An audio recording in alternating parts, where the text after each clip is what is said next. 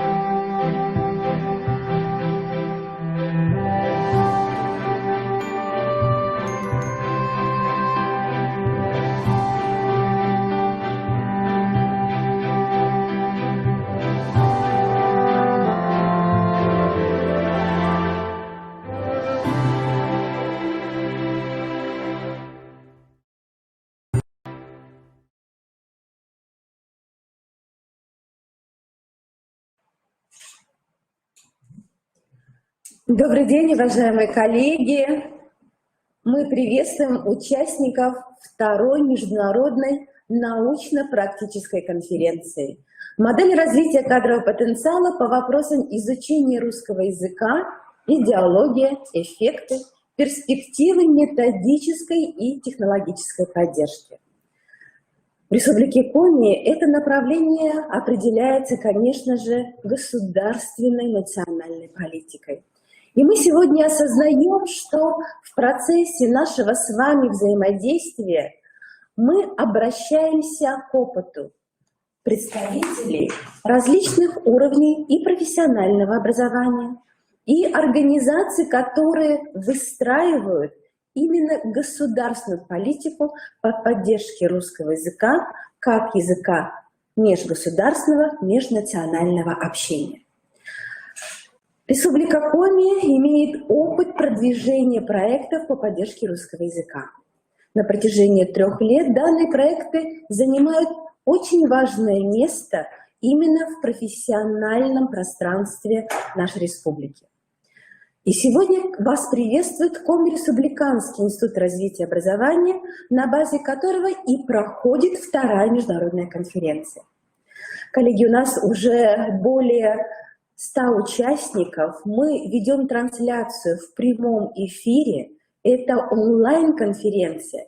И, конечно, для приветствия мы передаем слово Министерству национальной политики Республики Коми. Вячеслав Васильевич Попов, заместитель министра, приветствует всех участников международной конференции. Вам слово. Спасибо. Добрый день, Бур, Лун, дорогие участники конференции, уважаемая Галина Владимировна. Рад всех вас приветствовать на нашей мероприятии. Позвольте от имени министра национальной политики Романа Вениаминовича Носкова поприветствовать вас с сегодняшним мероприятием с работой второй международной научно-практической конференции «Модель развития кадрового потенциала по вопросам изучения русского языка, идеология, эффекты, перспективы методической и технологической поддержки». И передать слова искренней благодарности и признательности именно вам, наши коллеги, за ваш труд, энтузиазм в деле сохранения и развития нашего родного русского языка, который является главным средством межнационального общения народов нашей республики, России и ближнего зарубежья. В Республике Коми у нас 2 государственных языка, русский и коми. Я для себя лично уже давно определил, что у меня 2 родных языка, и коми, и русский. И хочу особо отметить, что у нас в Республике Коми утверждена и функционирует региональная программа сохранения и развития государственных языков в Республике Коми, цель которой поддержка и сохранение и развитие русского и коми языков. Исполнители — это органы власти Республики Коми, организации, учреждения культуры и образования, а также, что особо важно, это и общественные организации. Тут стоит даже отдельно отметить, в развитии и сохранении русского языка в Республике Коми играет большую роль региональное общественное движение «Русский мир», который реализует массу проектов, в том числе с участием нашего Коми-Республиканского института развития образования. Уважаемые участники проекта, сегодня собрались преподаватели русского языка нашей страны, из Москвы, Перми, Южной Осетии, а также ближнего зарубежья, Узбекистана, Армении, Киргизии, Туркменистана. Вы наши единомышленники в области поддержки и развития русского языка, благодаря которому наши народы сближаются и взаимно обогащаются. Желаю всем нам и вам, в первую очередь, продуктивной работы, творческого вдохновения и благополучия в наших домах, в ваших домах. Кузнем да буршут медставы сволы тианбор. Атте. Спасибо, Вячеслав Васильевич, за очень важное напутствие нашим коллегам. И, конечно, в рамках наших задач, уважаемые наши партнеры, мы сегодня будем рассматривать те практики, которые уже сегодня существуют на уровне Российской Федерации по вопросам преподавания русского языка за рубежом. Особое внимание, конечно же, мы будем уделять именно адресной, методической, информационной и технологической поддержке педагогов, которые в ближнем зарубежье и в дальнем зарубежье сегодня работают именно в нашем едином профессиональном пространстве. Очень важно, что сегодня наши коллеги представят уже конкретные профессиональной практики адресного повышения квалификации языковой подготовки в области русского языка и культуры. Поэтому, конечно же, наша конференция – это еще одна площадка для обмена опытом, для практического освоения именно тех подходов, которые сегодня важны с точки зрения нашей государственной политики. Уважаемые коллеги, в течение 5 часов мы с вами будем интенсивно работать, и я очень надеюсь, что каждое выступление, оно будет действительно важным, интересным, и мы можем с вами в чате общаться, делиться мнениями, и это, конечно, позволит нам еще раз осознать, что мы работаем в едином профессиональном и образовательном пространстве и решаем все вместе очень важные государственные задачи. Коллеги, мы начинаем работу второй онлайн международной научно-практической конференции. И я очень рада, что начинает работу нашей конференции Татьяна Викторовна Зарайская, руководитель проектов по продвижению русского языка за рубежом, федеральный оператор данных проектов. Татьяна Викторовна, вы с нами? Коллеги, добрый день, я с вами. Меня слышно? Вас слышит Татьяна Викторовна. Татьяна Викторовна нам представит реализацию гранта 2020 года, которые были выделены в форме субсидий на именно реализацию важных проектов по поддержке русского языка. Татьяна Викторовна, вас слышно? Добрый день, уважаемые коллеги. Вот, к сожалению, почему-то я не могу подключить видео, чтобы меня было видно. Что-то пока не получается. Ну, сейчас попробую что-то сделать. В первую очередь, конечно же, большое спасибо Галине Владимировне за приглашение на вашу конференцию. Я вижу в программе конференции очень много наших грантополучателей, которые вот уже в течение 2 лет вместе с нами реализуют гранты. И я хотела бы отдельно отметить, что-то не получается, коллеги, у меня загрузить именно видео, не могу понять почему, хотя проверяла. Я хотела бы отдельно сказать о том, что вот мы уже 2 года сотрудничаем с коллективом КОМИ Республиканского института развития образования. Институт 2 года подряд выигрывает гранты по русскому языку. И я хочу отметить высокий профессионализм реализации этих грантов и всегда нестандартный подход, поиск новых решений. И, конечно же, это всегда приятно. И когда у нас на наших мероприятиях, на вебинарах, на всероссийском семинаре Галина Владимировна выступает, всегда это большой вызывает интерес аудитории. И нам очень приятно, что у нас есть вот такие вот замечательные партнеры. Так, сейчас презентацию найду свою. Почему-то я не вижу презентации своей. Хорошо, сейчас я все загружу.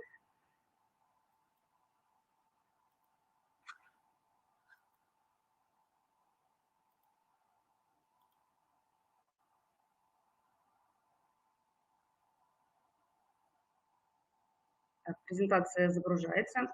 Коллеги, я буквально вот остановлюсь на наша вот компания Верконсервис. Мы являемся федеральным оператором по сопровождению процесса предоставления грантов по русскому языку и процесса реализации грантов по русскому языку. Я являюсь руководителем проектов, и хотелось бы остановиться, значит, на, так скажем, итогах реализации грантовой политики в 2020 году.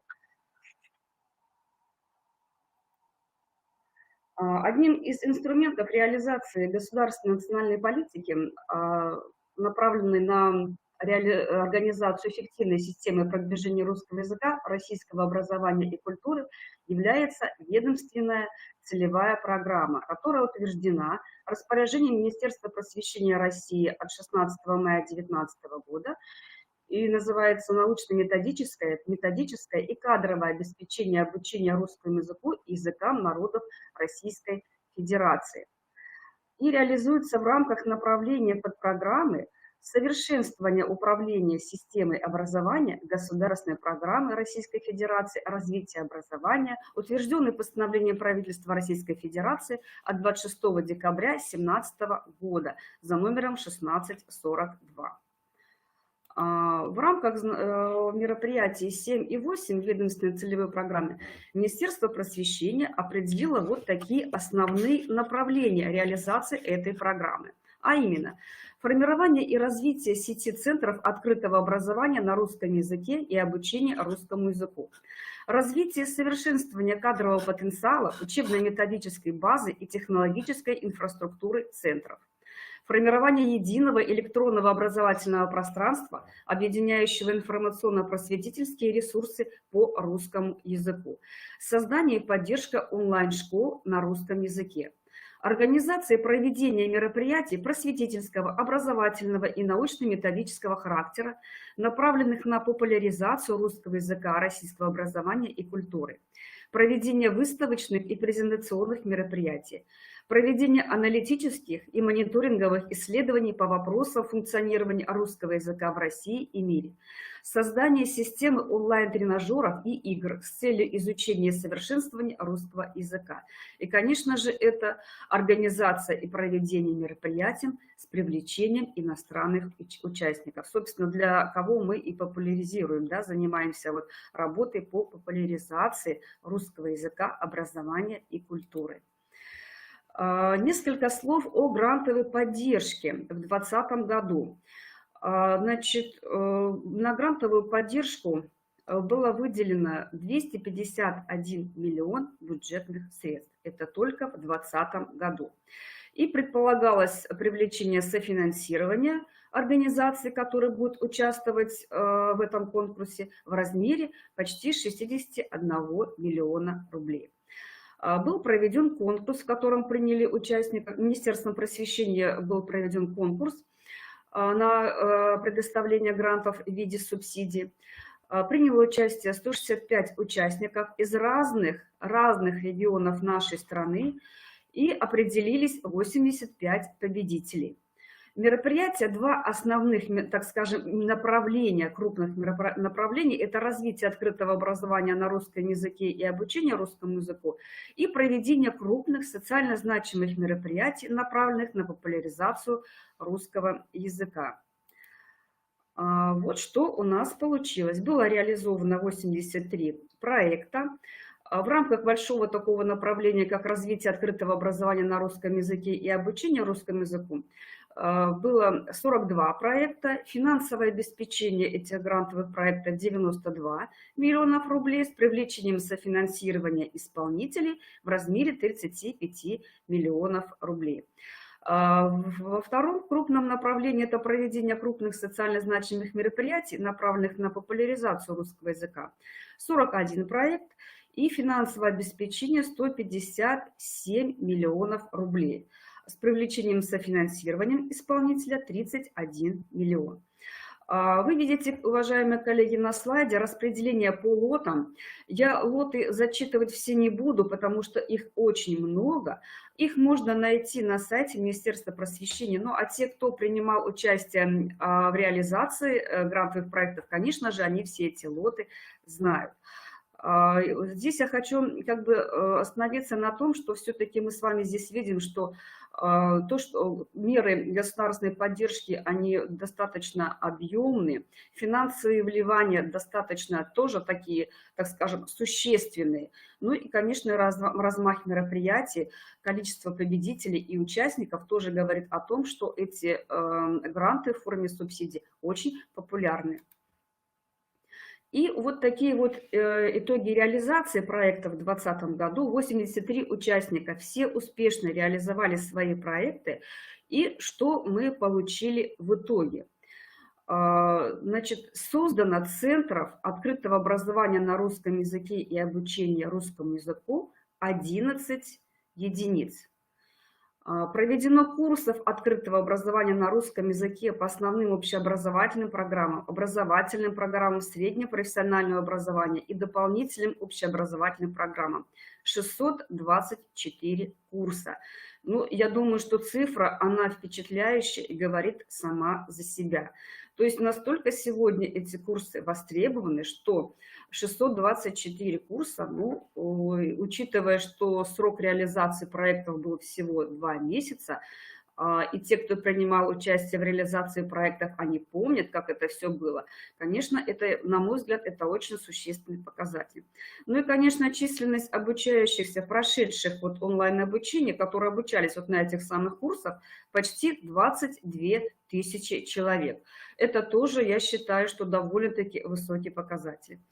Также были проведены 287 мероприятий просветительского, образовательного и научного и методического характера, направленных на популяризацию русского языка, российского образования и культуры. Мероприятий было, ну, самые различные мероприятия. Это олимпиады, и конкурсы, форумы, лекции. Это и вебинары, и мастер-классы, и встречи, и литературные гостиные. То есть очень много было мероприятий, именно как разнообразие этих мероприятий поражало. И все-таки тоже количество мероприятий 287, ну, это тоже, как я считаю, что это очень высокая цифра и очень такой высокий результат.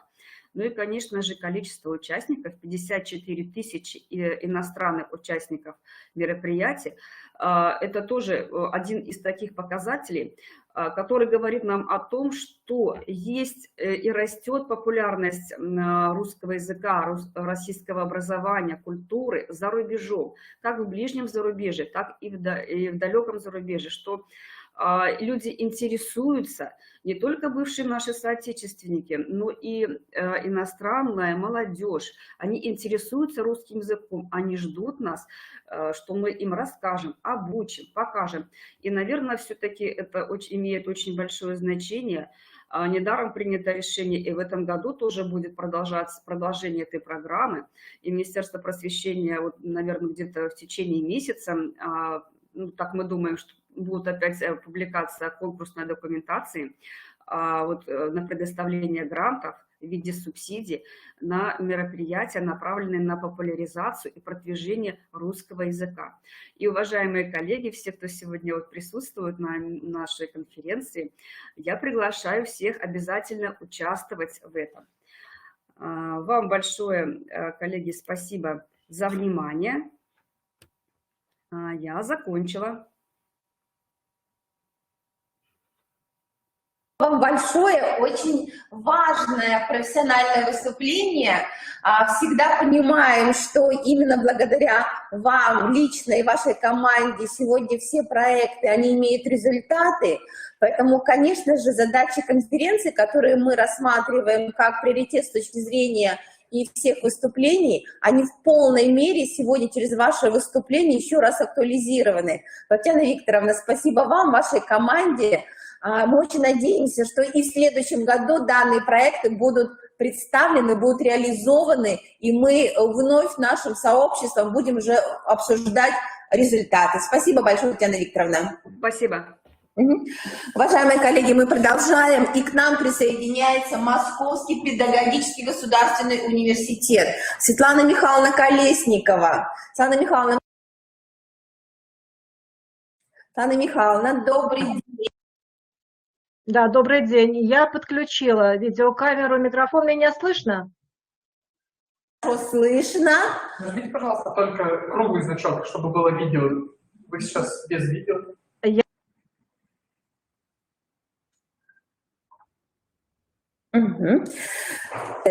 Светлана Михайловна представит нам очень важную для нас тоже профессиональную тему «Русский язык шаг за шагом». Будет выступление, посвящено реализации проекта, направленного на поддержку и распространение русского языка, который именно проект был реализован в прошлом году. Действительно очень интересное содержание, поэтому, уважаемые коллеги, мы рады, что Московский педагогический государственный университет сегодня вместе с нами. Светлана Михайловна. Коллеги, онлайн-конференция, я думаю, здесь такой формат, что действительно есть небольшие отступления с точки зрения подключения, но в этом и особенность нашего живого онлайн-общения. Коллеги, Светлана Михайловна подключается. Светлана Михайловна, нажмите, пожалуйста, еще раз круглую кнопку «Выйти в эфир». Мы сейчас пока вас не видим.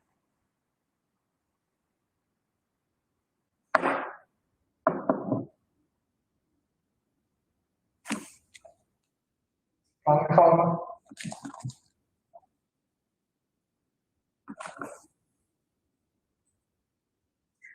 Анна Михайловна, вы с нами, мы вас видим. Нет, ну, пока не слышно. Нажмите еще раз «Выйти в эфир», пожалуйста. Ага. Да, Светлана Михайловна. Угу. Уже появляетесь. Презентация загружена. Секунду, коллеги. Мне, Светлана Михайловна, еще не слышно, поэтому постарайтесь еще раз. Один раз нажмите, пожалуйста. Да. Угу. Да, вот. Ой, Светлана Михайловна, вас и слышно и видно. Видно, Светлана Михайловна, слышно было, видно. Еще раз, и мы Светлану Михайловну увидим. Светлана Михайловна? Угу. Светлана Михайловна, нажмите, пожалуйста, один раз кнопочку и подождите чуть-чуть, она не мгновенно включается, потому что вы выходите в эфир и обратно выключаете. Один раз, пожалуйста, нажмите. Светлана Михайловна, профессор, заведующая кафедрой русского языка Московского педагогического государственного университета.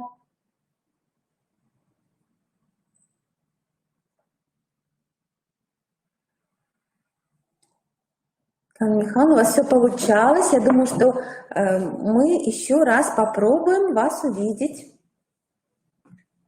Сейчас еще будут комментарии от нашего сотрудника. Александр Николаевич, пожалуйста, еще раз подскажите. Вам нужно нажать на кнопку «Выйти в эфир» круглую в виде камеры один раз и подождать немножко. Когда вы себя увидите, значит, вы уже все в эфире. Вы выходили, у вас все работает, просто нужно чуть подождать. Мы вам скажем, сейчас пока вы не в эфире.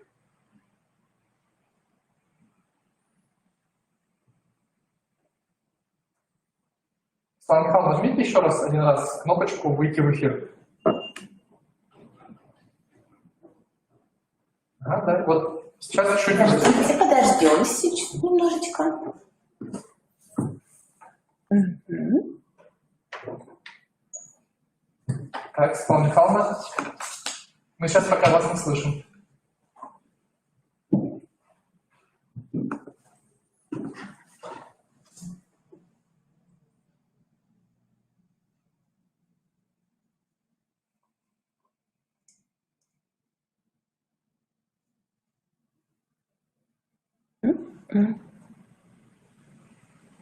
Анна Михайловна, все получится. Очень интересное выступление. Я надеюсь, что мы вас услышит и Республика Коми. А самое главное, наши коллеги из стран СНГ, они тоже подключены, они смотрят нашу трансляцию через профессиональный видеозал.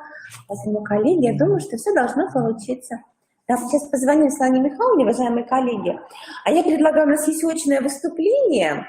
Вместе с нами работает Анатолий Семенович Родов, сертифицированный преподаватель русского языка как иностранного, член Союза журналистики России. Ой, Светлана Михайловна, все с нами. Светлана Михайловна, вас прекрасно видно. Вы меня слышите? Прекрасно, да. Отлично. Тогда больше мы не трогаем никакие кнопки и начинаем вести. Все, хорошо, спасибо, уважаемые коллеги, наконец-то. Рада вас всех видеть. Видите, наше новое время заставляет нас менять формат работы, но, тем не менее, уже постепенно привыкаем, хотя, мне кажется, к таким техникам привыкнуть сложно. Уважаемые коллеги, я благодарю Коми, Республиканский центр развития образования, и Галину Владимировну, Светлану Семеновну, и вот Александр несколько раз пытался со мной выйти на связь и проверить, как работает техника, но вроде бы все получилось. Уважаемые коллеги, я рада слышать была и Татьяну Викторовну Зарайскую, которая в течение этих лет, последних 2 лет, которые нас постоянно опекают, курируют в реализации проектов. Мне кажется, это одна из самых основных площадок, дающая возможность получить положительный итог вот в большом деле развития авторитета и поддержания авторитета русского языка в странах СНГ и за рубежом. Московский педагогический государственный университет, история нашего университета достаточно большая, мы буквально уже в 2022 году отмечаем свое 150-летие, имеет огромный опыт подготовки кадров и переподготовки кадров, издания учебно-методической литературы. И в 2007 году в нашей стране, мне кажется, и власть повернулась к русскому языку, за что ему огромную благодарность. В течение каких-то лет мы были в затишье, и вот последние годы грантодатели, наверное, мне кажется, вот основная цель была настолько осознанна, что русский язык для нас это не только предмет и объект, но и средство развития не только интеллектуальных наших способностей, знания, но и основной такой инструмент успешности современного поколения, инструмент поддержания авторитета государства на мировом Олимпе. В этом случае наш Московский педагогический государственный университет старается участвовать во всех проектах, всех грантодателей, дающих вам возможность выполнить свою основную миссию поддержания этого авторитета. За последние 4 года нами было реализовано 6 проектов, именно направленных на переподготовку кадров, на повышение квалификации учителей, работающих за рубежом, а также на издание учебно-методических комплектов для учителей, работающих в странах СНГ. Вот последний проект, как раз это основной проект, как раз повышающий учебно-методический уровень обеспечения центров образования. За эти годы мы побывали в 9 странах, и не было ни одной точки, наверное, где наше присутствие не было принято вот так радостно, восторженно. И все, кто находится за пределами, и наши соотечественники, и те, для которых русский язык является не родным, они есть учителя русского как иностранного, все призывали к тому, что это необходимость в настоящее время весьма актуальна. Вот на этом, значит, в нашей презентации мы показываем только лишь последний проект, который был направлен на подготовку издания учебно-методического комплекса для центров образования 3 стран СНГ, где весьма актуально сейчас именно изучение русского языка, потому что в этих странах на сегодняшний день русский язык является одним из основных, приоритетных, и именно в этих странах русский язык уже навыки изучения начинаются с раннего детства.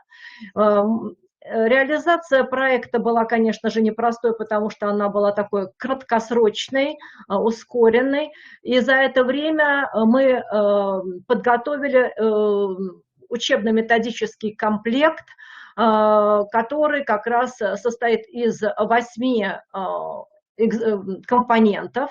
Посмотрите, здесь на слайде представлено вот этот, вот я вам покажу в реальной форме. Это азбука. Первый – это азбука, вот эта азбука инвариантная, и инвариант представляет собой справочник, справочник и дидактические материалы по русскому языку. Кроме того, нужно отметить, что этот комплекс, он самое основное решает свою задачу введения устного вводно-фонетического курса с использованием QR-кодов. На страницах азбуки на отдельных буквах проставлены эти QR-коды, где включены видеозаписи, обучающие видеозаписи нашего ученого, занимающегося непосредственно с детьми поколения Z. И вот здесь можно увидеть на этих страничках эти QR-коды. Кроме того, этот учебно-методический комплекс включает курс обучения грамоте. Курс обучения грамоте, естественно, проходят все этапы, которые утверждены вот, методическими сообществами. Учебно-методический комплекс составлен в соответствии с требованиями государственного общеобразовательного стандарта начального образования Российской Федерации и адаптирован для каждой страны с учетом традиций и культуры этой страны. То есть все такой лингвокультурологический компонент, он представлен во всех отдельных странно-ориентированных частях этого учебно-методического комплекса. Нужно отметить, что учебно-методический комплекс в авторский состав были включены не только ведущие профессорский преподавательский состав Московского педагогического государственного университета, авторы учебников, много лет работающие непосредственно с аудиторией не только русской, но и зарубежной, но и в коллектив наш входили преподаватели, практикующие преподаватели, учителя, преподаватели вузов тех стран, для которых этот учебно-методический комплекс был подготовлен. Вот на этих слайдах мы представили наш коллектив тех, кто работал в странах СНГ. И вот, пожалуйста, Караматова Ульмас Саидкиловна, Веча Олеся Ярославовна, это представители Узбекистана. Из Казахстана в нашем комплексе в авторский состав вошли Новосельцева Наталья Владимировна и Сырымбетова Акмарал Бакаджановна. Из Республики Таджикистан участвовала в нашем коллективе Груздева Вера Михайловна и Нагзабекова Мехренесо Базоровна. Вот это здесь, посмотрите, заметно, что присутствуют две ступени образования, вуз и школа, и поэтому учтены необходимые требования для полностью составления учебно-методического комплекса, чтобы принцип доступности, научности были соблюдены в этом нашем ОМК. Но и в авторский состав из представителей МПГУ, здесь на слайдах представлены наши преподаватели, доктора наук, профессора. Мне кажется, многим из вас известные лица, которые многие годы занимаются именно обучением русскому языку и русскому как иностранному не только на территории России, но и за рубежом. Я говорю и о ближнем зарубежье, и, конечно же, о дальнем. Это Хамраева Елизавета Александровна, руководитель нашего университета. То, что касается, был этнокультурный компонент отражен, Лубков Алексей Владимирович, Чернышова Елена Геннадьевна, директор Института филологии, Сарапас Марина Владимировна, специалист в области истории языка, но и узкие специалисты Латфулина Ландыш Гениятовна и Заблоцкий Георгий Амарович. каждый раз у нас не было, наверное, ни одной недели, чтобы мы не проводили заседания рабочей группы и мастер-классы. На этих заседаниях мы обсуждали, потому что это все связано было с составлением вот этих основных компонентов, с отражением лингвокультурной стороны, той страны, для которых непосредственно был подготовлен этот УМК.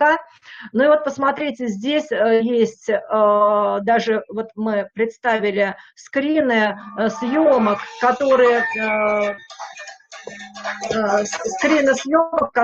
были помещены в QR-коды. И вот уже, наверное, я перешла в самый конец. Нужно сказать, что этот учебно-методический комплекс, который был подготовлен нами для СНГ, вот, все эти рабочие тетради, учебно-методические пособия, учебные пособия, которые тоже имеют страноориентированный характер, были полностью разосланы по библиотекам, по тем странам, для которых они были подготовлены.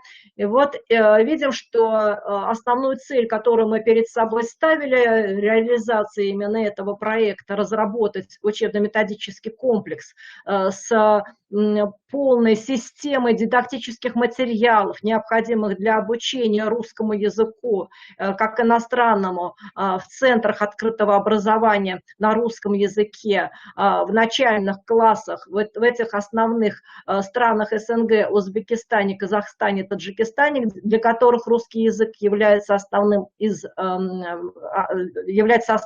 приоритетным, мы решили. Естественно, реализация этого проекта открывает достаточно широкий диапазон на дальнейшие перспективы. Мы видим, что этот учебно-методический комплекс был разработан только для начинающих ступени А1, и совершенно очевидно, что современные технологии, развитие современного образования требует дальнейшей уже подготовки учебно-методической базы для следующих ступеней, дающих возможность изучать русский язык в странах СНГ. Вот в отношении данного проекта я могу сказать, что, собственно, основное я передала. Если у кого-то есть какие-то вопросы, я могу на них ответить. Спасибо. Меня слышно? Огромное спасибо, очень важное выступление. Понимаем, что есть результаты, которые уже апробированы в странах СНГ. Надеемся, что сообщество действительно, сегодня осознавая ваше выступление не только как задачу для внедрения и использования, но и как уже результат, будет задавать вам вопросы. Коллеги, я предполагаю, что если будут вопросы возникать, мы можем в чате написать, либо вы можете наш адрес, а мы с Светланой Михайловной уже передадим. Светлана Михайловна, хорошо? Да, хорошо. Мой адрес у вас есть, я могу сейчас в чате написать свой адрес, и, пожалуйста, я всегда готова к диалогу и к дальнейшему сотрудничеству. Спасибо. Спасибо, потому что будут подключаться коллеги из Узбекистана, Казахстана, и, возможно, у них вопросы попозже возникнут. Да, я вам напишу сейчас. Хорошо, да. Спасибо. Да, спасибо, до новых встреч, профессиональных успехов. Да, всего доброго, спасибо. Уважаемые коллеги, мы продолжаем работу конференции, и сейчас с нами будет работать Анатолий Семенович Родов, сертифицированный преподаватель русского языка как иностранного. Анатолий Семенович, в нашей студии, вам слово. Добрый день, уважаемые коллеги. Галина Владимировна, спасибо огромное за приглашение и за возможность встретиться с сообществом, поговорить о опыте русского языка. И я поддержу и присоединюсь к нашим коллегам из Федерального института. И вот Татьяна Викторовна, я в конце еще об этом отдельно скажу, про некоторые ее мысли, они очень интересные. А сейчас я бы хотел на этой конференции поделиться своим уже опытом эффективного преподавания русского языка как иностранного в англоговорящих странах, современные тенденции. Почему именно такая тема выступления? Ну, первое, потому что все-таки мой опыт уже практикующего преподавателя, он связан с двумя странами, это с Индией и Шри-Ланкой.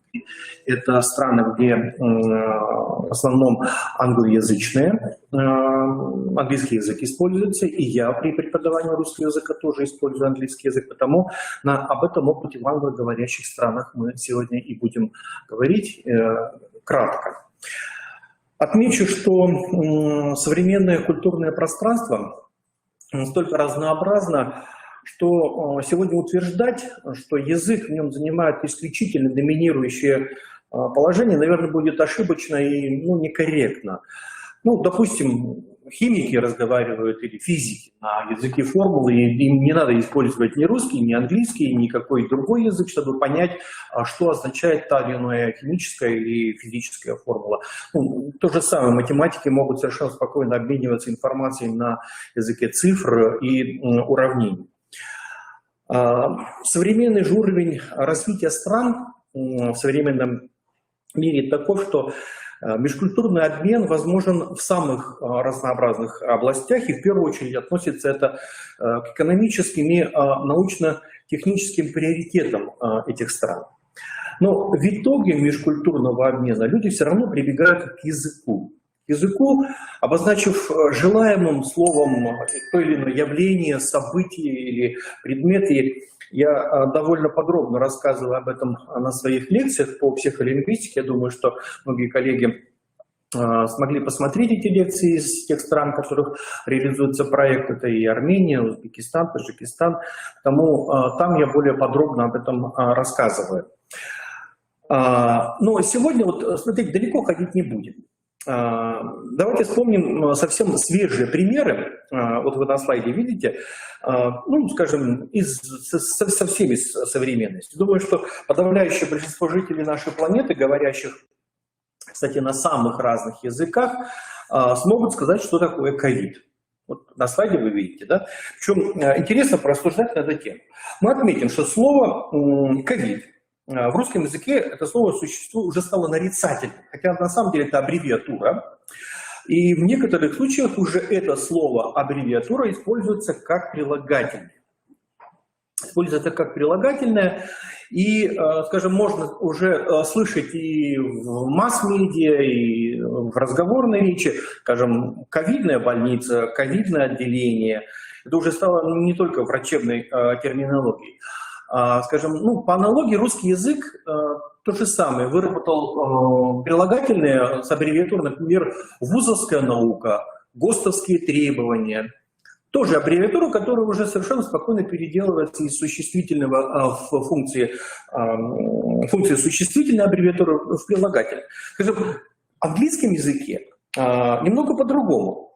Язык английский еще не выработал, к примеру, прилагательное, ну, COVID-full.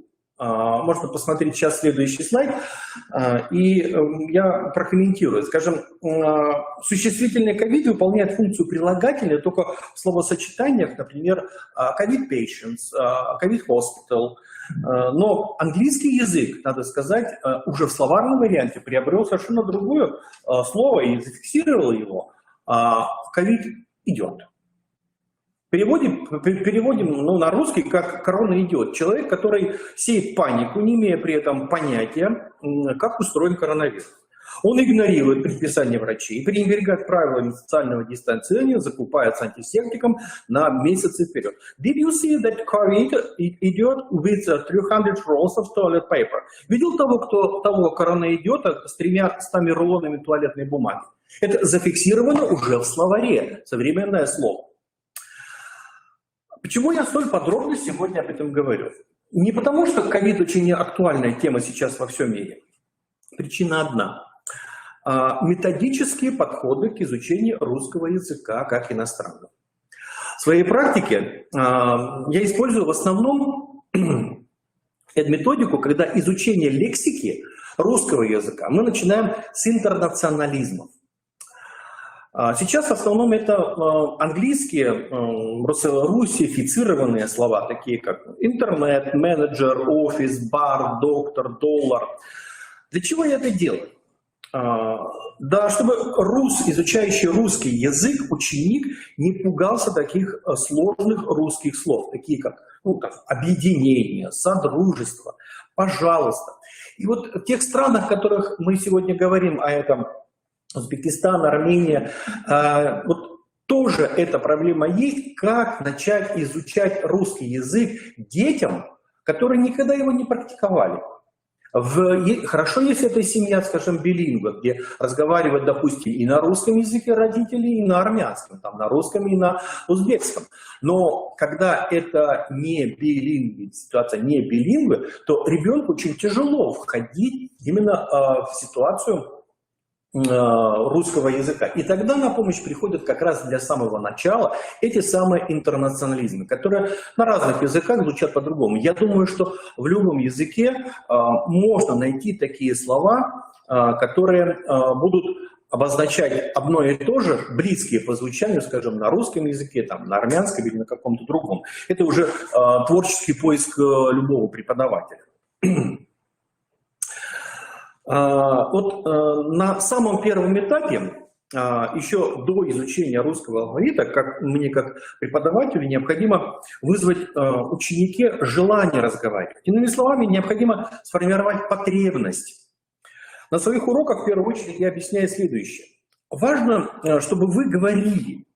Пусть на первом этапе это не будет правильно, грамматически неверно.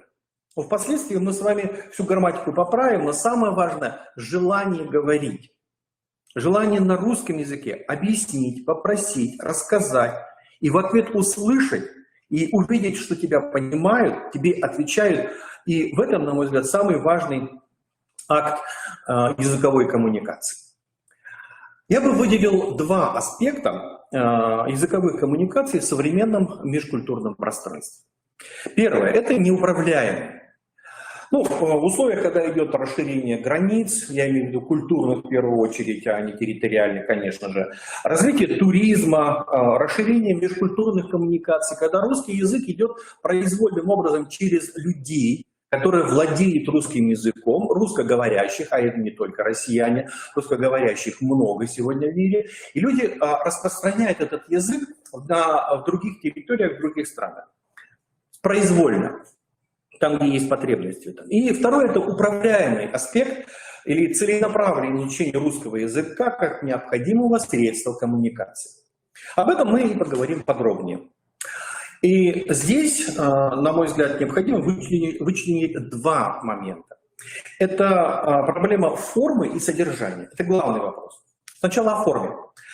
Как проводить занятия по изучению языка? В многих странах, во многих, где есть организованная форма обучения русского языка, это, конечно же, групповые занятия.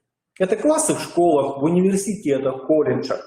Да, безусловно, эта коллективная форма изучения языка имеет место быть. Групповые занятия, на мой взгляд, эффективны, когда есть синергия коллектива и соответствующая методика изучения языка в группе. Она дает возможность для построения общения учителя и ученика. Но вот мой опыт говорит, что этот метод изучения больше приемлем, когда ученики проходят грамматику языка, и менее эффективен, когда необходимо строить общение на другом, в данном случае на русском языке. Из примеров. Мои групповые занятия в университете Келани в Коломбо показали следующее. Когда я просил студентов распрягать тот или иной глагол русский, они с большим знанием и правильно это делали. Но когда я задавал вопрос на русском языке и с использованием того же самого глагола, студент впадал в ступор. У них просто не было навыка общения на русском языке, хотя знание языка на уровне грамматики было великолепно. Отсюда второй вывод.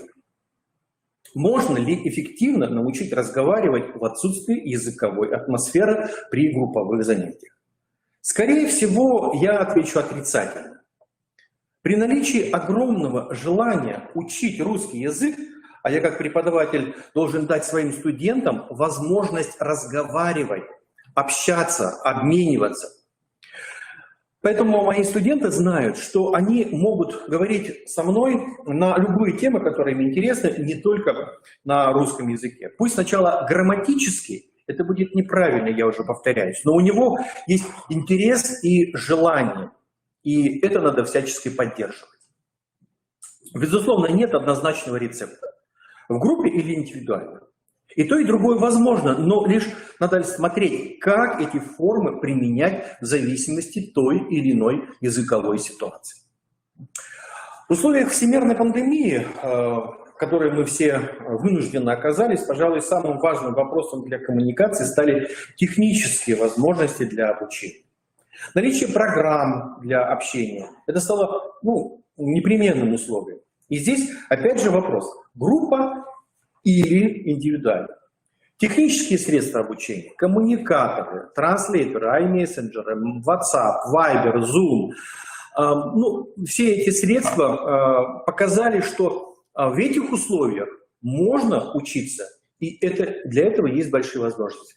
Причем надо отметить, что это все будет и будет развиваться. Наверное, ситуация с пандемией послужила лишь каким-то катализатором для того, чтобы именно эти формы обучения к использованию современных коммуникационных технических средств стали все более и более востребованы. Немного востребованности русского языка как средства коммуникации. Два момента, которые я хотел бы выделить, опять же, повторюсь, своего опыта. Это желание и простота. Первое, я уже отметил, это современные коммуникации, которые дают саму возможность на расстоянии изучать русский язык. И в помощь всем желающим социальные сети, да и много всего прочего. Для примера могу привести, опять же, из опыта моего общения с девушкой-сингалкой из Шри-Ланки, которая выучила русский язык по Яндексу. Уровень знания русского языка у нее был такой, что позволяло вести свой туристический бизнес с русскоговорящими туристами из России, Украины, Белоруссии, Казахстана. И этого было ей достаточно. Плюс постоянное общение на русском языке. Сегодня я бы выделил две категории желающих изучать русский язык. Первое – это будущие студенты, которые хотели бы приехать в Россию на учебу, и трудовые мигранты, и те, которые на время связывают свою жизнь с Россией. Изучение же языка есть свои особенности. Это не просто язык для общения на учебе или на будущей работе. Это язык для знания особенностей истории, культуры народов России, знания быта, повседневной жизни россиян, кухни, традиций. Это тот уровень знания языка, который позволяет им эффективно адаптироваться в иной для них языковой среде. Сходить в магазин и не будешь разговаривать на английском языке, хотя вполне возможно, что продавцы знают английский язык и поймут тебя. Но в большинстве своем, скажем, простой акт или простой акт коммуникации с продавцом, что купить в магазине, как за это рассчитаться, уже требует знания языка. Один из гидов турагентства в Коломбо проходил обучение в России в течение 5 лет. Он хорошо говорит по-русски и особенностями говора того региона, в котором он учился. А это один из южных регионов нашей страны. Так вот, у него совершенно четкий южно-русский говор с гэканьем и соответствующим интонированием. Я думаю, что если студент будет учиться, скажем, в одном из вологодских вузов, он совершенно точно будет окать.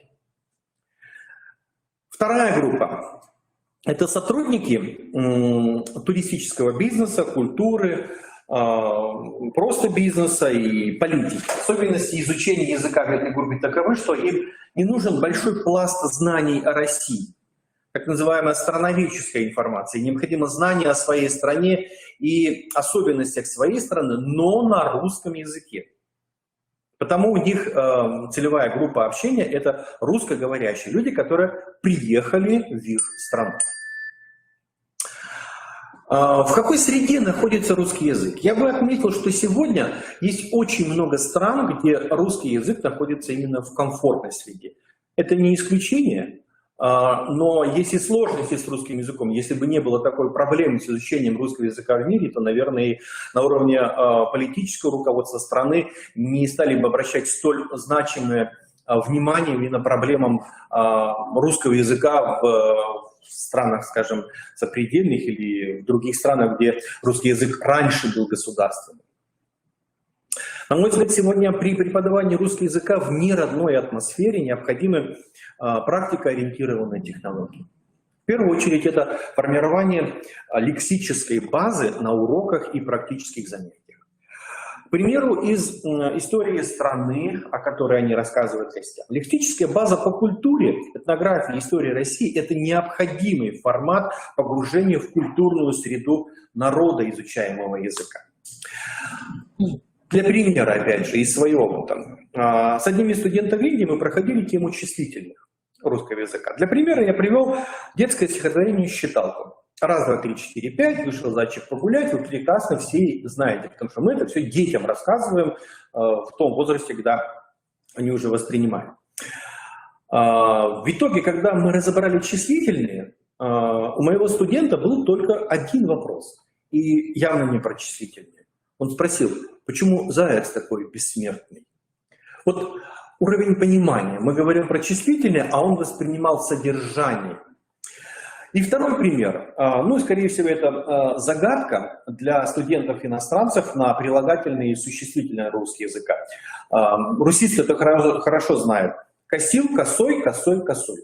Попробуйте это перевести на какой-нибудь другой язык, и вы поймете всю бессмыслицу на другом языке, как это будет звучать красиво и элегантно на русском языке. Косил, косой, косой, косой. И как это будет звучать. И вот сложность как раз в том, что преподавателям русского языка вот такие вещи нужно правильно объяснять. Конечно, я привел сложный пример, но есть масса простых примеров, когда нужно правильно объяснять созов знания русского языка. Еще один пример, и опять же из практики, из области числительных. У меня был один студент, индус, он хорошо разговаривал на английском, на хинди, и когда мы говорили про хинди, мы стали говорить опять про числительные. И когда мы учили числительные на русском языке, и он не переводил числительные на хинди, он обозначил, что на хинди числительное das означает то же самое, что в коми-языке. Ну, мы знаем, что общие корни индоевропейского языка есть санскрита, и на санскритском языке, что хинди das, что на коми-языке das, или 10, скажем, на русском языке, корень один. И он был крайне удивлен о том, что санскритские корни, которые пришли в индоевропейские языки, сохранились вот в таком варианте, даже в одинаковом звучании. Для него это было очень удивительно и, наверное, было каким-то даже элементом гордости, что ли, что язык, на котором он разговаривает, его родной язык, вот таким образом используется в других языках. И в процессе обучения, наверное, русистам, с которыми мы сегодня общаемся, интересно вместе с учащимися искать эти аналоги. Интересно и полезно. А дальше можно будет выйти на очень интересную большую тему языковых заимствований, о которых я тоже говорю на одной из своих лекций по психолингвистике. Предметно-тактильное изучение названий продуктов на русском языке, ну, наверное, самая распространенная форма. Но если учесть лексику из продуктовой темы на картинках учить, это один вариант. А если то же самое учить в реальной жизни, сходить со студентом в продуктовый магазин или на рынок, и как бы практические занятия провести, руками показывать или потрогать те предметы и продукты, которые мы рассказываем на уроке, это уже совсем другая история. И я для себя называю это «русский через холодильник». Опыт говорит, что это очень эффективно. Я привел несколько примеров из практикоориентированных технологий изучения русского языка, как можно применять это сегодня, потому что я уже это проверил на своем опыте. Одна из хороших зарекомендованных форм групповых занятий для построения общения – это воркшоп. Ну, они как групповые занятия по русскому языку, они, конечно, больше подходят уже для студенческой среды, когда студенты к этому уже привыкли. Немного об особенностях восприятия русской речи и трудностях преодоления произношения. Звуковой ряд языков, к примеру, Юго-Восточной Азии, он в основном тональный, ну, безусловно, отличается от русского, и отсутствие таких звонких звуков, как «ц», «з», или там сложность произношения «ы», «ща», «ж», порой ставит студентов и учащихся в очень трудную языковую ситуацию. Если, к примеру, письменная форма общения не вызывает трудностей, то процесс говорения для некоторых становится довольно затруднительным. Я думаю, что многие из вас, преподаватели, это уже проходили и сталкивались с этим. И выход здесь один. Именно технология. Это обучение, произношение через построение слов по слогам. Ба, бы, бу, бо, бы, ми, мо, му, мы, ну и так далее. Это только языковая практика, потому как речевой аппарат не научен произносить некоторые звуки. Особенности для письменной речи. В некоторых языках графическое исполнение звуков совершенно отлично.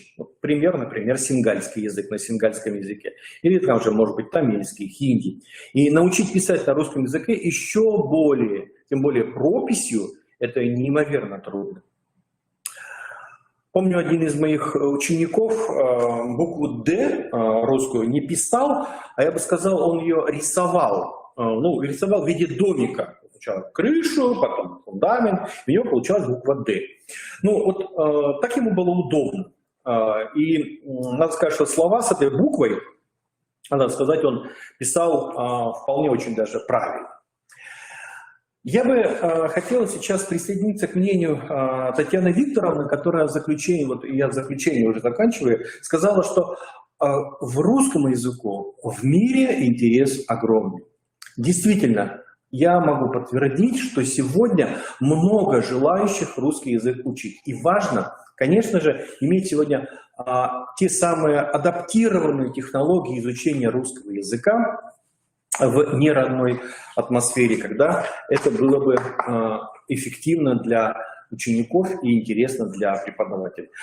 Галина Владимировна, я закончу. Спасибо большое за возможность пообщаться с обществом. Будут вопросы, отвечу в течение дня на семинаре, готов отвечать. Спасибо, Анатолий Семенович. Уважаемые коллеги, действительно, практика ориентированное выступление, оно всегда очень важно в рамках научных конференций. Мы понимаем, что процесс обсуждения тех технологий, которые сегодня необходимо осмыслить с точки зрения именно той проблематики, которая есть именно в каждой стране, с точки зрения психолингвистики и современных технологий преподавания русского языка, это то поле профессиональных задач, которые мы с вами обсуждаем в рамках нашей конференции.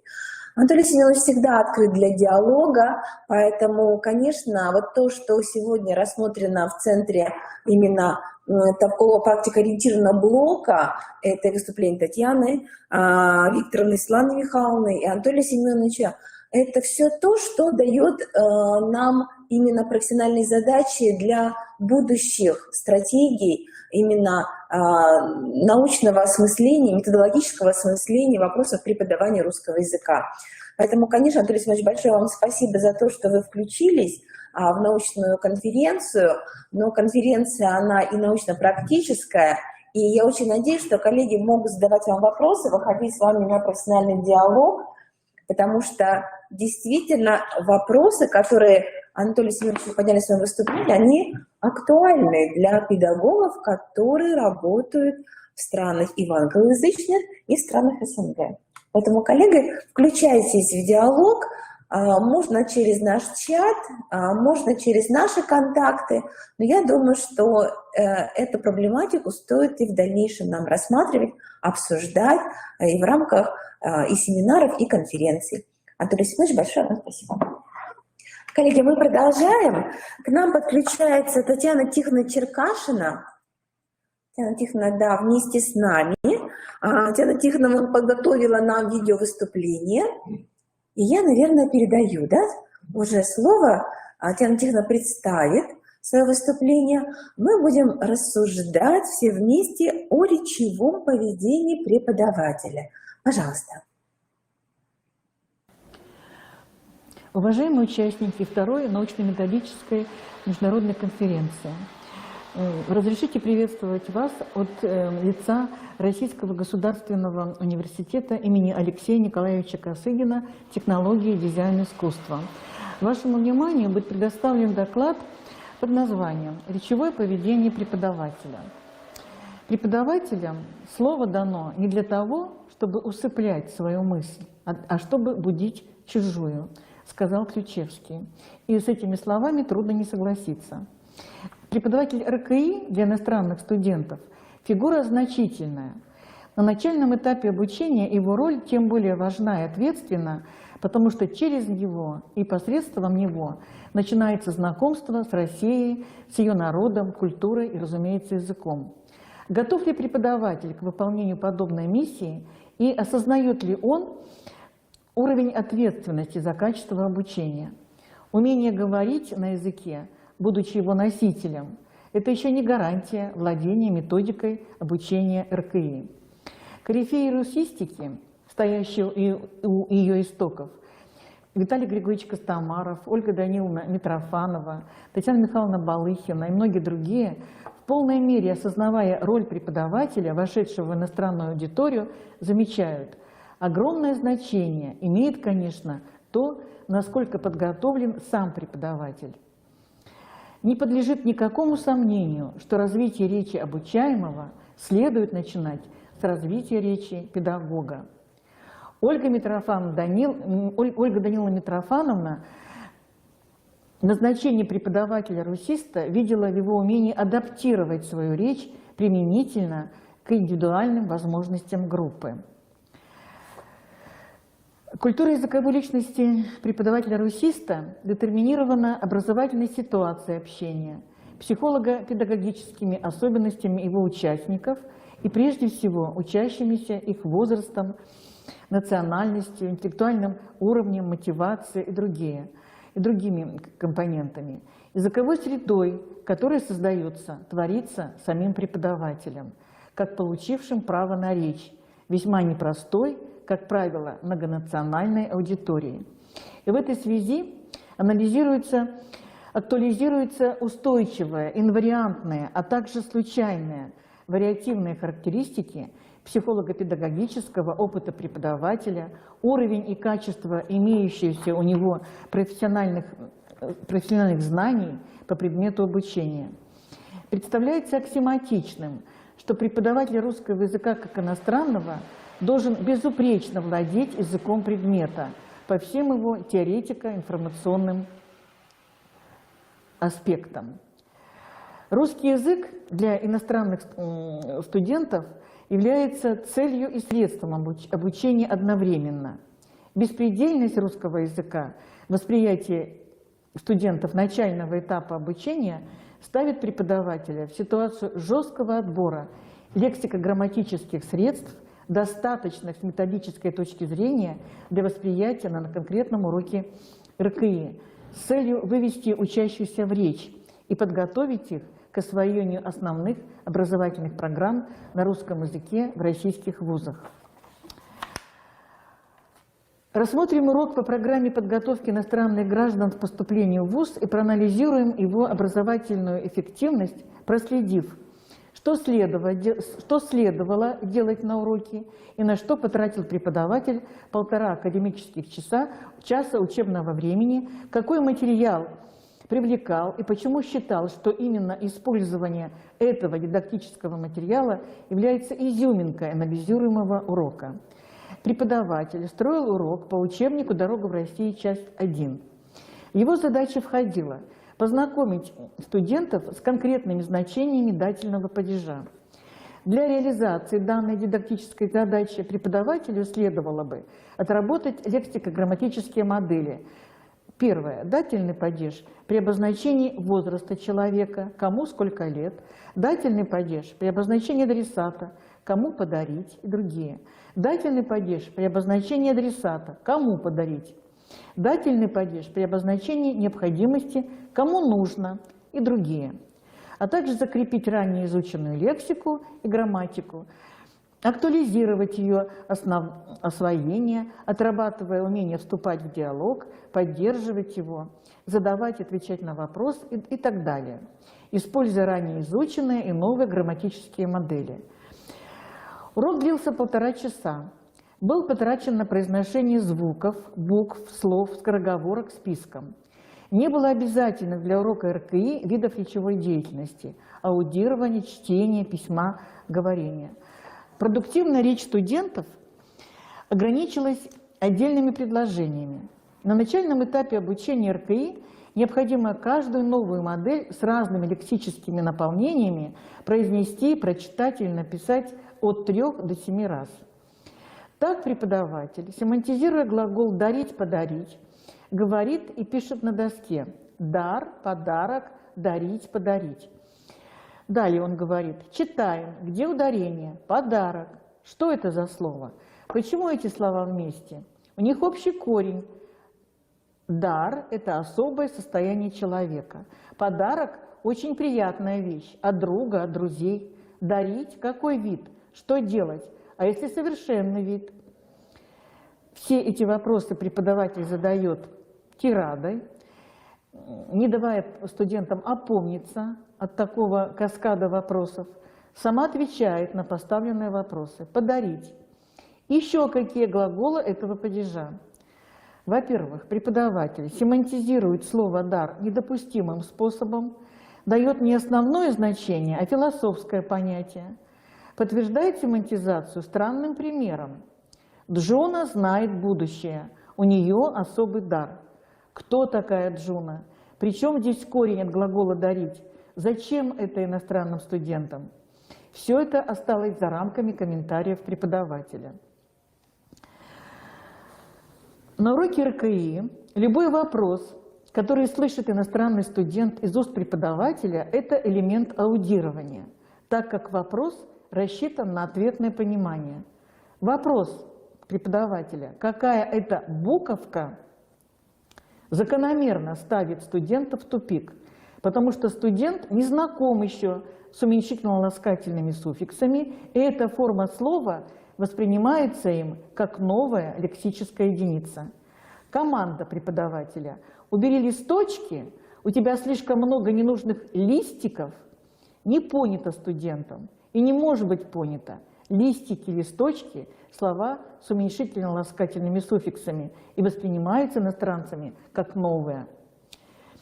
Студенты повторяли хором списком слова, причем выбор лексических единиц сомнителен. Щука в одном ряду со словом «мысль» и другое. Пытаюсь понять, почему именно такое домашнее задание, и при чем здесь слово «щука» со словом «мысль». Сомнительна целесообразность орфографического уточнения. Говорит преподаватель студентам: запомните, чущу. Поскольку главная задача преподавателя РКИ сформировать у студентов навыки использования в речи предложно-падежной системы русского языка, такие уточнения неуместны. Обращаясь к студенту, преподаватель говорит: Ника, помоги мне написать слово «щука», слово «мысль». Студент диктует по буквам. Цель этого задания при анализе урока преподаватель объяснить не смог. Далее преподаватель спрашивает: какой звук слышится в слове «щука» и «чудеса»? Запомните, чущу.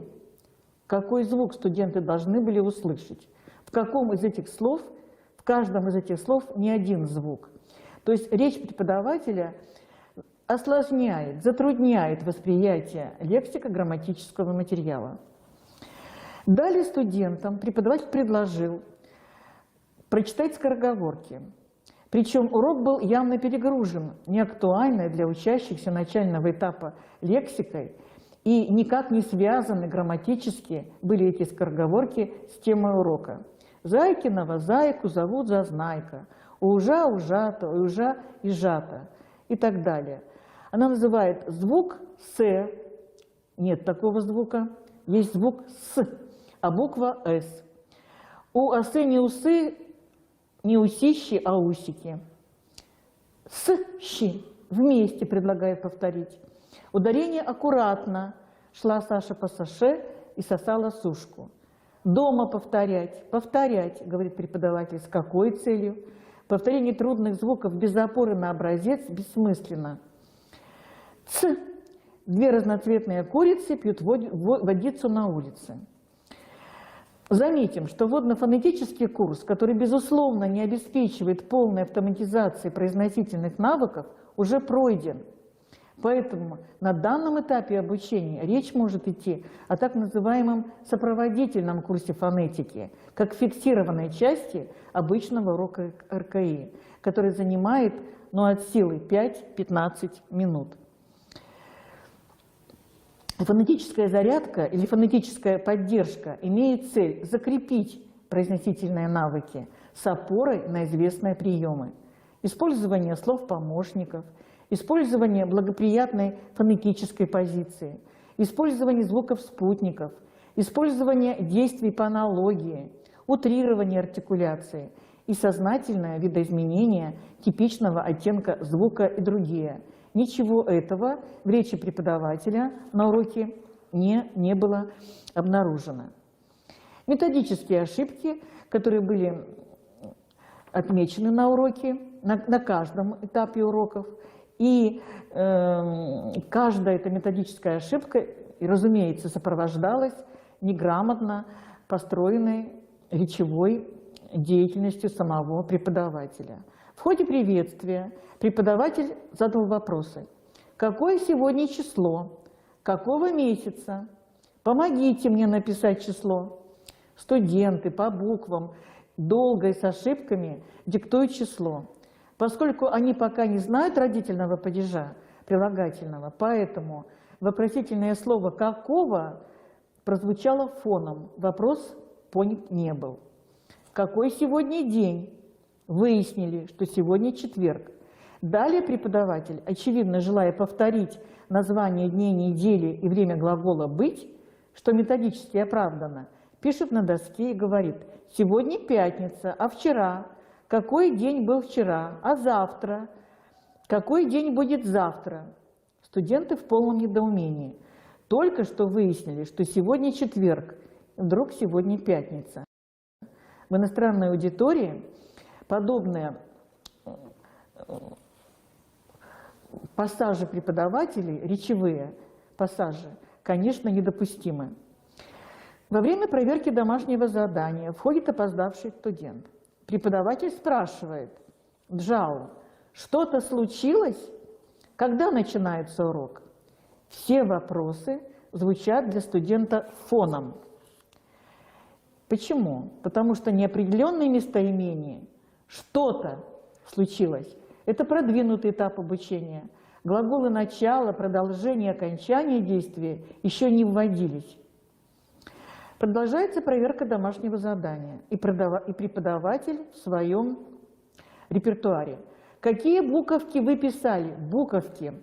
Ника, какие буковки? Читайте имена. Снова неизвестные студентам суффиксы и формы слова. Значит, слово не воспринимается как знакомое. Читает сама, группа молчит.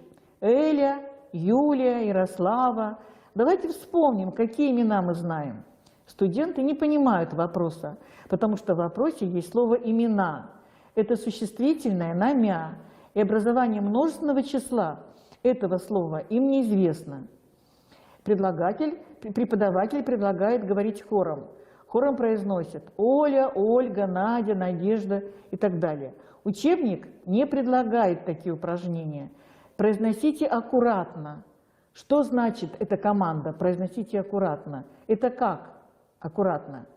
Не надо произносить «о». Уж коль скоро имена даны парами, нужно было дифференцировать их употребление в речи, оправдав введение в урок имен собственных с учетом его грамматической темы, употреблением дательного падежа. Можно было бы сказать «маленькая девочка Юля», «девушка, женщина Юлия» и тому подобное.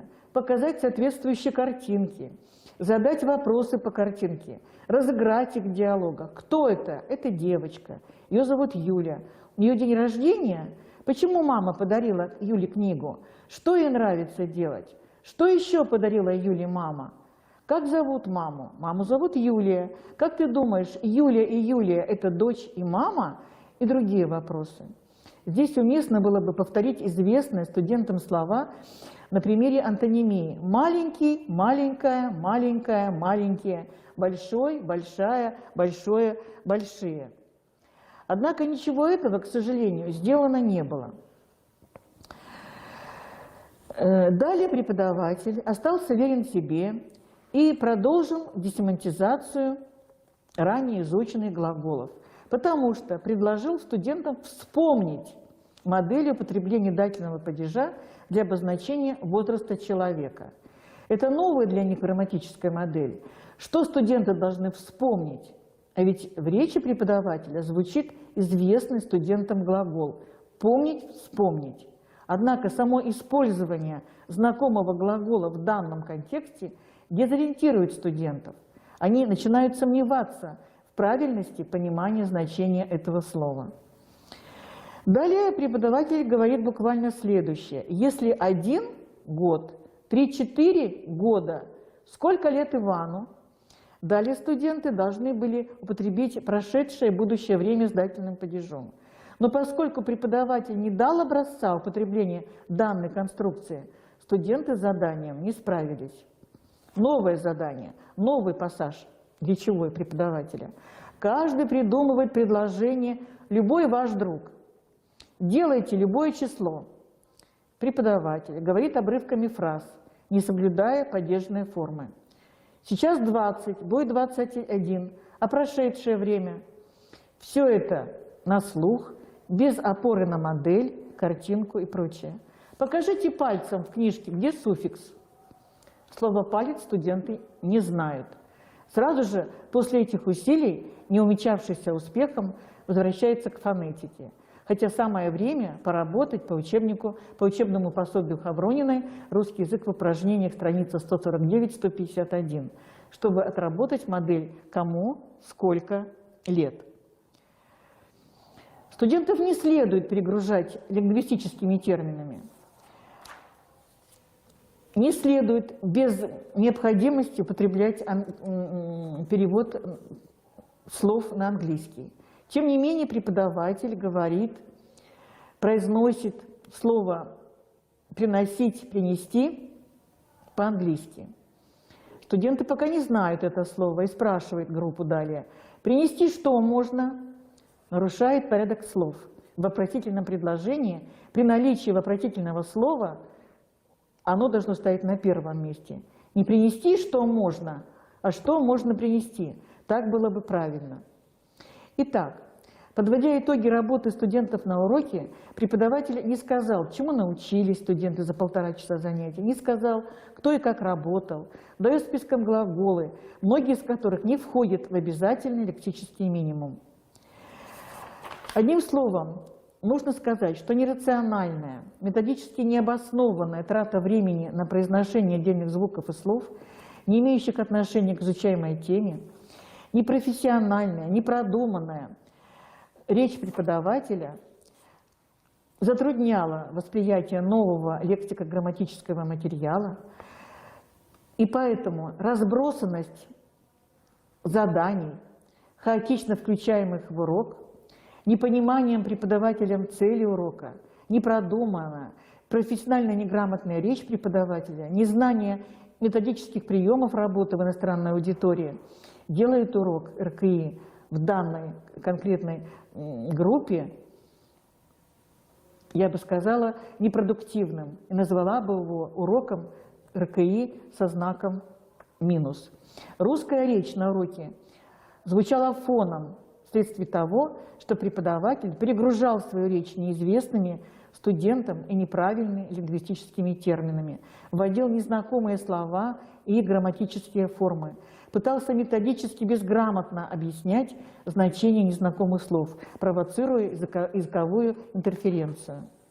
Речь преподавателя РКИ – это целенаправленная речевая деятельность, обеспечивающая решение информационной и практикоориентированной задач. Поэтому закончим свое выступление ссылкой на Леонтьева, который утверждал, что речевая деятельность – это не абстрактное понятие. Под речевой деятельностью следует понимать систему речевых действий, которые входят в другие виды действий, в том числе профессиональной речи преподавателя, и которые обеспечивают их результативное функционирование.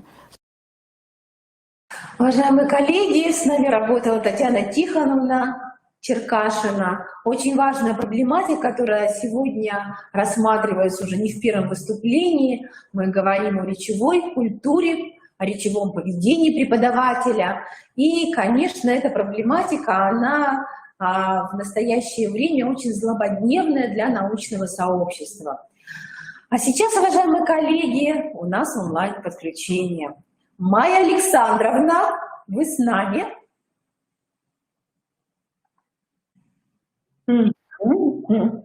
Майя Александровна, с нами работает Пермский государственный гуманитарно-педагогический университет. Майя Александровна Ермошина, кандидат филологических наук, доцент кафедры общего языкознания русского и коми-пермяцкого языка и методики преподавания языков, сегодня включается в работу научно-практической конференции. Тема выступления, она очень хорошо нам знакома. Татьяна Викторовна уже говорила о том, что сегодня с нами работают многие грантополучатели, и опыт создания Центра открытого образования на русском языке «Пушкин-центр» в городе Пермь, определение стратегий и перспектив сегодня в центре внимания нашего профессионального сообщества.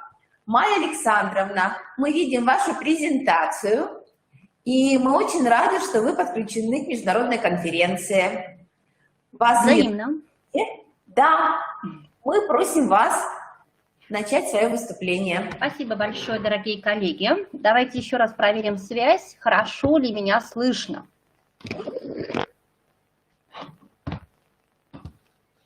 Слышно ли меня?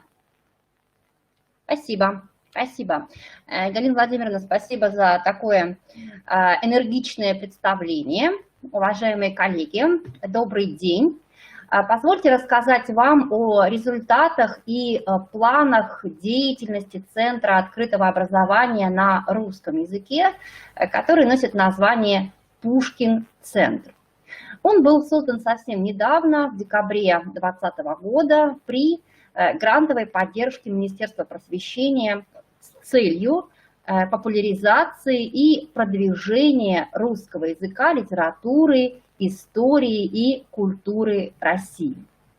Актуальность нашего проекта связана с тем, что деятельность по укреплению и продвижению русского языка и культуры является, конечно, важной частью внешней политики России. И, разумеется, большое значение Пушкин-центра, в частности, имеет для русскоязычных участников, так как он выступает площадкой, на которой аккумулируются творческие, образовательные и коммуникативные навыки. Несмотря на то, что Пушкин-центр наш еще только в начале своего пути, он... Так, секундочку, я хочу переключить слайд. Так, все быстро.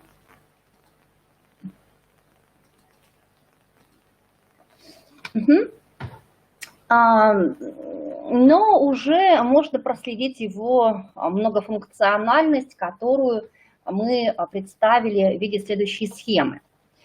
Итак, Пушкин-центр в первую очередь это обучающая система, включающая образовательные курсы, культурно-просветительские мероприятия, рассчитанные на различные категории слушателей и участников, не только из зарубежных стран, но и из России, а также курсы повышения квалификации для учителей русского языка и литературы в зарубежных школах, курсы русского как иностранного языка и методики его преподавания.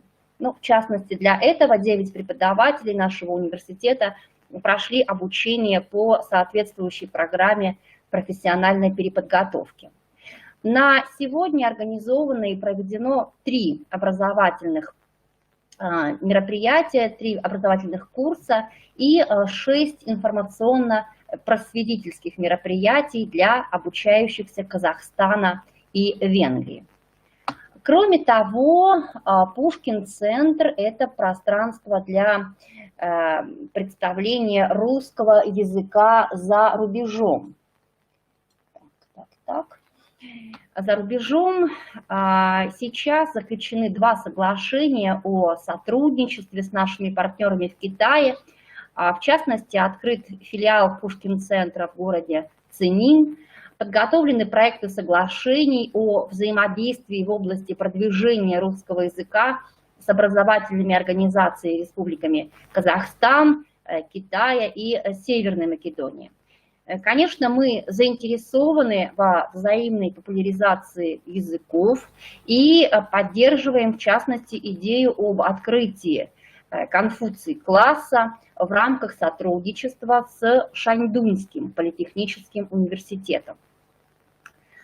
Кроме того, Пушкин-центр – это творческая и коммуникативная площадка для проведения мероприятий этикетной, творческой, прикладной направленности, конкурсов, олимпиад, национальных праздников, а также научных конференций, семинаров, содействующих научному, познавательному и неформальному межкультурному общению. Так, сейчас мы разрабатываем систему онлайн-занятий по русскому языку с нашими бакалаврами в Китае, а также готовим нашей творческой командой цикл видеолекций для студентов, обучающихся русскому языку в Северной Македонии.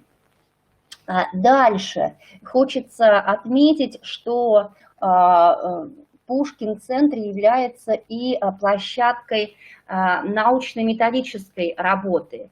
И в рамках научно-методического сопровождения на данный момент для деятельности Пушкин-центра опубликованы научные статьи о его, то есть Пушкин-центра, деятельности в журналах ВАК, Web of Science, разработаны учебные пособия для сопровождения образовательных курсов по русскому языку и ураловедению.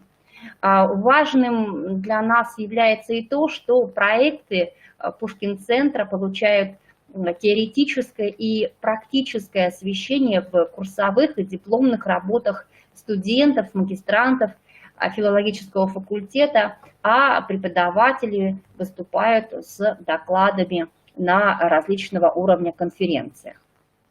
Кроме того, Пушкин-центр – это ресурсный центр, предоставляющий доступ к учебно-методической литературе, к учебникам по русскому языку для иностранных граждан, художественным произведениям, словарям, энциклопедиям, а также аудио и видеоматериалам.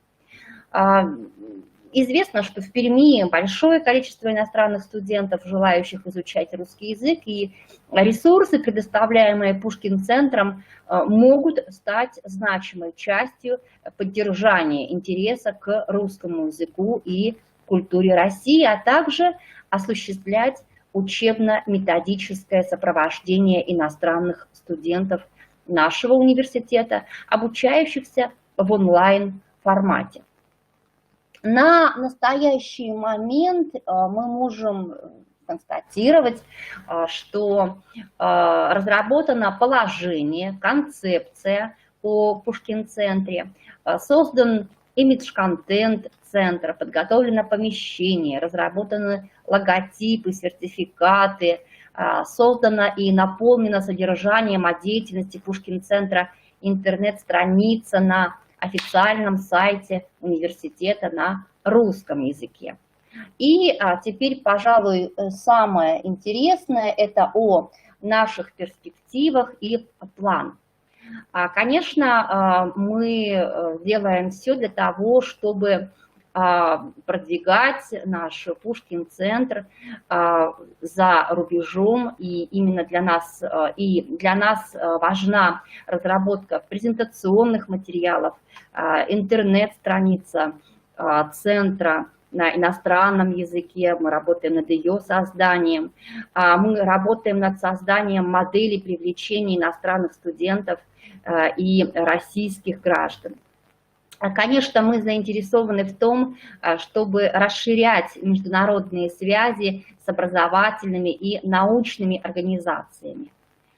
Далее можно отметить, что мы стремимся к реализации программ предподготовки, предназначенной для организации и проведения приемной кампании для иностранных граждан, для привлечения иностранных абитуриентов на этапе выбора вуза, обеспечивающей более мягкую адаптацию к обучению и нахождению в России. Такая программа, и это известный факт, дает возможность изучить русский язык, культуру, традиции и особенности пребывания в России, более свободно общаться с носителями языка. Так, например, в рамках сотрудничества с партнерами из Китая в прошлом году на стажировку были направлены несколько студентов нашего университета. Кроме того, что они продемонстрировали большие успехи во владении китайским языком, на время дистанционного формата обучения китайских студентов русские студенты выполняли функции и выполняют функции тьюторов, кураторов, сопровождающих и поддерживающих студентов, находясь с ними в Китае. И, конечно, в особенности это оказалось необходимым в процессе изучения ими русского языка.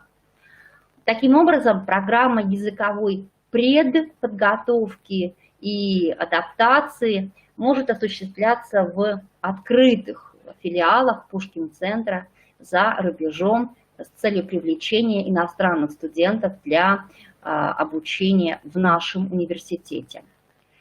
Дальше можно отметить, что мы заинтересованы в организации, проведении образовательных курсов, реализации программ повышения квалификации учителей русского языка и литературы в зарубежных школах. В данный момент можем отметить, что коллеги из Казахстана формируют перечень актуальных для учителей тем и вопросов для разработки программы повышения квалификации. После проведенных для школьников мероприятий они выражают большую заинтересованность в сотрудничестве в области преподавания русского языка, а также расширения знаний о языке. Конечно, приоритетным является и разработка практикоориентированных авторских онлайн-курсов, их публикация на различных образовательных платформах, например, дистанционных. И здесь мы могли бы предложить такие курсы, как академическое письмо, деловой русский язык, основы цифрового этикета, основы русского речевого этикета, пользующийся большой популярностью курс по этимологии русского языка, ну и так далее. Также, конечно, интересно создание, разработка, внедрение системы онлайн-тренажеров и игр. Конечно, Пушкин-центр и дальше будет участвовать в грантах, в различных конкурсах, но еще одним направлением перспективным нам кажется создание виртуальных экскурсий по Перми и по Пермскому краю на иностранных языках. В заключение, но, конечно, это не менее важный пункт, отметим, что мы занимаемся подготовкой комплекса мероприятий для поддержки иностранных студентов, детей мигрантов, билингвов, обучающихся в Пермском крае. Я буду очень признательна вам за вопросы, за обратную связь, которую, как я понимаю, мы можем представить в чате. Спасибо за внимание, спасибо за приглашение, уважаемые организаторы. У меня на этом все. Спасибо, Майя Александровна, очень интересное выступление. Действительно, есть результаты проекта, и мы понимаем, что результаты, они имеют еще и стратегические планы реализации. Конечно, здорово, что сформировано профессиональное пространство, что в него включены профессионалы, есть уже экспертное сообщество. И мы желаем вам и дальнейшей успешной реализации всех ваших планов и будем надеяться на взаимодействие.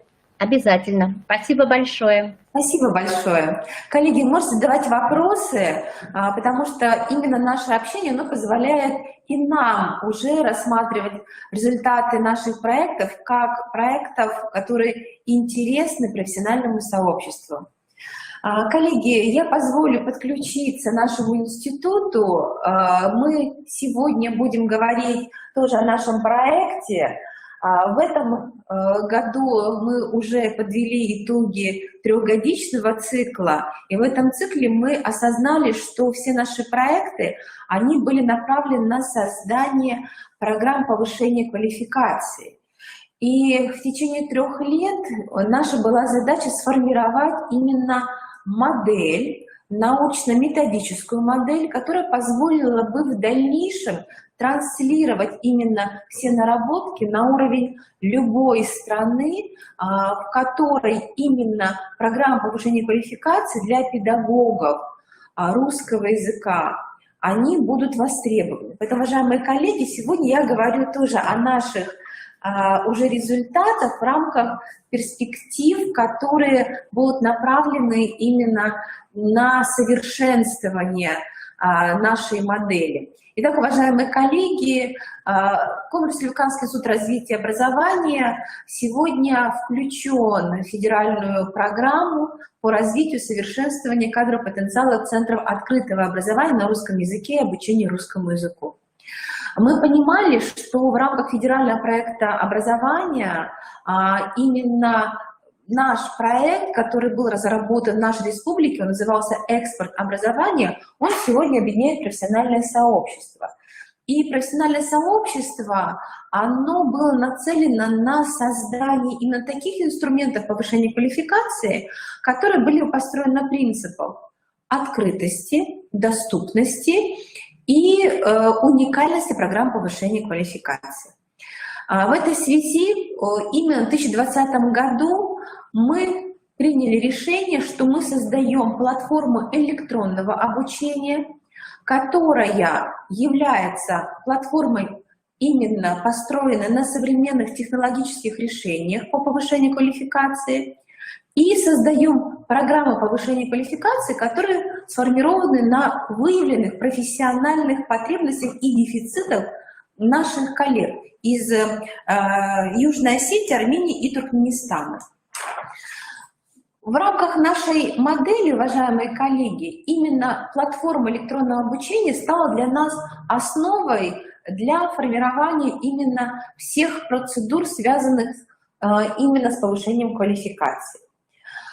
Первая процедура, она была связана с тем, что мы создали диагностические процедуры, которые основаны на выявлении уровня сформированности у педагогов в данных 3 странах: предметной, методической, коммуникативной и ИКТ-компетенции. А вторая наша задача была сформировать программу повышения квалификации, но которые бы отслеживали именно индивидуальные образовательные маршруты. И третья задача внутри именно модели, которую нам удалось решить, это сформировать программу повышения квалификации, основанную на современных цифровых технологиях. Технологиях геймификации, но которые переложены уже в цифровую среду, кейс-технологиях и технологии сторителлинга. Вот такая модель. И, конечно, нам было очень важно, что все этапы нашего проекта, они были направлены именно на ту потребность, которая была сформирована на уровне именно нашего взаимодействия с каждой из 3 стран. Первый этап, он был связан с тем, что мы очень тщательно выстраивали работу с дипломатическими миссиями в каждой стране. Мы понимали, что это государственная политика, и нам надо было донести до коллег из наших стран, что мы выступаем послами именно государственной политики, и Вся информационная политика велась нашим институтом именно через представителей Россотрудничества или дипломатических миссий в данных странах. Далее уже именно с нашими коллегами, именно через Россотрудничество в каждой стране и дипломатические миссии мы отработали все этапы проекта, обсудили с ними. И сразу хочу сказать, что несмотря на то, что я буду представлять нашу электронную образовательную платформу, нам было важно с каждой страной понять, а готовы ли педагоги в 2020 году Южной Осетии, Туркменистана, Узбекистана работать именно в этой среде, в среде цифровизации.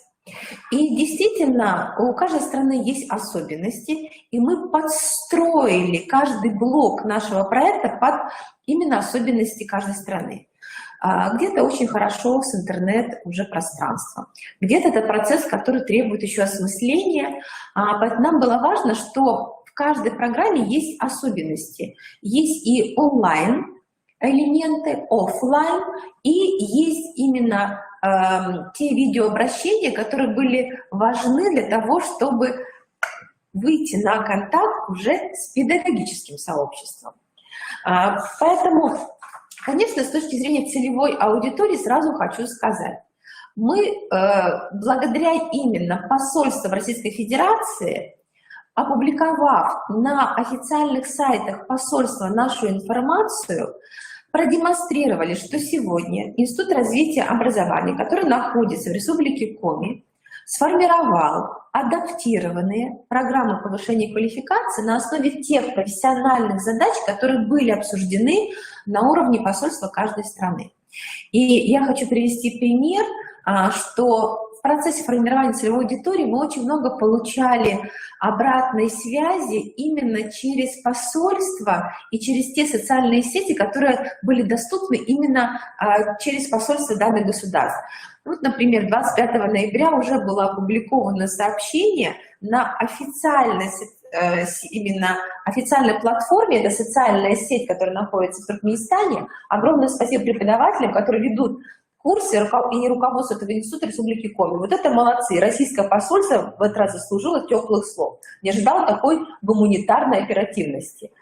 От имени всех вменяемых выражаем слова благодарности. И вот именно такое направление работы с точки зрения нас, именно как послов государственной политики, нам показалось очень уместно, и это сработало.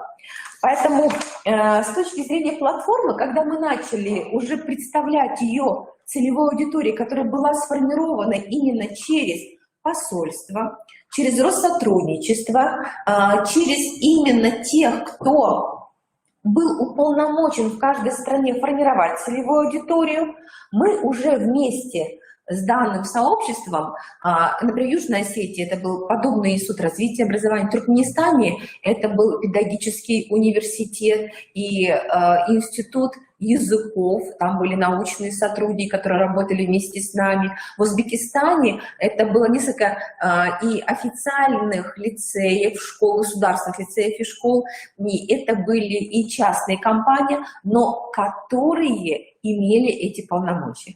Поэтому, когда мы представили платформу электронного обучения, она носит название «Депозитарий программ повышения квалификации по поддержке и продвижению русского языка», мы понимали, что эта платформа сегодня является правильным решением с точки зрения проведения курсов повышения квалификации, которые должны дать тот результат, который востребован на уровне каждой страны. В этой связи вы видите, здесь у нас есть адрес данной платформы, и эта платформа позволяет, независимо от расположения нашего конкретного педагога, в любое время, в любом месте начать освоение данной программы и завершить. Интерфейс данной платформы, он очень удобен, понятен, и понятен с точки зрения именно такой даже профессиональной интуиции. Потому что мы сформировали, и это в этом году было наше нововведение, личный кабинет каждого слушателя. А в этом году мы были обязаны и обучили 300 педагогов из данных 3 стран. Вот такой личный кабинет появляется у каждого педагога. Каждый педагог регистрируется на платформе, это наше технологическое решение. И через регистрационную форму мы уже формируем именно тот пакет материалов, которые определяют, что мы начинаем после регистрации диагностику профессиональных затруднений. Сразу хочу сказать, что регистрационная форма, она уже позволяла нам собрать все необходимые документы для включения удостоверения о повышении квалификации в федеральную информационную систему документов о образовании. И когда мы с коллегами из 3 стран обсуждали, что это официальные государственные документы, мы поняли, что это очень важно для коллег, что они получают документ, который включен в федеральную информационную систему Российской Федерации. И, конечно же, вот это позиционирование, включение коллег в систему именно федеральную, именно о документах образования, оказывается, очень имеет большое значение. И у нас несколько раз даже нас спрашивали первоначально, именно перед запуском платформы, это будет документ, либо это будет только сертификат. Мы говорим, нет, это официальное удостоверение о повышении квалификации. Коллеги, это важно. Итак, после второго шага, после диагностики, у каждого педагога появляется его личный профиль затруднений. Вот он так выглядит, мы его демонстрируем. И далее появляется ряд программ. В этом году у нас было 3 программы, именно в этом году в рамках реализации проекта 3 программы, а внутри каждой программы были модули. И выбор программы, он осуществляется таким образом. Есть видеообращение команды преподавателей. Далее идет видеообращение каждого преподавателя и определенная профессиональная настройка на эту программу для каждого слушателя. И 4-й шаг – это уже обучение. И вот вы видите, здесь мы демонстрируем, что обучение состоит именно из онлайн-лекций. У нас есть видео лекции наших педагогов и офлайн материалы, которые педагоги уже в свободном режиме могут рассматривать.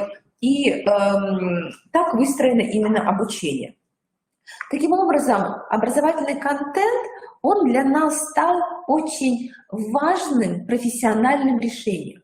Мы действительно отработали с иностранными гражданами личные кабинеты слушателя. Вот он таким образом выглядит.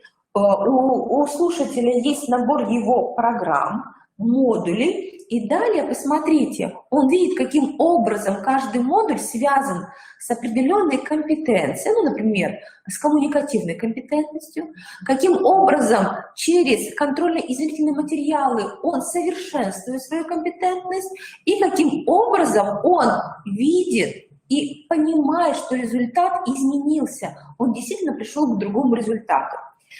Очень сложная работа. С нами работали и текстологи, с нами работали и преподаватели, которые, Анатолий Семенович Родов, Александр Михайлович, наш технологический тоже программист. И вот эта командная работа, она позволила нам создать очень удобный для наших коллег из стран СНГ ресурс. Мы создали 3 программы, теперь немножко о программах. Мы обсуждали эти 3 программы с коллегами из каждой страны. И 3 программы по 48 часов, они ориентированы на особенности каждой страны. Это программа «Методические аспекты преподавания русского языка как иностранного».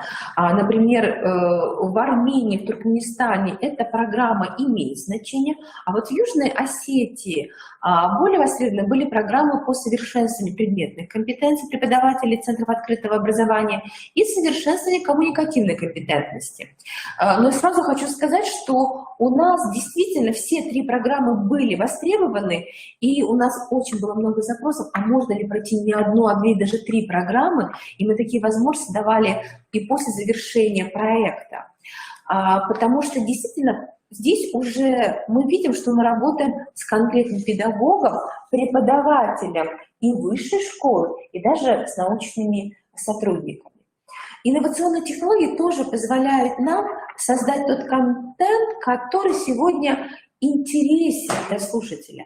И вот этот профессиональный интерес, он может действительно быть даже спровоцирован именно теми технологиями, которые мы использовали. У нас есть отдельное методическое пособие по использованию именно цифровых технологий. Конечно, вы знаете, что геймификация, сторителлинг — это не только цифровая технология, но мы ее разложили таким образом, что через цифровизацию она именно в условиях дистанционных технологий сегодня тоже актуальна. Как я говорила, именно команда высококвалифицированных специалистов – это команда, которая и отработала вот именно ту профессиональную синергию, которая у нас получилась. Это и научное сообщество, это кандидат филологических наук, это методисты, филологи и, конечно, программисты-разработчики. Поэтому с точки зрения результатов по нашему проекту, да, у нас обучено 300 слушателей, которые получили удостоверение повышения квалификации с официальными номерами, и мы уже занесли эти все удостоверения в Федеральную информационную систему документов об образовании.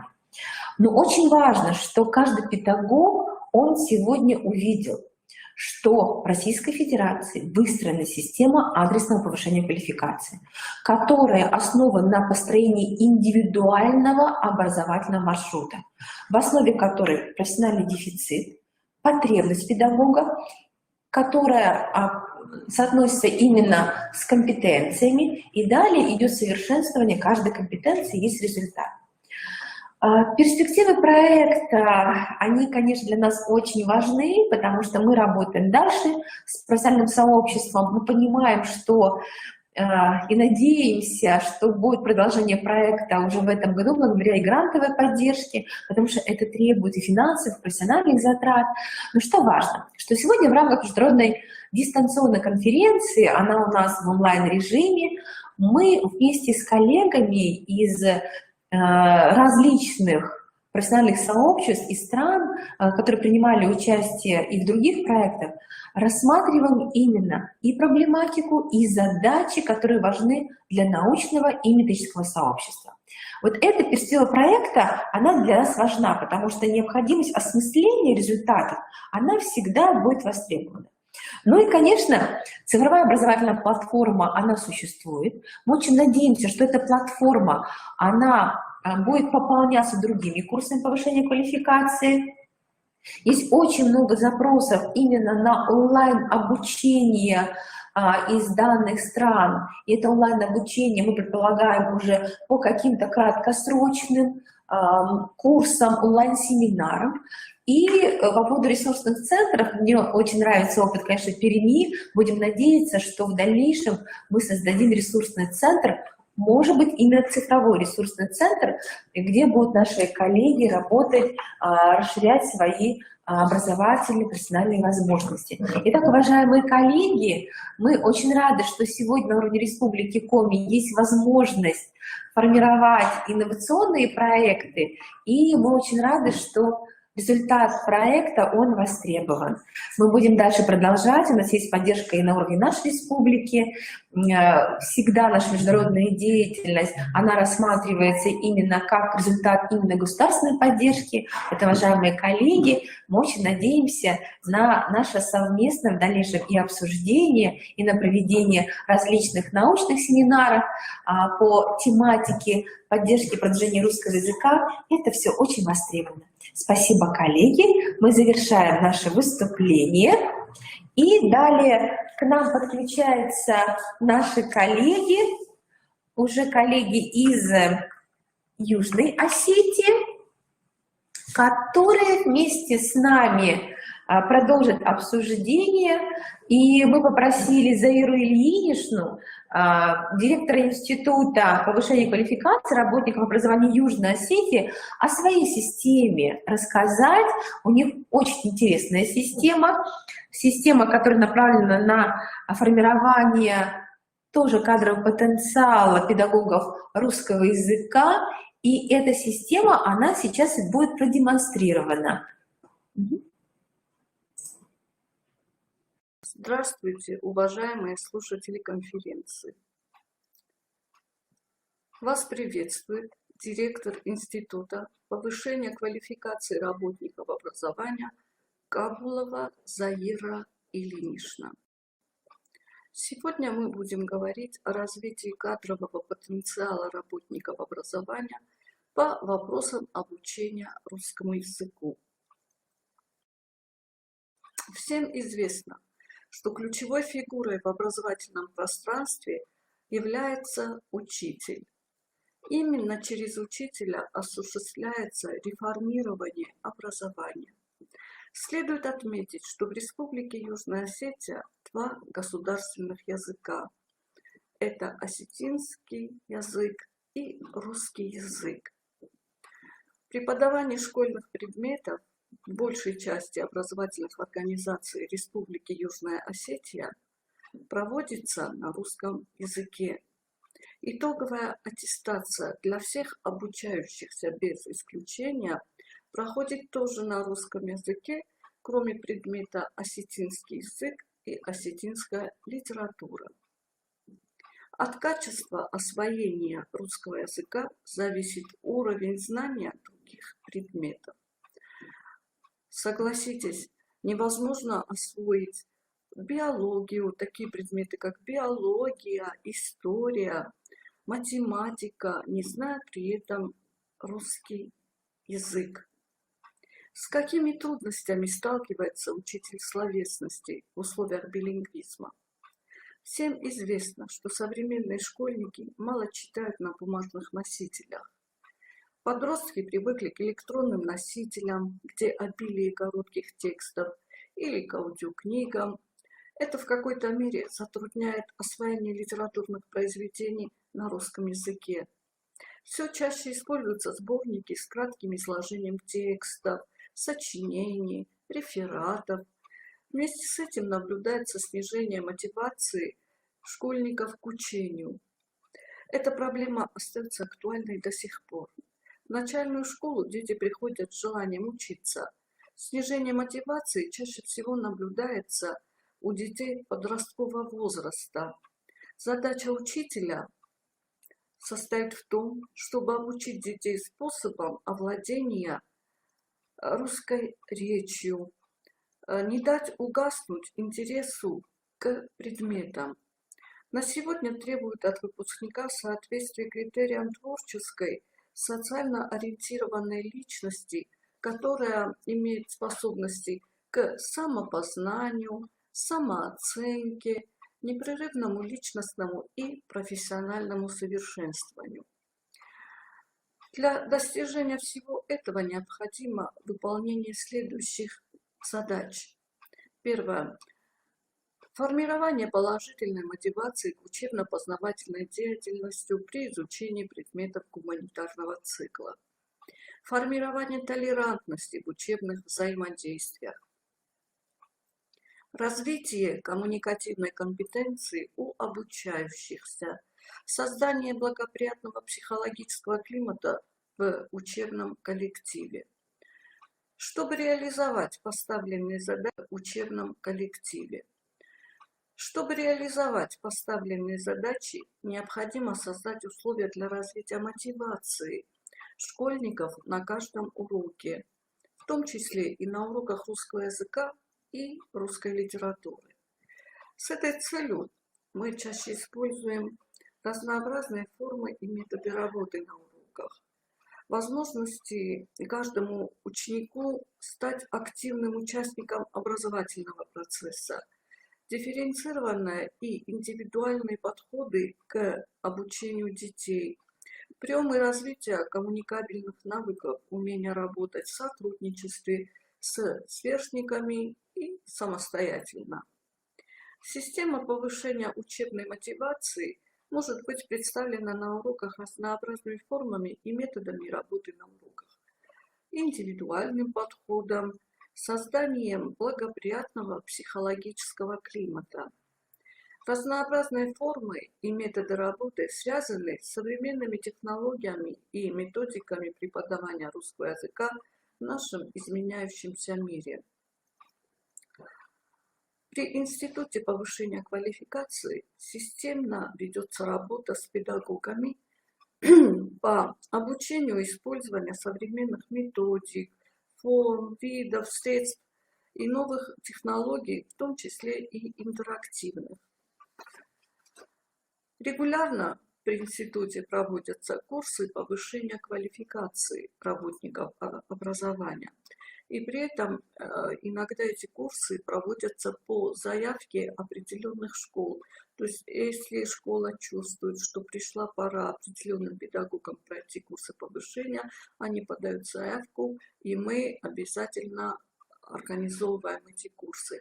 Но надо отметить, что молодых учителей, словесников мы ежегодно отправляем, командируем в Российскую Федерацию для прохождения курсов, очных курсов повышения квалификации. Помимо этого, для молодых педагогов у нас есть постоянно действующий семинар. Еженедельно для них проводится определенная работа, организовываются семинары, и мы знакомим их со всеми инновациями, которые только появились в области образования. Перед прохождением аттестации мы собираем учителей, которые собираются аттестовываться, с ними ведется определенная работа, чтобы они успешно прошли аттестацию. Работа в методобъединениях – это особая сторона нашей работы.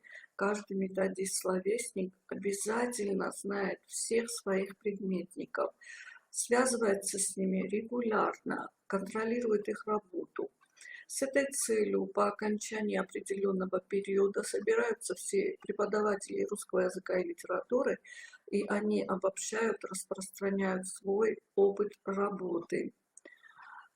При университете Южной Осетии, это у нас Юго-Осетинский государственный университет, издается журнал «Русское слово».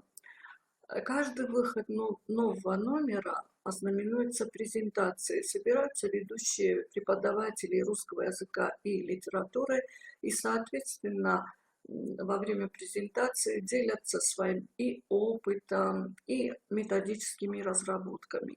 И хотя этот журнал выпускается при университете, там есть раздел, где обязательно печатаются статьи учителей, методические разработки, какие-то рекомендации.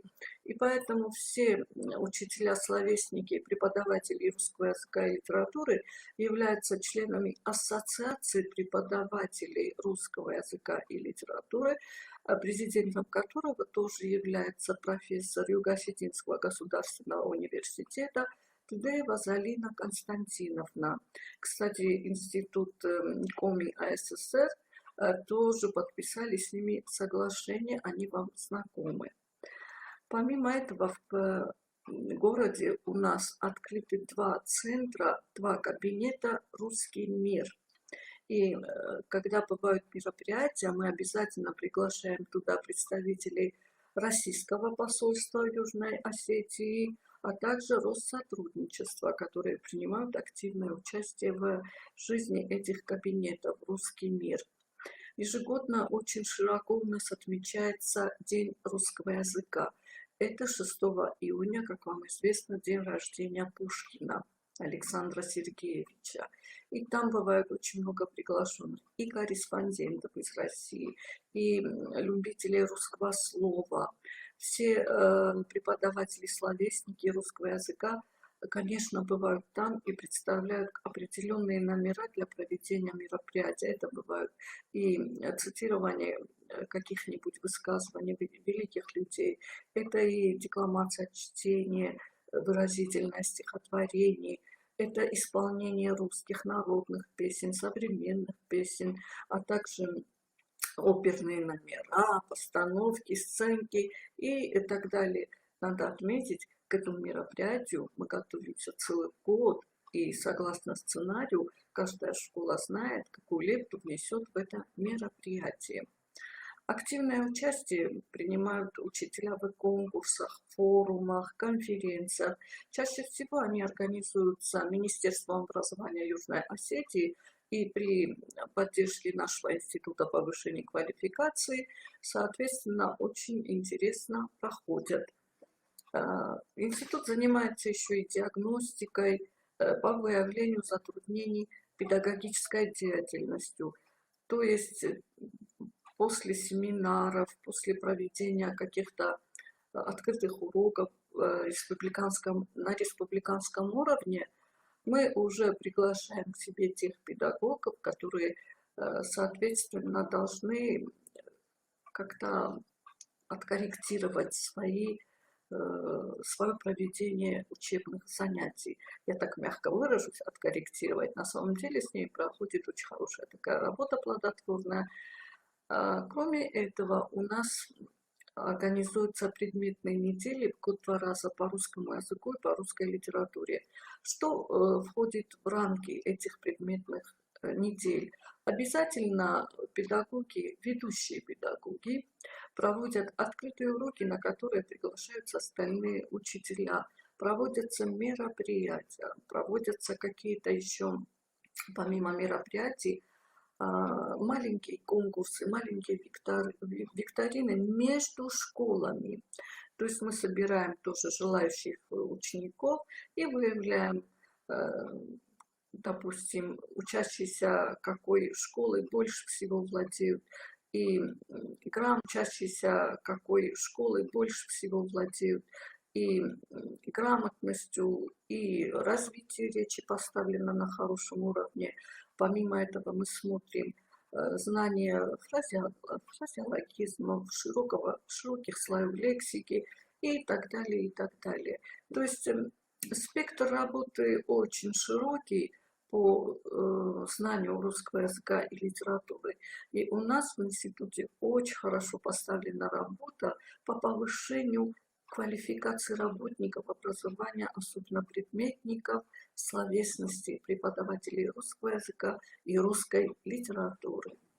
Спасибо за внимание. Коллеги, мы благодарны Заире Ильиничне за представление модели работы на уровне Южной Осетии. Наш институт подписал соглашение о сотрудничестве и с Институтом повышения квалификации работников образования Южной Осетии, и с педагогическим университетом.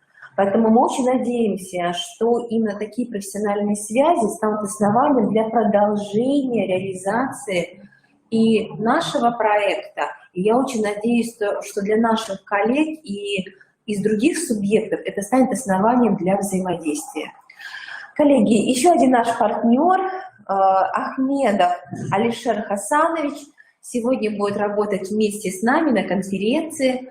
Алишер Хасанович представляет региональный центр переподготовки и повышения квалификации сотрудников народного образования Республики Узбекистан. Алишер Хасанович уже не первый год взаимодействует с нашим институтом, и тема, которая сегодня будет представлена, она касается именно той компетенции, которая действительно сегодня в центре нашего профессионального внимания. Это цифровая грамотность.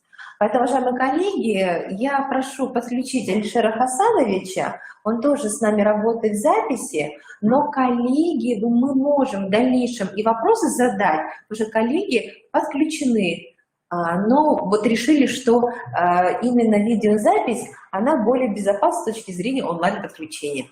Пожалуйста, Алишер Хасанович, наши коллеги подключают вас.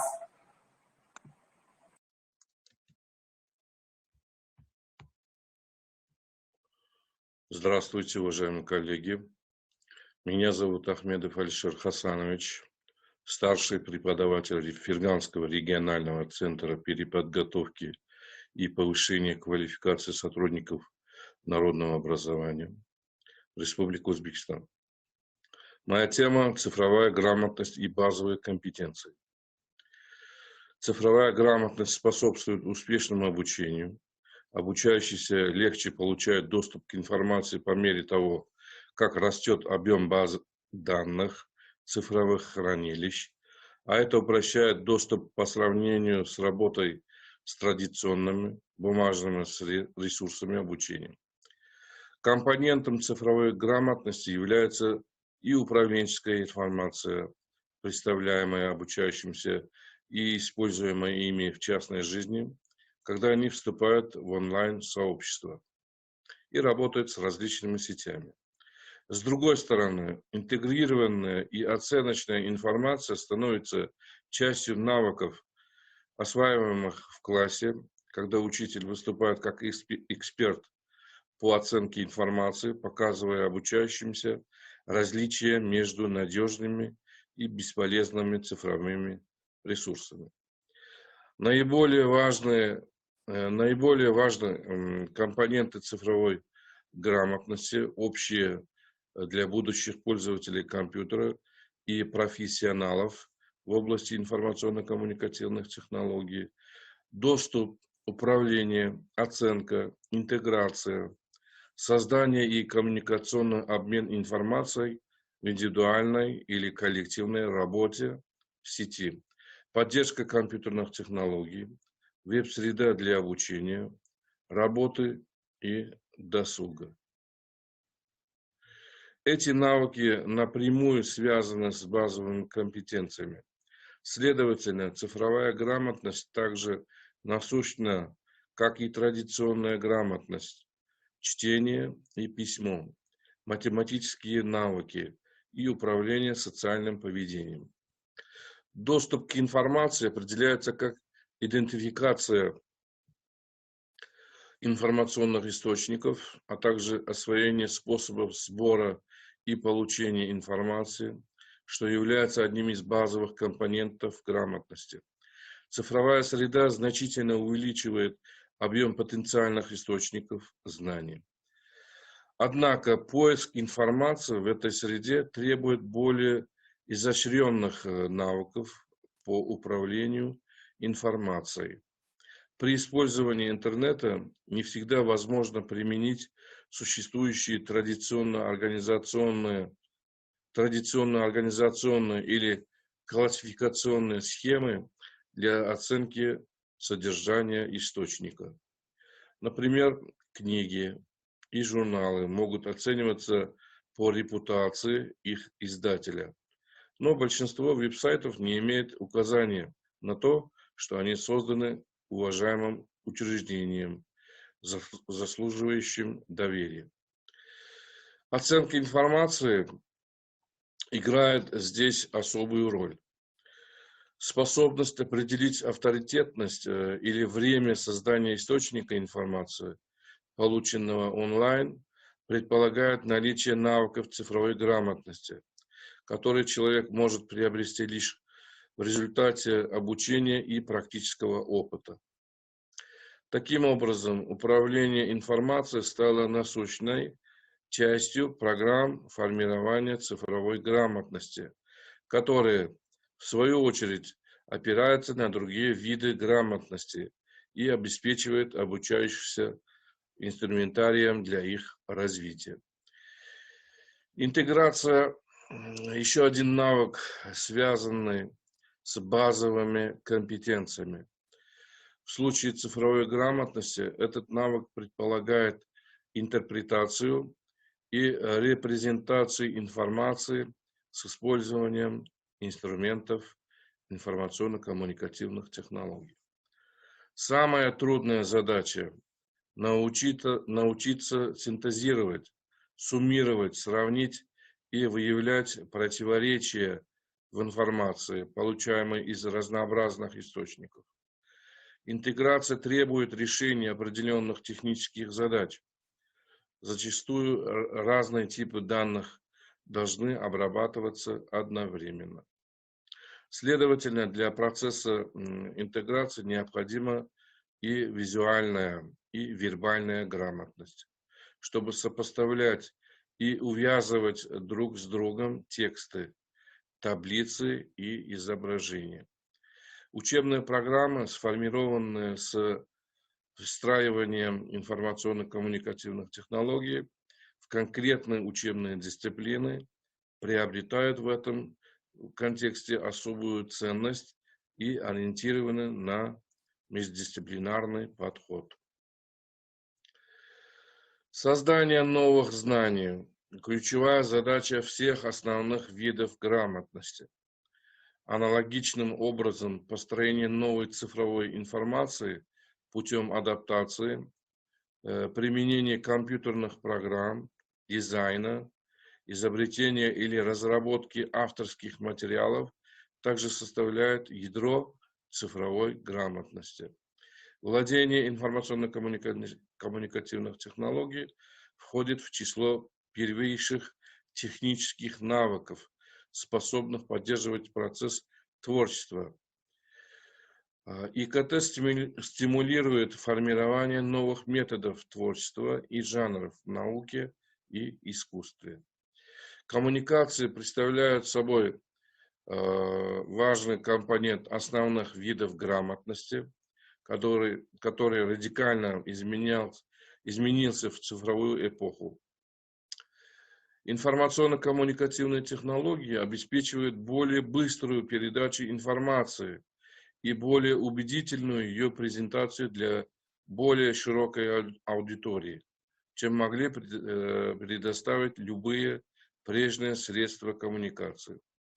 Цифровая грамотность может поддерживать другие виды грамотности, предоставляя наиболее адекватный и удобный канал коммуникации с целью адаптации и предоставления информации во множестве социокультурных контекстов. Для того, чтобы развить у обучающихся навыки, адекватные 21 веку, работники образования должны уверенно использовать информационно-коммуникативные технологии и интегрировать цифровую грамотность с другими своими профессиональными компетенциями. Молодые преподаватели, родившиеся уже в цифровую эру, могут стать хорошим примером таких специалистов, активно использующих информационно-коммуникативные технологии, но пока не обязательно обладающих достаточной грамотностью для применения информационно-коммуникативных технологий в учебном процессе.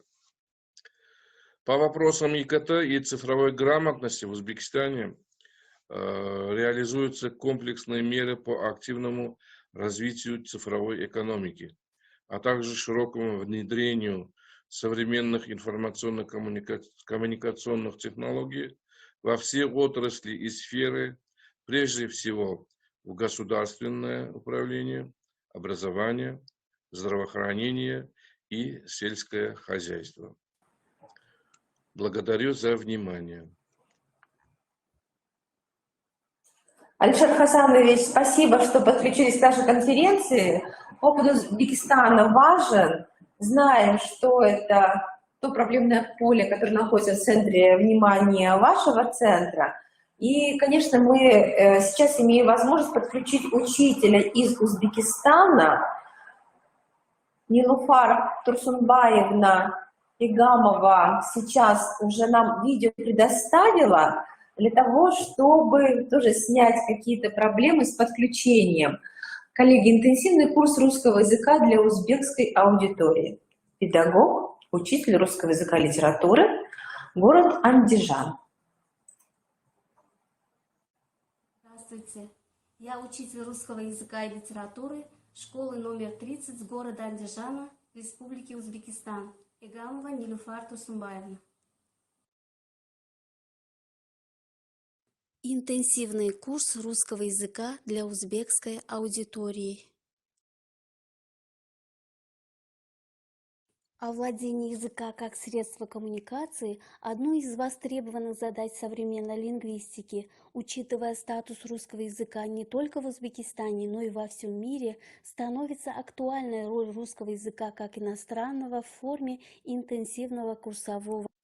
Цели и задачи интенсивного курса русского языка определяются широко: общение в языковой среде, в профессиональной деятельности, для ознакомления с учебной и художественной литературой, предусматривает максимальное развитие общения, свободное выражение мыслей и усвоение большого объема учебного материала за минимально необходимый срок. Для осуществления кратковременного интенсивного курса русского языка существуют различные планы, программы, учебные и текстовые материалы разного типа, но нет строгих рамок для целей, задач, сроков. Интенсивный курс обучения имеет коммуникативную направленность, так как слушатель в основном изучает язык с практической целью. Различный учебный материал, составленный как российскими педагогами, так и отечественными, имея в своей программе разнообразный тематический текстовый материал, помогает слушателям ориентироваться в языковой среде во всевозможных ситуациях, что помогает плодотворному обучению. В ходе курса слушатели изучают не только языковые единицы, но и культуру России. Это помогает избежать разного рода коммуникативных неудач. В условиях интенсивного обучения русскому языку как иностранному имеет важное значение отбор учебного материала, так как он является заменителем языковой среды. Исходя из коммуникативных намерений слушателя, каждый учебный курс состоит из речевых ситуаций, применяемых в быту. Речевые ситуации представляют собой 2-3, а иногда и больше связанных тем или подтем. Например, первый урок имеет общее название «Давай познакомимся» и включает подтемы биография, профессия, национальность, страна, язык и предоставлены формулы приветствия. Частотность использования речевых единиц позволяет тренировать в различных условиях употребление языковых единиц общения. И, конечно, важное значение имеет овладение базовым словарным запасом. Поэтапное овладение языковой информацией помогает устранению утомления, проявлению мотивации, интереса, новизны, обеспечивает легкому усвоению учебного материала. В учебных центрах Андижана срок обучения русскому языку как иностранному длится 3, 6, 9 месяцев в зависимости от программы и степени усвояемости слушателей. В качестве учебного материала пользуются такими учебниками российских педагогов, как «Поехали» Станислава Чернышова, «Жили-были» под редакцией Миллер, «Дорога в Россию» под редакцией Антоновой. Также учебниками отечественных педагогов «Практическая грамматика русского языка» Талиповой, «30 шагов к русскому языку» Турдиевой и Коршуновой, «Рус тілінің o'rganishning eng samarali usullari» «Самые плодотворные способы изучения русского языка» Абсаломова и другим учебным материалам.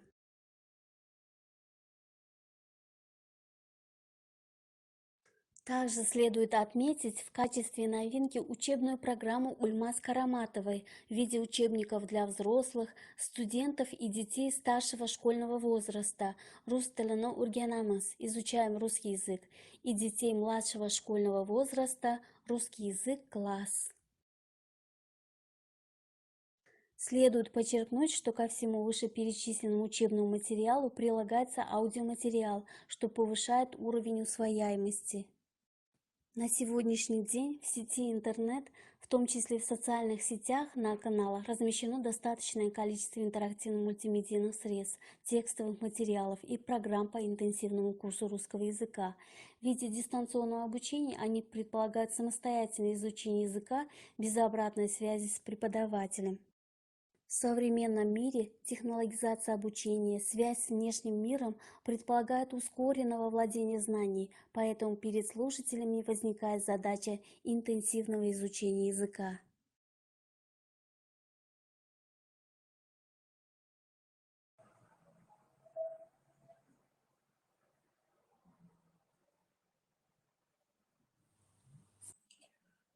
Спасибо, уважаемая Нулифар Турсунбаевна. Мы благодарны, что вы смогли подключиться к нам.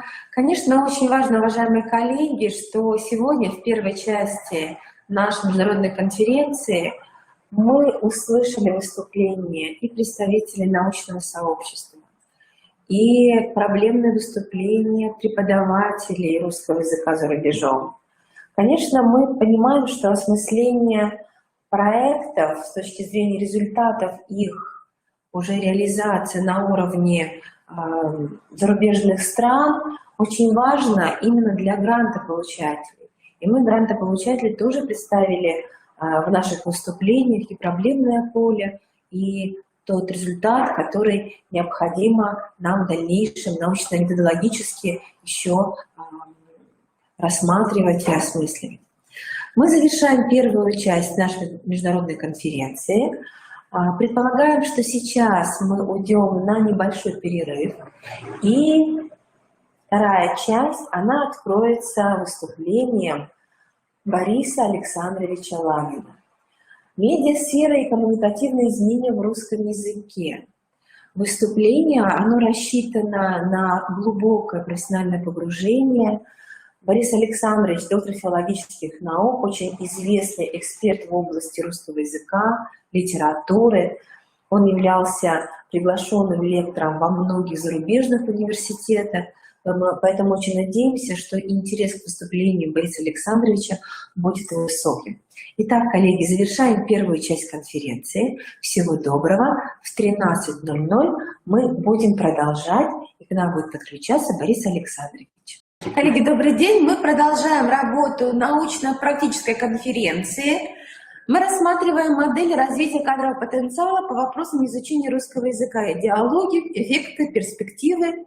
И мы очень рады, что вторую часть нашей конференции открывает с выступлением Борис Александрович Ланин. Уважаемые коллеги, Борис Александрович с нами на связи. У Бориса Александровича выступление, которое очень значимо для нас. Борис Александрович, мы вас видим. Вас приветствует Республика Коми, очень много коллег из Российской Федерации. Поэтому я вам передаю слово для того, чтобы вы раскрыли столь важную для нас тему. Пожалуйста, Борис Александрович. Галина Владимировна, я должен к вам чаще звонить, потому что у вас легкая рука. За минуту до того, как я вас увидел, я получил сообщение из Японии, что они приглашают меня в Осаку на несколько месяцев. Прекрасно. Борис Александрович, мы всегда рады, мы надеемся, что именно такая профессиональная связь, она позволит вам действительно быть таким успешным, как вы сейчас на уровне международного сообщества воспринимаете. Я очень рад. Спасибо, потому что я не был в Японии 6 лет, а за это время надо обновить гаджеты, они что-то уже изобрели. Что нет смысла мне продолжать свои занятия спортом, потому что на Олимпиаду иностранцев все равно не пустят. Да. А те Осаки пустят. Отлично, отлично. Да. Ну что, медиасфера, коммуникативные изменения в русском языке. Очень интересное выступление, ожидаемое. Вам слово. Должен вам сказать, что очень быстро все меняется. Я помню, как в 2003 году коллеги из Санкт-Петербурга провели съезд словесников. И на съезде словесников выступала одна коллега из лаборатории русского языка в нашем институте. Собственно, приехала она со своей сестрой из министерства. И, в общем, это была единственная, собственно, ее заслуга перед наукой, ее сестра. Потом она каким-то образом стала автором учебника, но это вещи абсолютно неведомые. Так вот, она выступала с докладом, который меня очень развеселил. Она в 2003 году жаловалась, что совершенно люди обнаглели и пользуются смайликами и пишут смс-ки, не развернутые письма. Мы теряем культуру писем. СМС-ки люди пишут. Это же какие культурные и языковые потери для нас. И, конечно, все это было очень забавно. Мы все посмеялись и пошли славно проводить время после съезда. Но сейчас совершенно очевидно, что мы не в силах предугадать тренды развития языковой коммуникации. Мы видим, что в языковую коммуникацию все больше и больше врываются вещи, связанные с визуальной сферой, и гораздо больше, чем со сферой вербальной. Собственно, в литературном образовании мы уже давно на этом настаиваем, что визуальное является частью литературного образования, что экранизация является частью литературного образования. И сейчас мы видим, насколько активны, насколько агрессивны визуальные элементы в вербальной коммуникации. Это все замечательно, и замечательно прежде всего тем, что мы до этого дожили, что мы это все видим, что наши ученики еще помнят видеокассеты, а уже смотрят на YouTube стримы, и это совершенно нормальная ежедневная рутинная практика. И, конечно же, эта рутинная практика заставляет нас задуматься о том, как нам изменить образование как таковое. Я напомню просто опыт 20-х годов, когда выпускали рабочие тетради. Эти тетради должны были буквально в ежегодном режиме обновлять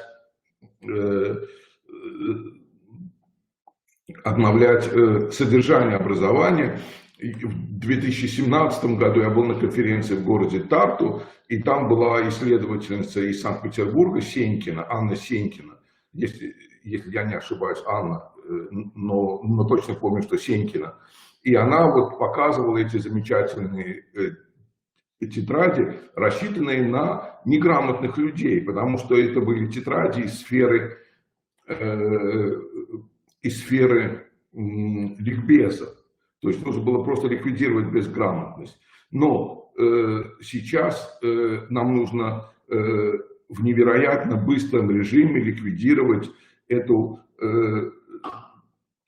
рутинную, что ли, повседневную безграмотность общения с помощью гаджетов и прочего. Я давно еще говорил, что важнейшей педагогической задачей является для нас совмещение детей и роботов. Эти роботы могут быть самого различного вида, они могут быть виртуальными. Вы знаете, что куча этих голосовых ассистентов, и Маруся, и Кортана, и разные ассистенты из Яндекса, из разных экосистем, свой ассистент у Сбера, свой ассистент у самых разных выдуманных инфраструктур. Как дети будут общаться с ними, это пока еще невидимые вещи. Как с ними разговаривать, как они будут отвечать. Пока что они отвечают по писанному. Они не отвечают, ну, например, Алиса, я думаю, там самая продвинутая, Алиса отвечает достаточно современным разговорным языком, и с ней можно общаться почти как с невидимым человеком. Но, например, с Марусей чуть сложнее обстоит дело. Ну, англоязычные более продвинуты, честно говоря, и Google Chrome'овские ассистенты, и Microsoft'овские. Это большая проблема, как с ними общаться. Но мы видим, что пока что мы немножко запаздываем в этом отношении, и у нас эти моменты коммуникации заторможены ввиду того, что огромное влияние оказывает письменная речь. То есть это большая проблема. Говорят по писанному, говорят не по сказанному, а говорят по писанному. И речь оказывается немножко несовременной, она немножко отстает. Это вот одно поле деятельности. Второе поле деятельности, конечно, это различного рода мессенджеры. Мессенджеры требуют совершенно определенной языковой этики, языкового этикета. Конечно же, если мы говорим о преподавании русского языка как иностранного, то вообще совершенно по-новому нужно писать все пособия по речевому этикету. Потому что речевой этикет общения с помощью мессенджеров, он занимает совершенно особое место в современном обучении языкам. Ты не можешь переписываться так, как ты говоришь, так, как этому учат, ну, например, учебники, учебные пособия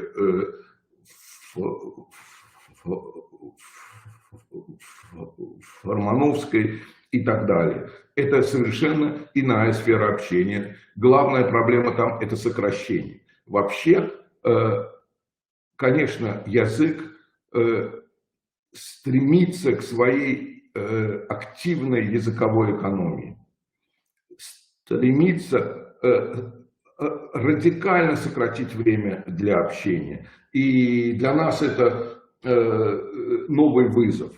Это новый вызов. Я помню, как я работал одно время главным редактором журнала издательства «Школа пресс», и к нам обратился автор и сказал: вот я подготовил серию пособий по неспешному чтению. Это был конец 90-х. Я ему сказал: абсолютно невозможно. Уберите это с моего рабочего стола. Это никому не нужно. Как? Неспешное чтение. Видите, вот люди спешат, а надо, чтобы они сели, вздохнули, попили чай, медленно почитали, вдумались, слушались. Я сказал: добро пожаловать в 19 век. Мы будем жить в 21-м. Это не пойдет, так не пойдет. Сейчас темпы ускоряются, все на бегу, все нужно успеть. Смотрите, как изменила нашу жизнь эпидемия коронавируса. Конечно же, она резко активизировала различного рода коммуникации с помощью гаджетов и мессенджеров. Переписываются через часы, переписываются через телефоны, переписываются через планшеты.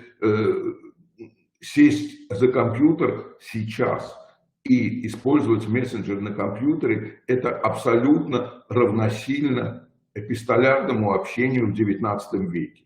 Какой компьютер? Вот, быстренько набрал и до свидания, и ждешь ответа. Но быстренько набрать нужно с помощью иной этики. Здесь появляется новая этика.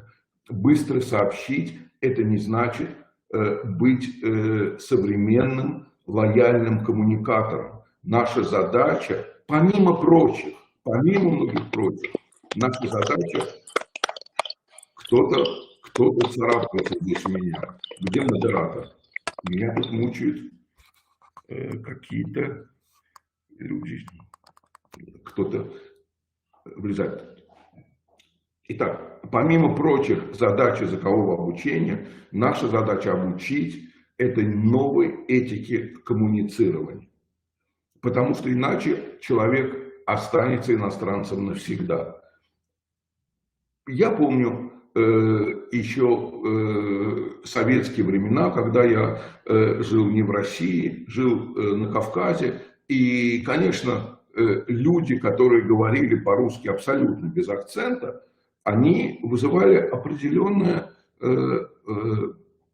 настороженность. Было видно, что это люди не местные, они откуда-то из России. И к ним относились, конечно, по-кавказски гостеприимно, но они были чужаками. И, конечно, когда я уже начал жить в Москве, я служил в Москве в армии, работал в Москве в школе, то я сразу заметил настороженность москвичей ко всем приезжим, потому что каждый приехал со своим акцентом, со своим говором, а говор есть в каждом регионе, и это все, конечно, накладывало отпечаток на стиль общения, на стиль коммуникации. И этот стиль коммуникации можно было прочитать просто по Бахтину. Это было восприятие чужого. Это восприятие чужого, оно, конечно же, является необходимой частью коммуникации. Потому что вот, если бы не было бы чужих, если бы все говорили на гладком, замечательном языке, абсолютно без акцента, что бы мы получили? Вот два одинаковых шара. Вот шар и шар. Они не могут никак надолго соприкоснуться. Они как бильярдные шары оттолкнутся и разбегутся. Для того, чтобы люди коммуницировали, им нужны особенности их речи, особенности стиля коммуникации. И обучение этим особенностям, конечно, сегодняшней задачей языкового образования. И меня удивляет, что люди не занимаются этим вопросом в должной мере. Конечно же, ну, понятно, что в настоящее время как бы Российская академия образования там в силу кадровых причин, в силу кадровой бедности и многих как бы многих прочих проблем не в силах разрабатывать это направление. Но есть различного рода институты, подобно институту Клеро, очень важному институту, есть различные ВНИКи, есть вот эти гранты, которые нам разрешают, нам дают возможность общаться, обсуждать эти проблемы. Но самое главное, чтобы эта проблема была поставлена. Нам нужно активнее следить за тем, как обставлены мессенджеры, какие они предлагают смайлики, эмодзи, а самое главное, как они объясняют. Эти вещи должны быть просто опубликованы, распубликованы и разъяснены маленьким детям, которые уже ими пользуются. Ребенку просто поставить смайлик гораздо проще, чем написать слово. Можно сказать, это опасность, мы потеряем язык. Это реальность. Это реальность. Язык мы не потеряем. Язык не так-то легко потерять, вы знаете. Вот достаточно посмотреть, как чувствуют себя русскоязычные люди за границей. Вот они всю жизнь говорили по-русски. И они оказываются в такой обстановке, когда им нужно срочно выучить иностранный язык. Они моментально обрезают русский язык, отказываются от него, там нужно сдать экзамен, ну, например, в Германии. Нужно сдать экзамен определенного уровня, чтобы получить право на работу. И даже уборщиком ты должен знать на определенном уровне немецкий язык, ты подписываешь же трудовой договор, контракт. И ты на это смотришь совершенно определенным образом. Ты должен это сделать изо всех сил, во что бы ты ни стало. Ты забываешь на время русский язык, ты работаешь над своим будущим экзаменом, а потом постепенно ты пытаешься его остановить. И это одна сторона вопроса. Но у тебя все время включен русский интернет, потому что это твоя жизнь. Если сравнить жизнь эмигрантов начала 10-х годов и начала 90-х годов, это разное языковое поведение, разное коммуницирование.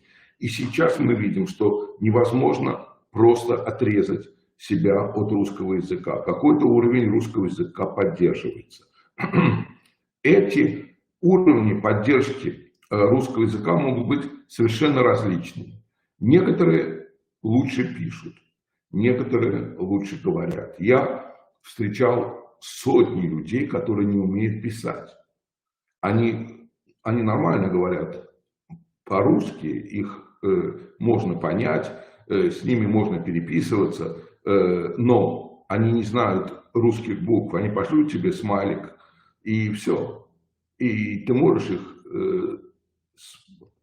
спросить с помощью каких-то коммуникационных знаков и получить такой же ответ. Коммуникация состоялась, но где при этом русский язык?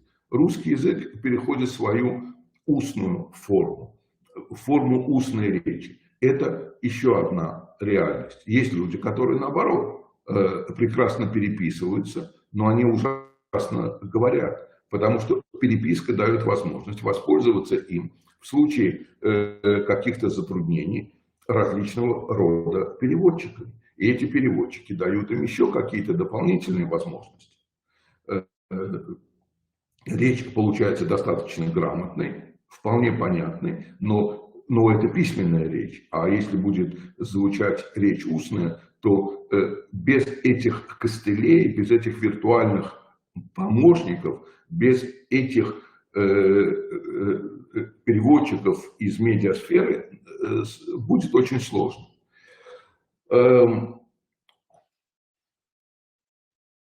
Обычно говорят, что, конечно же, определенного рода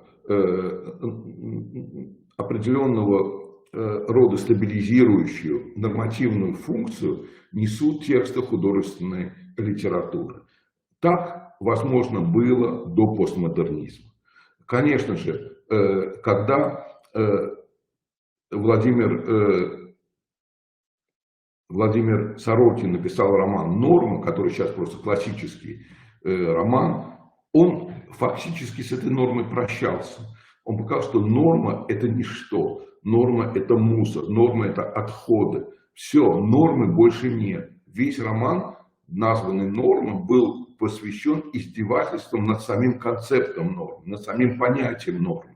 Он как бы объявил, норма – это то, что вы сегодня делаете в языке. Норма – это то, как вы сегодня воспринимаете язык. Потому что нет больше этого тоталитарного регулятора норм.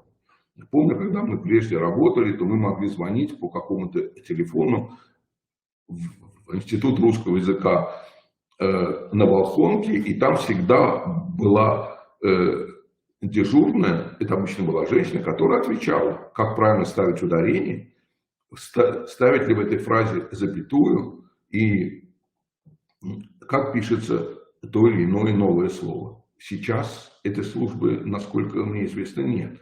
Есть различные словари в интернете, и очень часто эти словари противоречат друг другу. Мы находимся по-прежнему в процессе распада нормы. Этот процесс еще не завершился, но он принял форму, которая была прежде совершенно невообразимо. Это не консенсусная переделка правил и норм языка, а это появление различных научных групп, которые предлагают разные нормы произношения, правописания. И это, конечно, в условиях, когда мы ориентируемся с самого детства на тот или иной школьный учебник, конечно, создает совершенно новую ситуацию. И, как видите, мы перешли от визуальных элементов, от эмодзи, от смайликов, мы переходим к более привычным для нас проблемам. Так вот, когда мы говорим о стабилизирующей роли языка художественной литературы, а таковым язык художественной литературы был признан выдающимися нашими филологами, прежде всего Виктором Владимировичем Виноградовым. Была прекрасная книжка о языке художественной литературы Ефимова. В 1962 году появилась замечательная статья в «Новом мире». «Новый мир» занимался вопросами появления нового оттепельного языка. И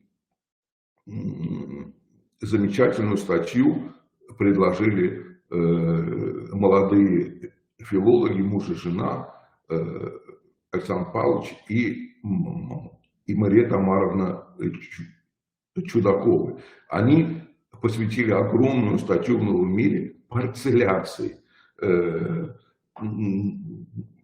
особому приему разбивки слитной речи, который был очень активен тогда в молодежной прозе. Словом, мы знаем, что мы привыкли к тому, что литературный язык изменяет норму, способствует укреплению нормы или способствует переделке нормы. Но то, что происходит сейчас, конечно, является просто игнорированием нормы. Вот известный писатель, который, мне кажется, до сих пор себя ищет в жизни тоже. Я назвал как-то статью о его творчестве «Джон Уэйн русской литературы». Он написал роман, который назывался «Сапоги, полные водкой». Ну, правильно, водки. но не нашлось редактора, не нашлось корректора. И так эта книжка вышла и переиздается. Я говорю о Захаре Ревепине, который то боец, то завлит МХАТа имени Горького, то писатель, то модельер мужской и женской одежды. Словом, человек себя активно ищет. Надо сказать, что мы его включили в школьную программу в 11 классе. Ну, конечно, не это произведение, а его лучший роман. Очень часто у писателей лучший роман – это дебютный роман, у него лучший роман – это «Санька». Санька, там такое как бы местное такое диалектное название. Вот. Но рядом с ним, в главе «Духовное возрождение в русской литературе», находится роман «Лавр» Евгения Водолазкина. И, конечно, этих двух писателей вроде бы невозможно даже и сравнивать. Водолазкин один из последних аспирантов академика Лихачева, специалист по древнерусской литературе, человек большой гуманитарной культуры, доктор филологических наук. Мы были на конференции в Кракове, которая была посвящена его творчеству, и 3 дня мы обсуждали, не соврать, в 2018 году его творчество. Он там был вместе со своей женой, и он всегда находился в зале, и когда ты читаешь доклад, можно было задать ему вопрос прямо во время доклада. Он очень любил свою учительницу русского языка и литературы. Я сделал с ним такое маленькое интервью, которое у меня в телефоне. И у него в романе «Лавр» герой знахарь. Ну, речь идет о глубокой русской старине. И вот, когда жизнь его на прежнем месте не складывается, он уходит из жизни, а его внук собирает берестяные грамоты, на которых записаны рецепты, и переселяется в другую местность. Я во время доклада прямо спросил его: Евгений Георгиевич, а ведь берестяные грамоты-то использовались как смс-ки. Они ведь использовались для передачи сообщений, а не для хранения информации. Он рассмеялся, говорит: ну, чтобы разобраться, для этого ведь тоже нужно быть доктором наук. Конечно, я поэтому и сделал берестяные грамоты своего рода дискетами, на которых якобы были записаны рецепты тех или иных снадобий. Конечно же, никто их в этом качестве не использовал. Вы видите, что сами по себе элементы коммуникации, такие как СМС, в современном романе трансформируются и начинают обладать совершенно иной уже функцией. И вот эта новая, иная функция, она работает, конечно, на литературу прежде всего, на литературное качество.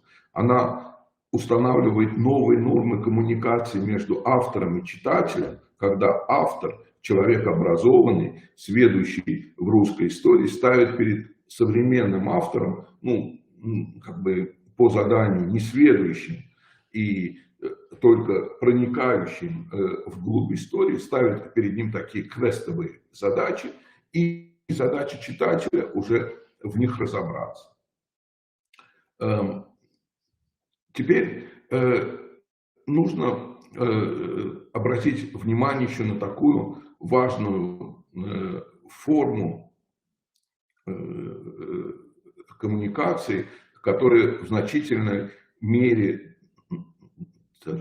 трансформирует русскую речь, это сфера развлечений. Команды, которые подаются в видеоиграх, синтаксис диалога в видеоиграх является просто кладезем для будущих докторских диссертации по современному русскому языку. Как отдаются эти команды, как сопровождаются, как вербализуется коммуникация между воображаемыми персонажами внутри компьютерной видеоигры. Это огромная задача, которая стоит перед современными языковедами, перед современными лингвистами. Это вещь чрезвычайно, на мой взгляд, важная, о которой вообще не говорят. Далее идет, конечно, сфера развлечений, далее идет язык, который мы всегда слышим с телеэкранов. Прежде это была совершенно необходимая нормативная функция произношения. Ну, нужно сказать, что, например, все знают, что итальянский язык, он имел 14 как бы основных разновидностей. И с тех пор, как в 50-х годах телепередачи стали вестись из Рима, римское произношение и римские нормы, они возобладали, и они консолидировали итальянский язык как таковой. В прежние времена учить итальянский язык, как это было, например, во времена Карамзина, это значило учить язык только какой-то провинции, другой могли не понять. То же самое касалось и Германии. Когда передачи стали вестись из Бонна, стало очевидно, что вот это норма, но тем не менее, в современном немецком языке, конечно, есть вот это «хох» произношение, есть иные нормы. Тем не менее, эти консолидирующие и конституирующие нормы, они остались в прошлом, они остались в 50-х, в 60-х годах. Для нас совершенно очевидно, что люди все меньше и меньше смотрят телевидение. Для них огромное значение, гораздо большее значение теперь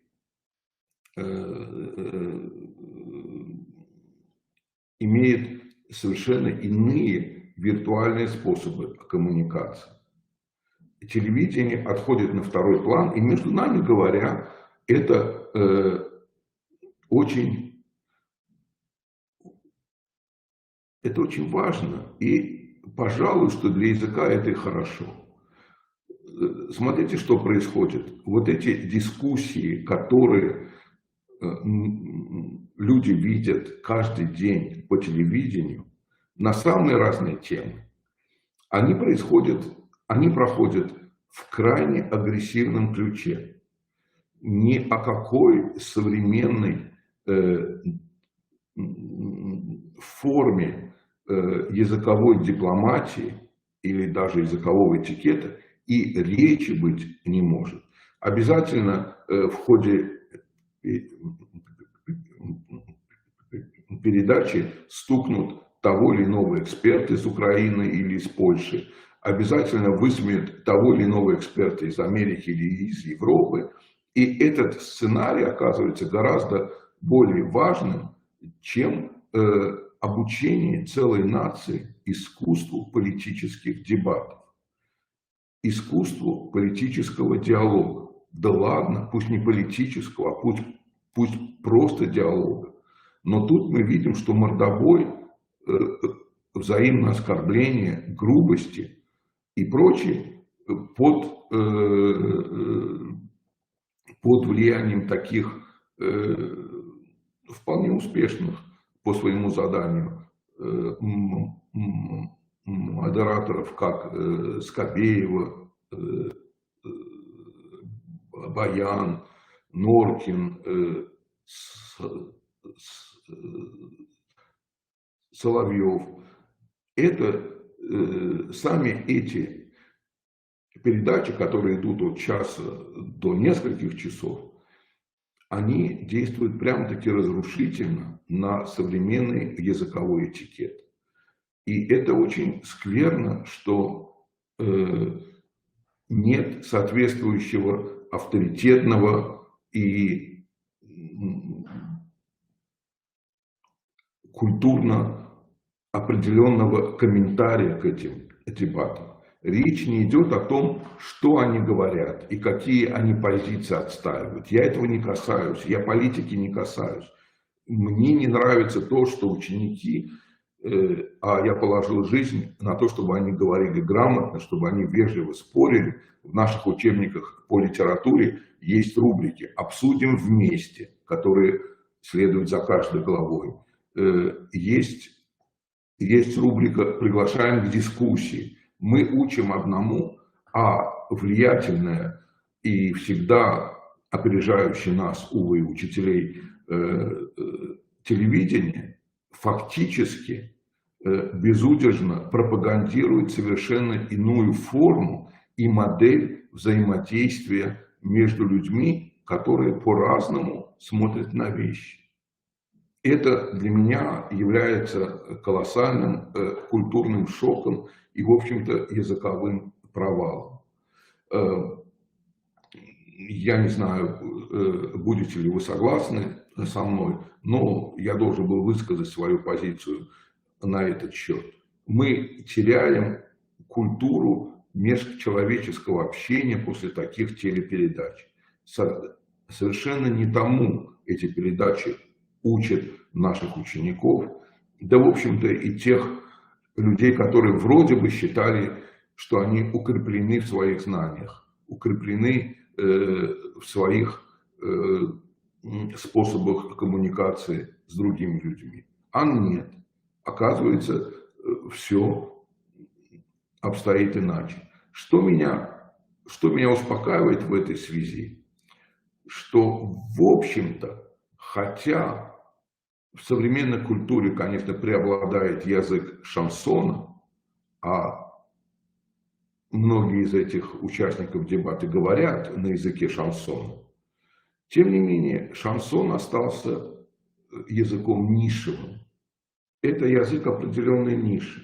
И люди вокруг меня, конечно, говорят по-прежнему на языке культурных и образованных людей. Но насколько хватит этой инерции? Это большой вопрос. Это большой вопрос.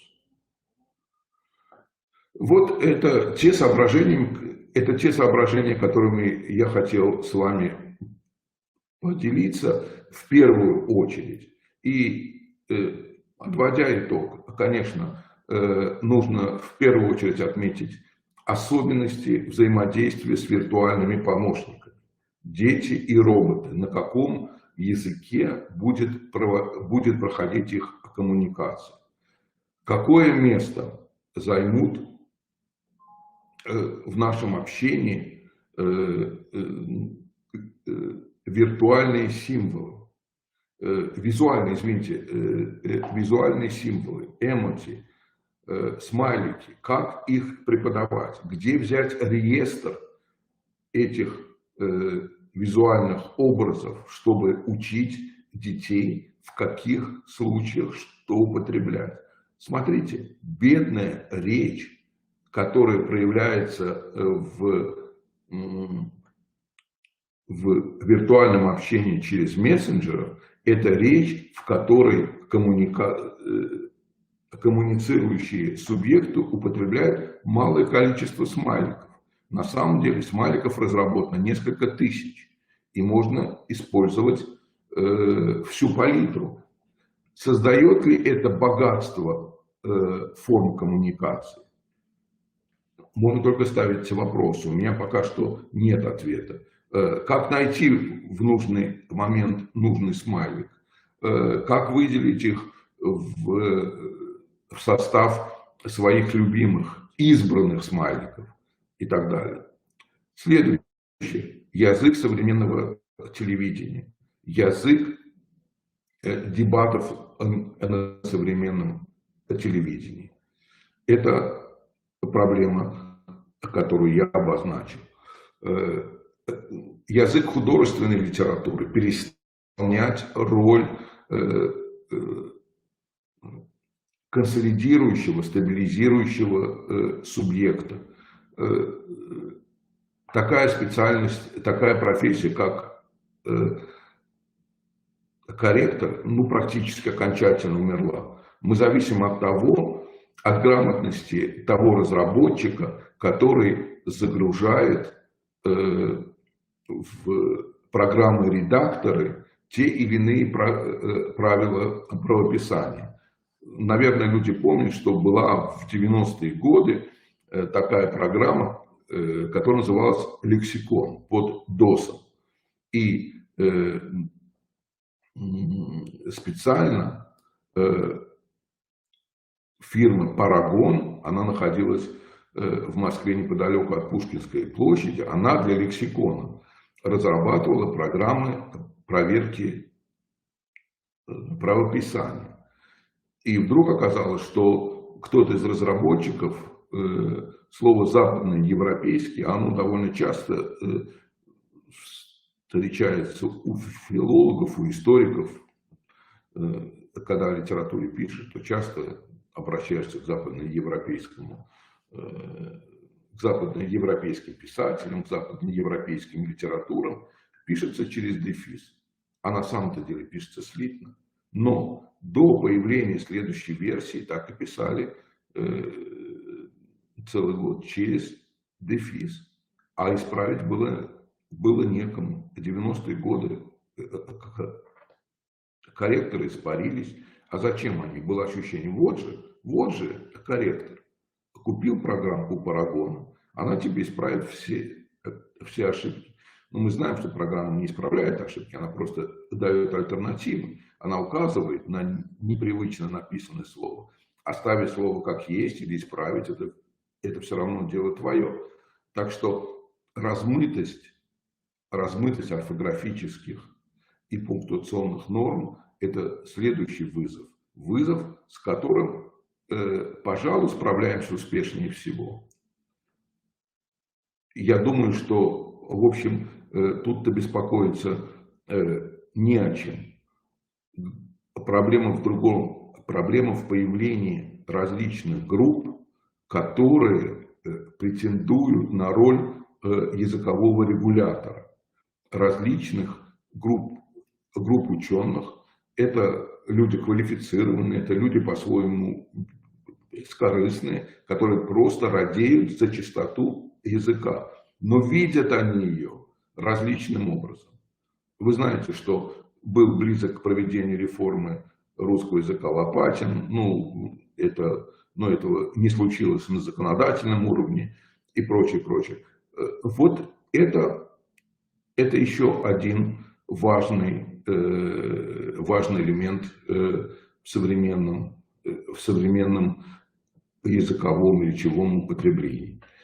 И, наконец, сфера развлечения, которая пока еще, как я понимаю, не подвергалась достаточно глубокому языковому исследованию. Нужно исследовать язык компьютерных игр, и, конечно, рекомендации на этот счет были бы очень важны и ученикам, и разработчикам компьютерных игр. Мы не понимаем, как происходит, кто пишет и как пишут диалоги компьютерных игр, как они переводятся просто через встроенные переводчики или после некоторой обработки вербального слоя компьютерной игры. Это следующий вопрос. И, конечно, сфера развлечений. Это, собственно, кто пришел на смену Высоцкому. Высоцкий был национальным певцом, а Окуджава тоже был национальным певцом. И они жили в одно время. Окуджава жил дольше. И, конечно же, они показали два различных слоя разговорного языка. Более интеллигентно это все звучало у Окуджавы. И то, что потом стало основой для стиля шансона, было у Высоцкого. Повлияло ли это на речь образованных людей? Почему я говорю речь образованных людей? Потому что именно речь образованных людей, задумывающихся над своей речью, и является близкой к стабилизирующей норме. Но кто их заменил? На чью речь мы сейчас можем опираться? Можно смотреть как на речь вполне близкую к нормативной. Это следующий вопрос. Пока что я таких людей и таких, что ли, национальных певцов не вижу. Вот это те соображения, которыми я хотел с вами поделиться. У меня очень мало ответов, но у меня множество вопросов, которые я старался задать и поставить. И я думаю, что если мы будем искать ответы хотя бы на некоторые из этих вопросов, мы приблизимся к пониманию тех процессов, которые идут очень быстро в современной языковой коммуникации. Я готов ответить на ваши вопросы и благодарю вас за внимание к своему выступлению.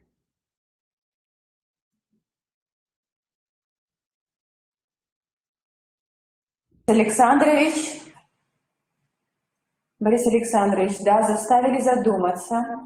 Очень важное выступление. Я думаю, что нашему профессиональному сообществу, которое, с одной стороны, готово включать какие-то уже конкретные рекомендации, а в вашем выступлении именно обозначена проблематика.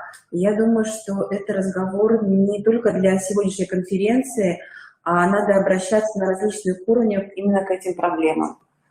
И здесь мы понимаем, что эти вопросы не только к педагогическому сообществу, а, наверное, их надо решать и на различных уровнях государственной поддержки в области русского языка, потому что действительно, да, те проблемы, которые касаются государственной политики, как она формируется, каким образом сегодня именно здесь... И есть ли она, и формируется?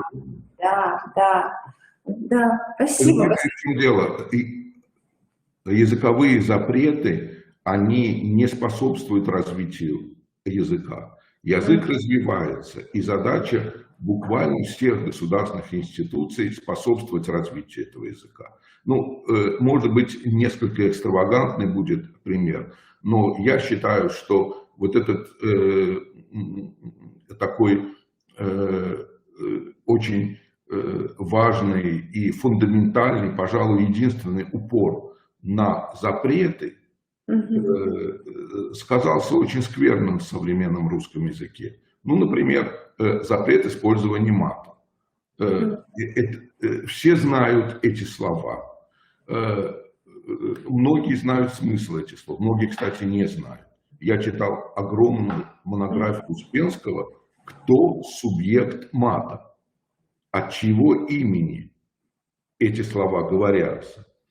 Вот. Это нужно изучать. Все слова эти знают. Это не значит, что мы их каждый день говорим, да еще и в наших профессиональных аудиториях. Нет, но надо изучать. Это очень распространенный, скажем, элемент сленга. Его нужно изучать, потому что он очень распространенный. Он обыгрывается, на нем строится чувство юмора, он влияет на сознание современного человека. Что от того, что его запретили? Мы перестали знать эти слова? Нет.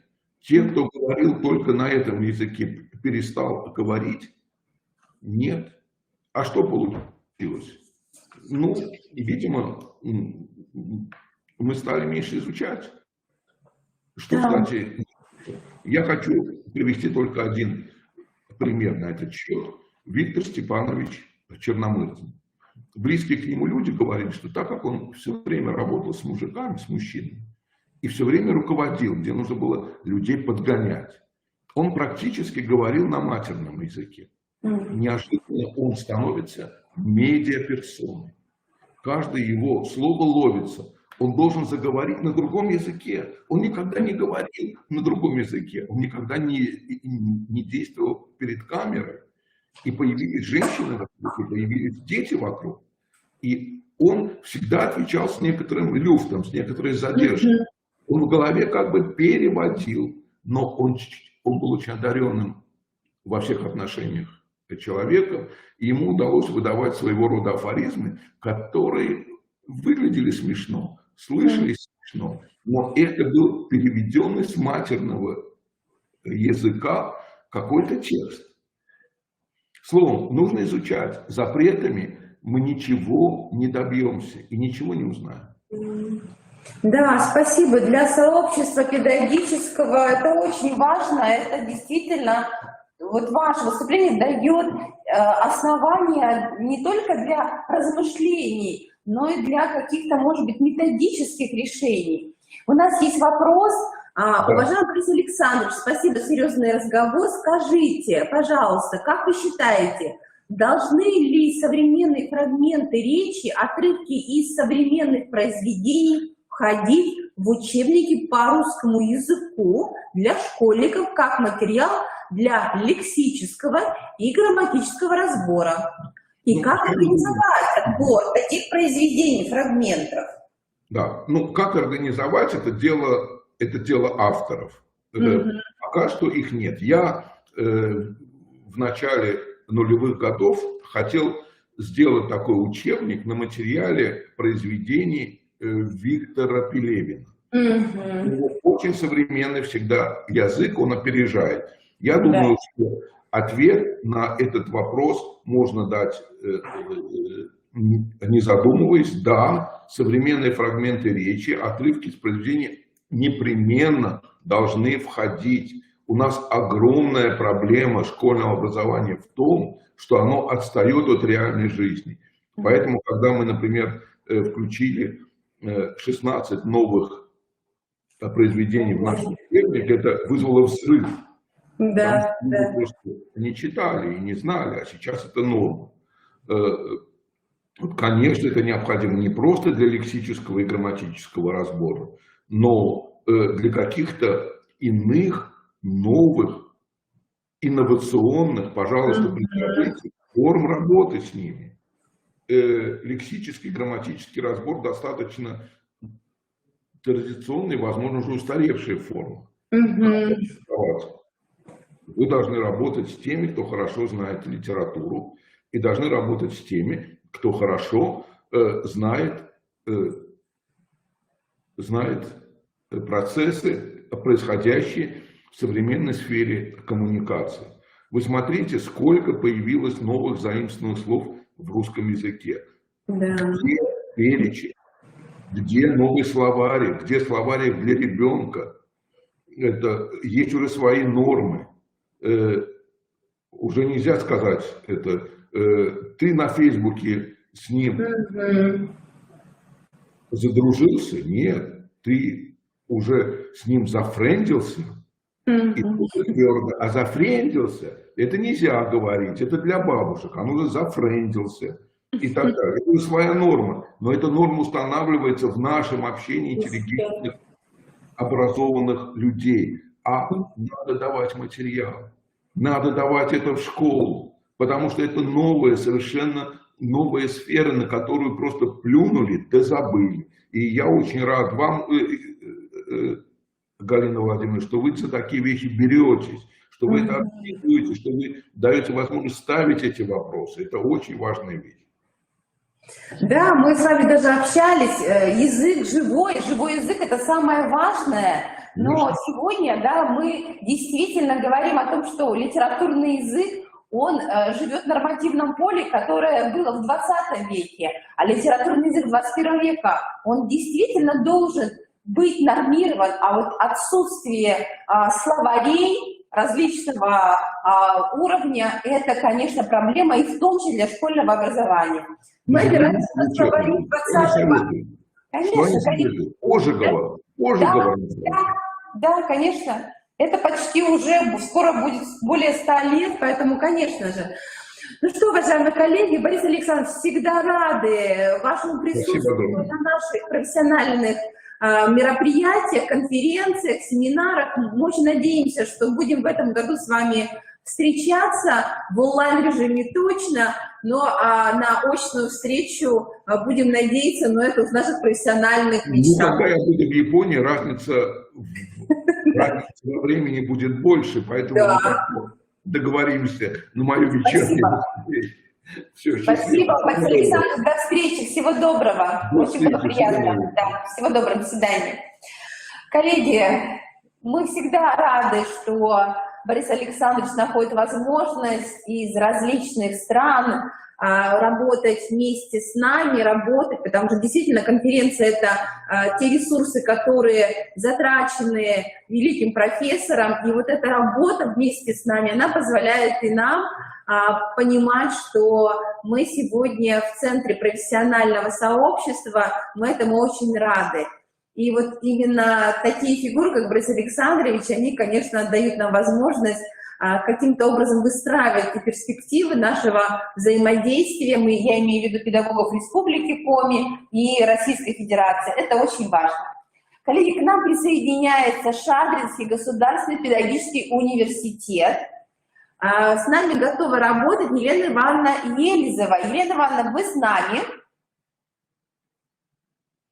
Елена Ивановна сегодня была очень в активном образовательном процессе, и мы очень рады, что вы нашли возможность подключиться к нашей онлайн-конференции.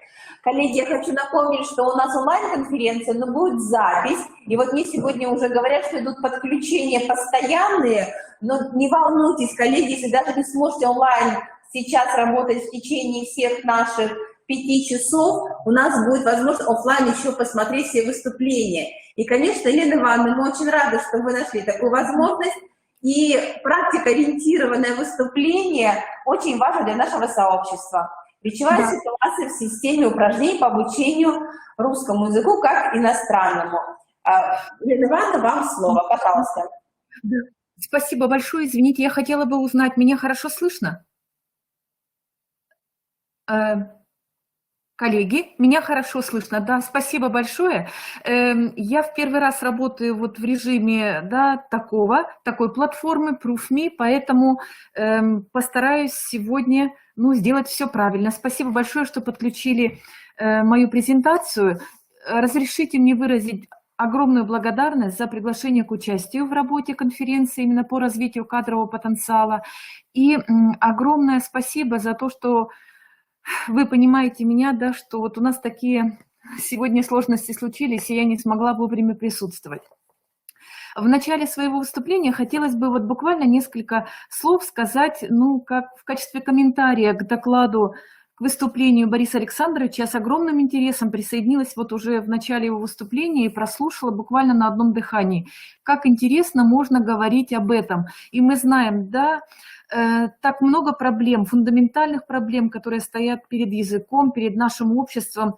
И большой вызов действительно для нас, для всей нашей страны, как мы сможем с этим справиться, как мы можем это регулировать. Действительно, каждое поколение приносит свои какие-то изменения в язык. И сегодня уже неоднократно, наверное, да, тоже подчеркивалось, что язык действительно организм, и мы его меняем. Как мы его меняем, что мы в нем меняем, и что получат через десятки лет наши потомки, будем в ответственность нести мы.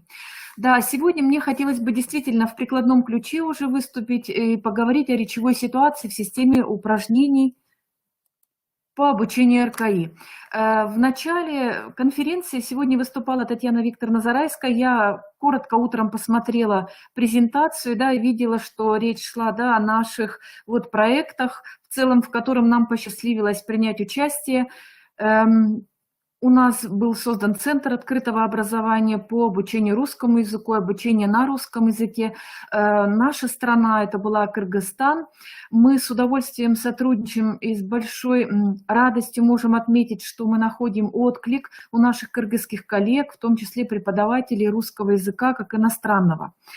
На базе центра был создан клуб, И вот скорее тема сегодняшнего выступления навеяна была как нашим проектом, так и предшествующая работа в рамках нашего проекта о том, что такое речевая ситуация и как с этим быть и как ее использовать в целях методики преподавания русского языка. На слайде вы видите несколько определений, данных нашими известными учеными. Нужно сказать, что, например, вот второе определение, данное Алексеем Алексеевичем Леонтьевым, речевая ситуация – это совокупность как речевых, так и неречевых условий, необходимых и достаточных для осуществления речевого действия по намеченному плану, конечно же, подразумевает учебный процесс.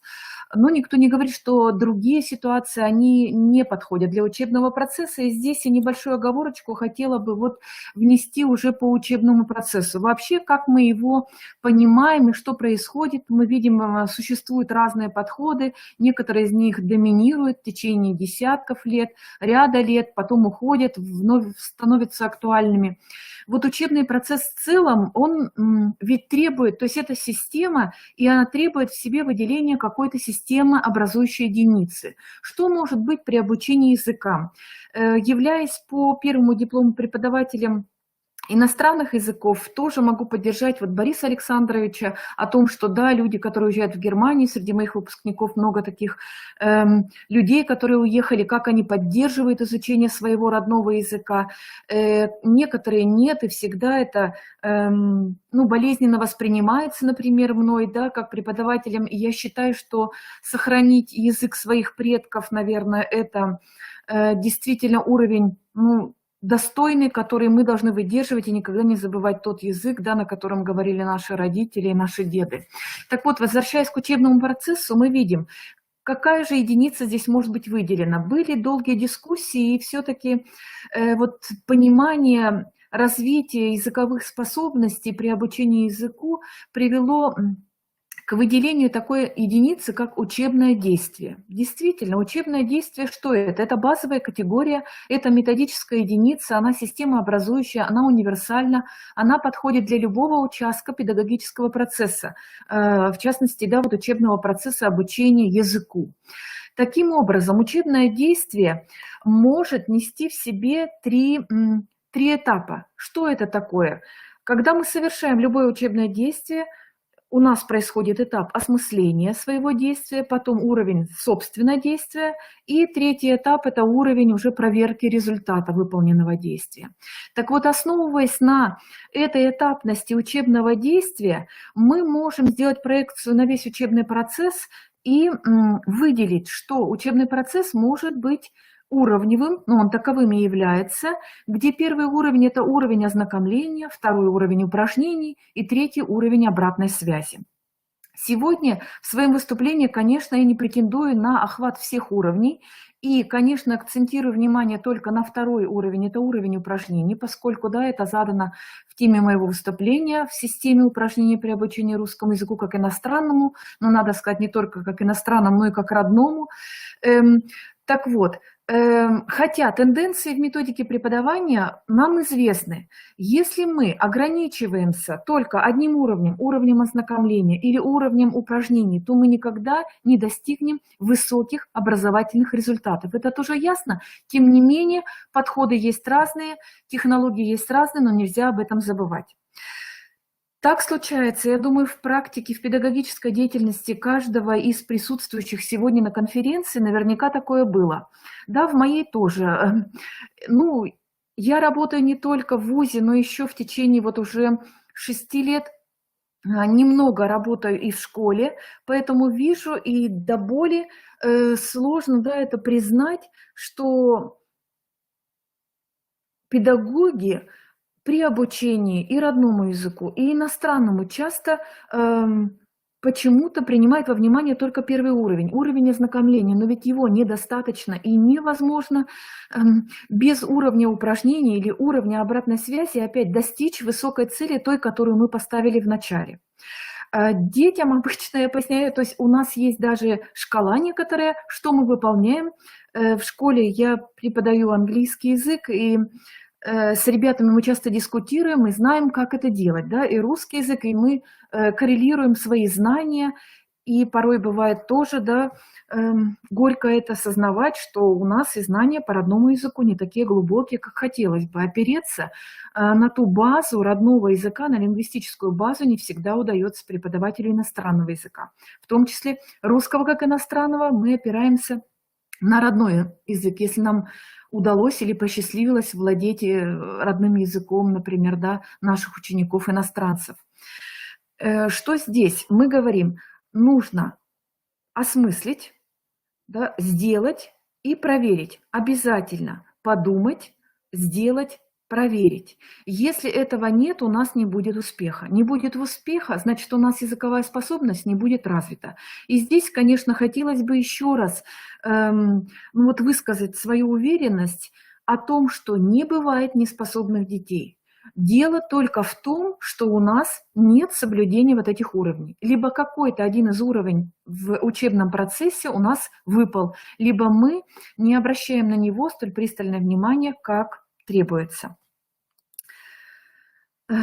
Дальше. Хотелось бы поговорить и вот о сущности, да, этих противоречивых подходов, которые, с одной стороны, нас обращают, да, на то, что есть какая-то реальность, разнообразная реальность, явления и предметы, которые находятся в определенных отношениях и образуют различные положения, то есть ситуации.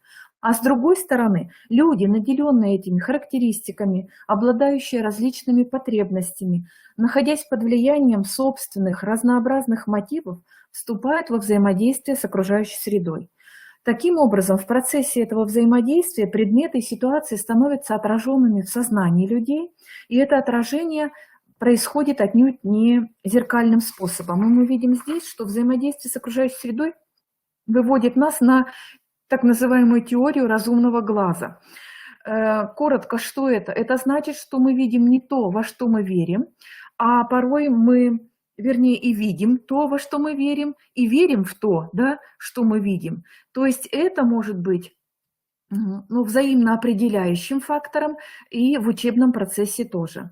Исследования психологов убедительно доказали тесную взаимосвязь восприятия реального мира той или иной ситуации от мотивов, потребностей и установок субъекта.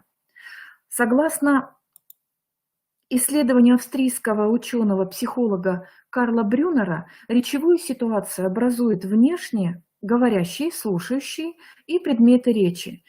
И также здесь большую роль играет вот внешняя ситуация и внутренняя психологическая ситуация. Хотелось бы остановиться на внутренней ситуации, поскольку она предстает как многомерная совокупность первично, вторично, третично и так далее отраженных субъектов, обстоятельств, возникает в процессе взаимодействия субъекта со средой, то есть в процессе деятельности.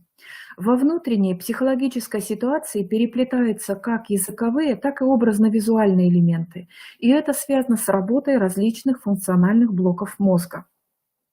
И мы понимаем, что вот этой внутренней психологической ситуации еще очень далеко до речи, поскольку речь, здесь скорее, если это не патология, да, то громкая речь, ведь она возникает всегда только при взаимодействии одного человека с другим человеком или с другими лицами. И в историческом плане, ведь речь тоже возникла как способ взаимодействия людей, да, одного человека с другими в процессе деятельности.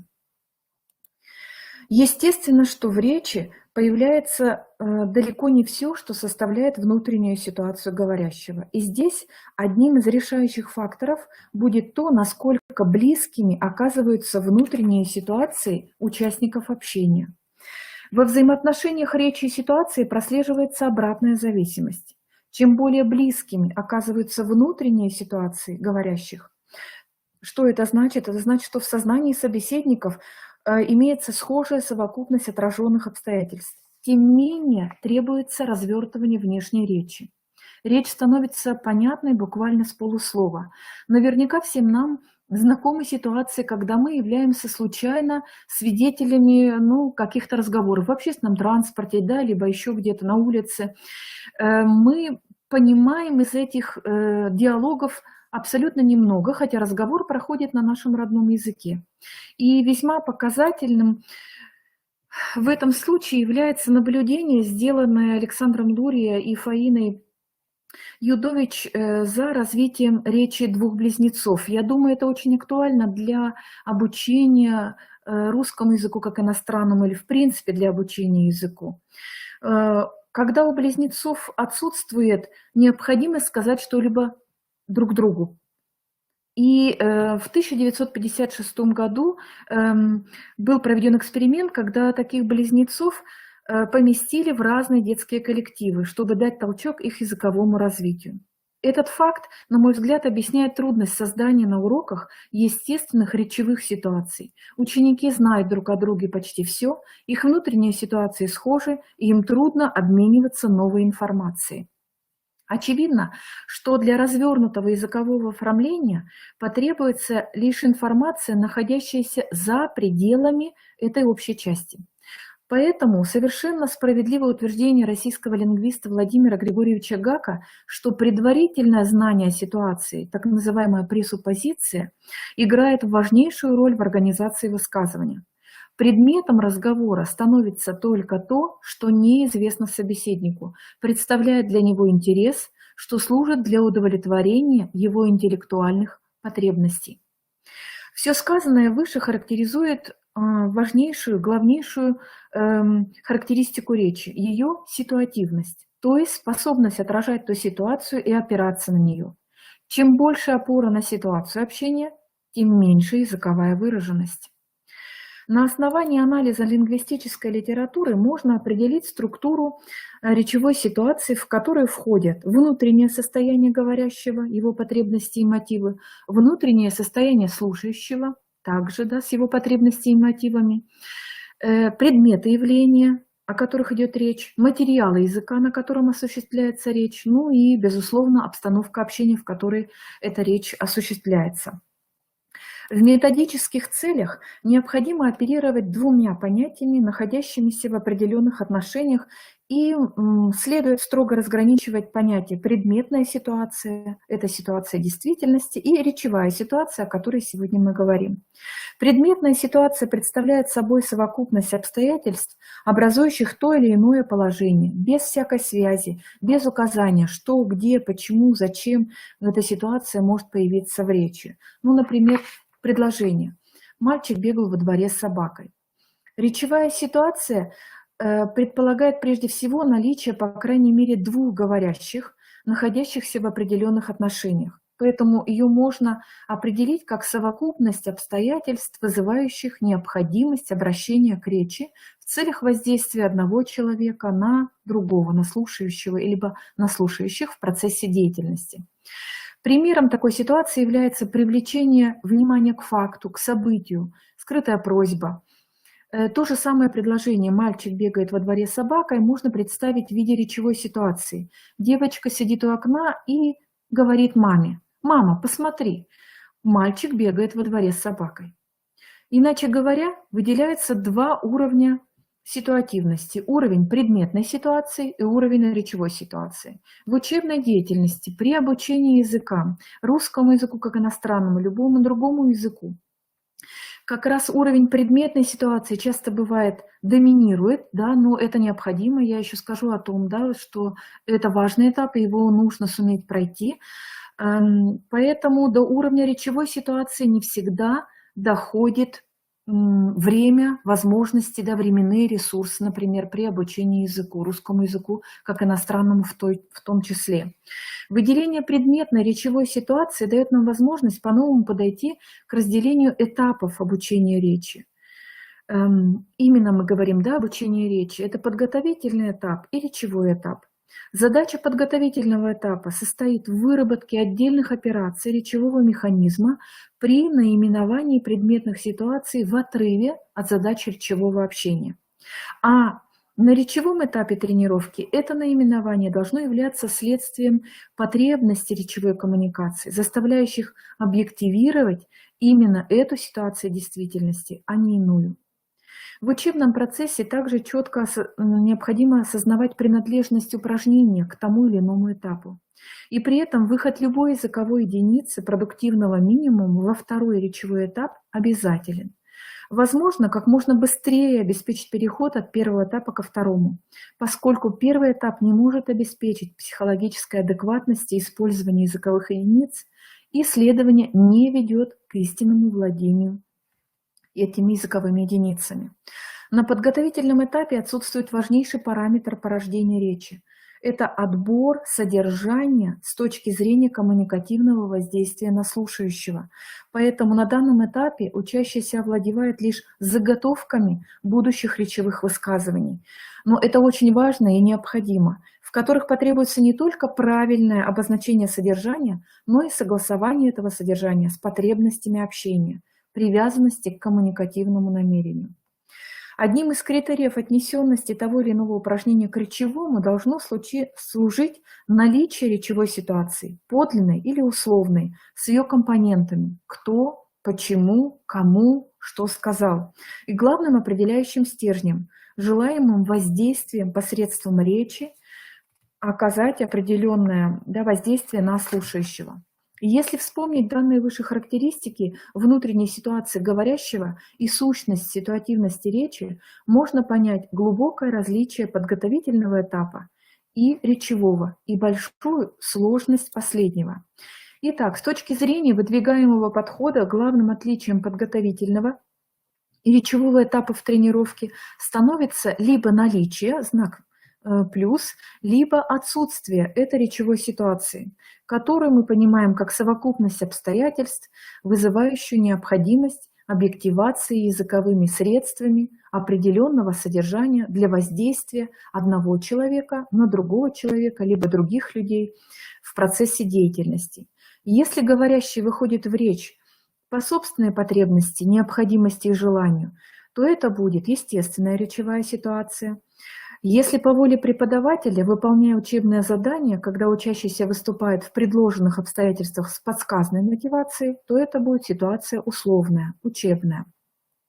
Естественно, что речевые ситуации, которые могут и должны возникать в аудитории, в наибольшей степени обеспечивают употребление языковых единиц в условиях, адекватных реальному процессу порождения речи.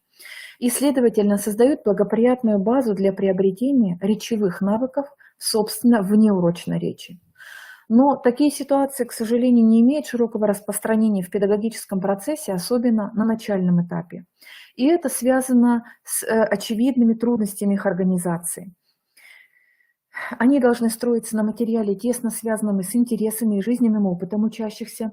Сразу вспоминается эпизод, когда впервые вводили в пилотных регионах, и мы участвовали там, ЕГЭ, и ЕГЭ проводилось по иностранному языку, я присутствовала на нем в качестве наблюдателя, и наблюдала, следила за детьми, которые сдавали государственный экзамен, а тема у них была равноправие женщин в современном обществе, и на иностранном языке это было очень сложно для детей высказать. И все они использовали заранее заготовленные фразы: какие у мамы красивые глаза, длинные ресницы и какая у нее прическа. Ни о каком равноправии речь в выступлении не шла. То есть вот мы говорим, да, о соответствии, да, задаваемых требований в учебниках с интересами и жизненным опытом учащихся, с тем, что необходимо будить у них потребность высказаться, вступить в разговор, рассказать о себе. И главное, должны быть обеспечены усвоенным языковым материалом. Опять же, это очень сложно сделать на начальном этапе обучения. Кроме того, их трудно повторить без нарушения их естественности. В создании естественных речевых ситуаций чрезвычайно велика роль преподавателя. От профессионального мастерства педагога зависит превращение и переход учебной ситуации в естественную, когда учащийся чувствует в преподавателе и других учениках внимательных и заинтересованных случаях.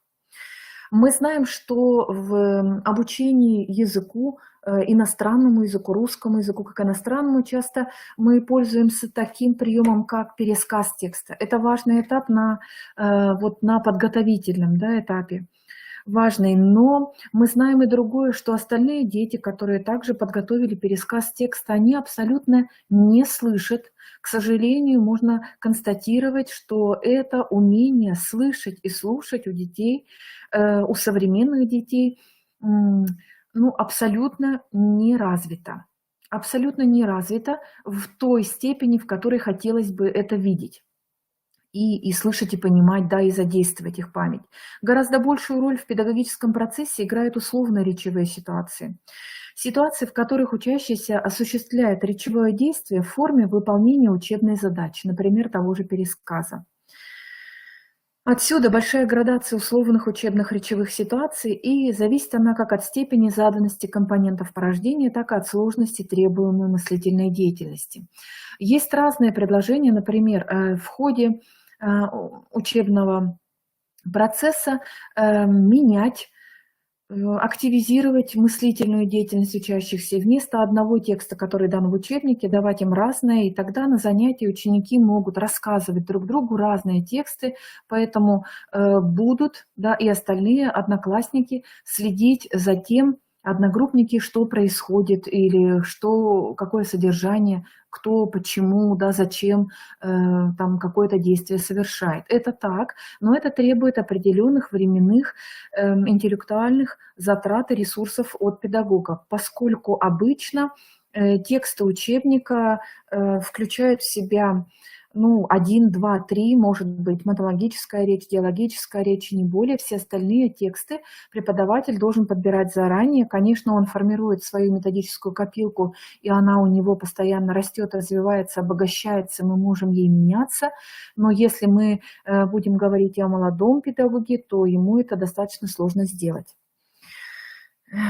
В учебном же процессе приходится на какое-то время отказываться от речевой ситуации, сосредоточив внимание на одном из ее главных аспектов – обучении лексико-грамматическим средствам языка, обучении способности оформлять то или иное содержание, жестко детерминированное грамматическими категориями изучаемого языка, новыми языковыми формами. Носитель языка, объективируя ситуацию жизни, вырабатывает в себе схему типичной ситуации употребления того или иного знака, структуры знаков. Грамматические категории, в общем, и служат выразителем такой типичной ситуации. Методическая задача в этом случае заключается в предоставлении учащимся возможности языкового оформления ситуации действительности, ее наименования с тем, чтобы выработать вот эту лексико-грамматическую решетку, через которую носитель языка пропускает требуемое содержание. Таким образом, главная цель подготовительного этапа – научить смотреть на действительность глазами носителей языка, соотносить важные с точки зрения носителя языка черты ситуации с высказыванием, с использованием определенных языковых знаков, поскольку членение действительности в разных языках происходит по-разному. Разделив процесс обучения на два этапа, мы менее всего намереваемся отчетливо поделить учебное время на подготовительные речевые этапы, а понимаем, что это условное явление, так как тренироваться в условиях речевой ситуации необходимо с самого начала изучения языка. И мы уверены, что нельзя откладывать введение в процесс обучения речевых ситуаций до накопления достаточного запаса языковых средств. Самый элементарный пример. Когда мы на первых занятиях обучения иностранному языку предлагаем нашим обучающимся поговорить друг с другом, представиться, спросить, где вы живете, как тебя зовут, кто ты. Вот это уже и есть речевая ситуация, когда мы ставим наших обучающихся в ситуацию диалога, когда им нужно пройти по кругу, либо когда мы образуем два круга, внешний и внутренний. И уже, да, это будет заданная мотивация, но она переходит в естественную, когда еще есть определенного рода задания. Это все, конечно, зависит уже от, это искусство, которое формирует в себе каждый преподаватель языка. Спасибо большое за внимание. Я постаралась уложиться во времени, либо я очень задержала. Буду рада ответить на вопросы.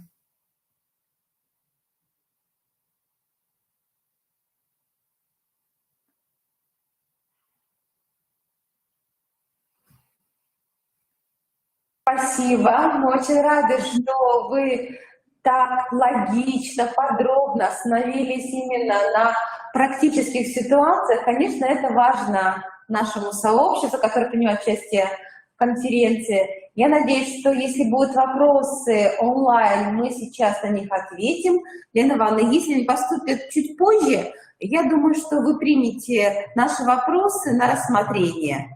Хорошо, спасибо вам большое еще раз. Спасибо, Лена, спасибо, что смогли с нами поработать. Уважаемые коллеги, мы переключаемся на работу с нашими международными коллегами.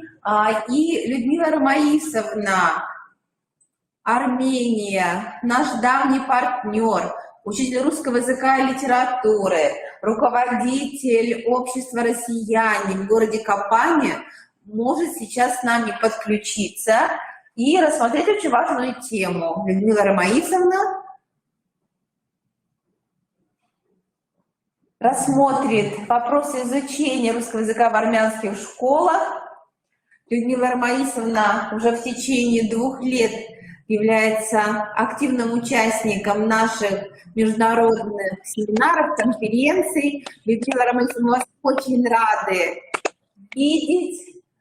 Спасибо вам большое. Всегда желаем вам мирного неба, здоровья, прекрасного самочувствия. Мы знаем, что сейчас у вас более спокойная ситуация, и, конечно, я думаю, что в этот солнечный день мы вас приветствуем из Республики Коми. Ну а самое главное, что у нас сегодня такое сообщество, которое очень многоликое. Это коллеги из Москвы, из Перми, из города Шадринск, и коллеги из Узбекистана, вот, из Киргизии. Поэтому нам очень важно, чтобы вы приняли участие в нашей конференции со своим выступлением. Большое спасибо, Галина Владимировна. Я приветствую всех вас, и организаторов, и участников, и коллег. Даже вот я прослушала лекции, я немножко позже к вам подключилась. Я даже не знаю, после таких великолепных выступлений, мое выступление, ну как скорректировать, будет ли интересно. Но вот буквально я прослушала, мне очень понравилось тоже. Все выступающие прекрасно выступают, но вот тема, именно затронутая Борисом Александровичем, очень для нас тоже важна, потому что я считаю, что корректоры, они на самом деле нужны, и особенно нужны именно тем, кто находится вне России, кто проживает вне России, кто изучает русский язык как иностранный язык. И ведь наши дети, они же тоже смотрят передачи, ток-шоу, программы. То есть они находятся вне языковой среды, русской языковой среды. И это очень важно, слушать правильную речь, грамотную и правильную речь. И большое спасибо всем выступающим. Мое выступление, наверное, это не научный доклад, а, наверное, такая беседа, может быть, информационное какое-то послание всем вам о том, как вообще в Армении, кстати, у меня почему-то в профиле, я посмотрела, написано Австрия, я из Австрии. Конечно, мне бы захотелось бы побывать в Австрии, но я люблю Армению, я обязательно считаю, что моя родина все-таки Армения, и там просто вот в этой строчке написано Австрия. Но это не так, Армения. Значит, роль и место русского языка в любой мононациональной среде всегда определяется не только этническими, но и социальными и культурологическими факторами, а также политическим дискурсом. И Армения не является исключением. Армения – страна, в которой в силу сложившихся исторических и геополитических условий русский язык всегда играл и играет важную роль в жизни армянского народа. Русская культура – неотъемлемая часть духовной жизни образованного любого армянина, а русский – самый распространенный язык общения после армянского. Я вот недавно нашла данные, они немножко, конечно, устаревшие, наверное, они опубликованы были года 2-3 назад, но вот количество учителей-русистов у нас составляет 51%, учителя английского языка это 30%, французского 10%, немецкого 9%. Русский язык имеет у нас статус иностранного, но он отличается от других языков тем, что он обязателен. У нас со 2 класса изучают русский язык, обязательно в школах. Тогда, когда английский язык, это уже идет какая школа что выберет. Английский, французский и немецкий, он уже внедряется с 3 класса. В вузах русский язык является обязательным как минимум на 1 и 2 курсах. Владение русским языком введено в качестве дополнительного критерия при приеме студентов на ряд неспециальных факультетов, например, экономических и международных отношений. Вообще традиция общения на русском языке у армян начала активно формироваться с XIX века, когда предприниматель Иван Лазарев основал в Москве Лазаревский институт восточных языков. Совместное обучение армян и русских в одном институте, действующем в Центре русской культуры, рассматривалось учредителями института как исключительно полезное гражданское начинание в воспитании и приобщении молодого поколения к русской и европейской культуре. Я вам скажу, что я не только учитель русского языка и литературы, но я еще и председатель общественной организации, которая находится на самом юге Армении, в Сюникской области. Это выход на Иран, это граница с Нахичеванью. И мы действуем на основании устава, а общественная организация у нас существует уже более 30 лет. Самое важное для нашей организации – это продвижение русского языка, русской истории, русской культуры, русской литературы. И вообще официально в Сюнике русские появились в начале 20 века, так как у нас 2 огромных комбината. Это медномолибденовый Каджаранский комбинат и горнообогатительный Капанский комбинат. И нужны были специализированные кадры. Специалисты со всего СССР приезжали сюда к нам, и многие у нас остались. Так что российских соотечественников и русскоговорящих у нас, в принципе, в нашем регионе очень много. Что касается, вообще в последние годы наблюдаются вот и другие положительные явления в нашей языковой среде. Это, например, проводятся межвузовские республиканские конференции, посвященные теории и методике преподавания русского языка и иностранных языков. И, кстати, рабочим языком преимущественно у нас русский бывает. Ежегодно проводятся республиканские олимпиады по русскому языку. И, кстати, 22 марта прошел тур олимпиады республиканские. И, к моей радости, одна из моих учениц получила почетную похвальную грамоту за участие и за набранные баллы. Потом проводятся на конкурсной основе, создаются и проводятся презентации разных учебников на русском языке и учебных пособий. Проблемы, конечно же, есть. Проблема у нас состоит в том, что вот эти очень много учителей, которые недавно оканчивают вузы, они начинают работать в школе, и им обязательно, на мой взгляд, нужны курсы повышения квалификации. 2 года назад, Галина Владимировна, вы у нас были, вы видели, как эти курсы вызвали огромный ажиотаж, сколько участников было.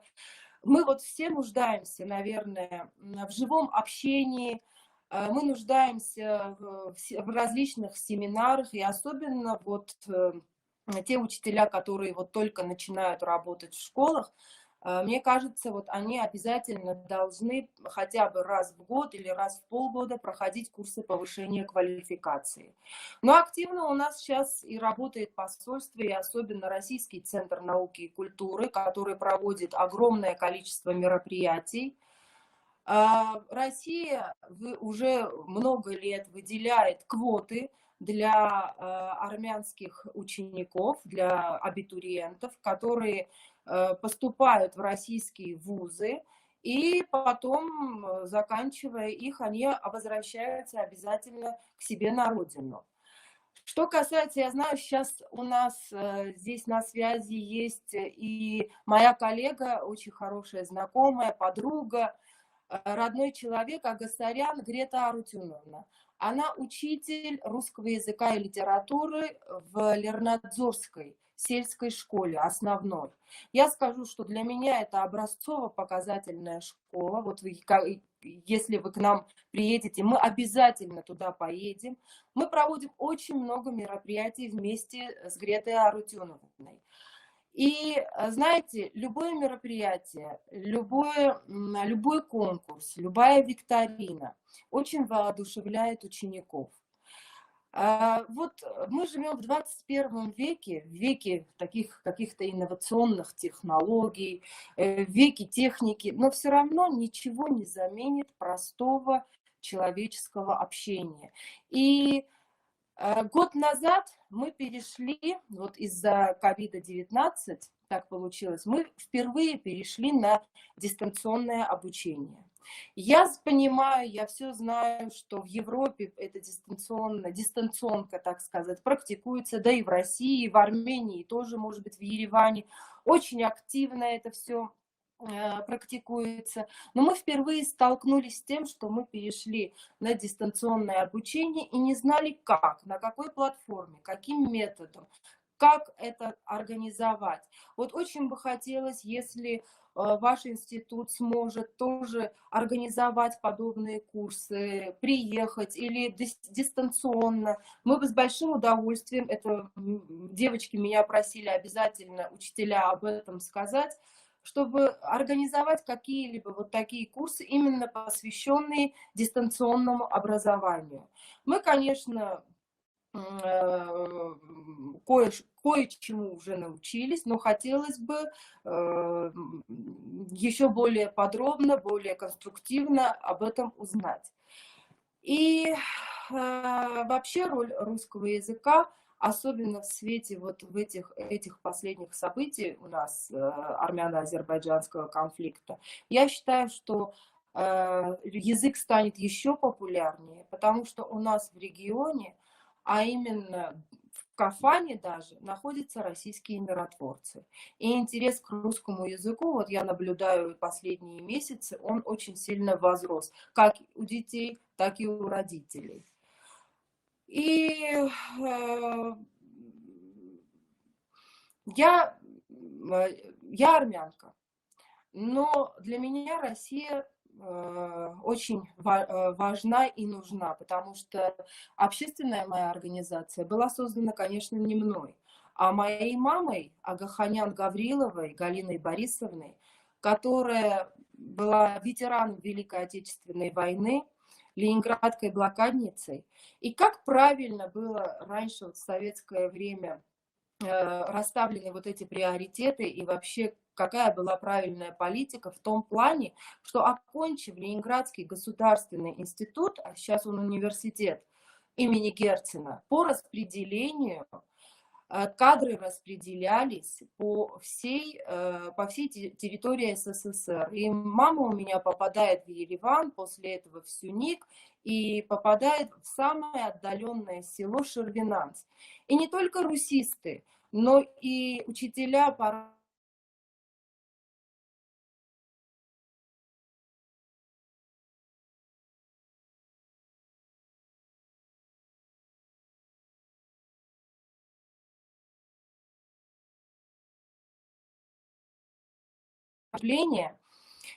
Тема, конечно, она интересная. Я надеюсь, вы меня пригласите на следующую конференцию. И я уже, может быть, подробно вам скажу, какие продвижения у нас есть в этом плане.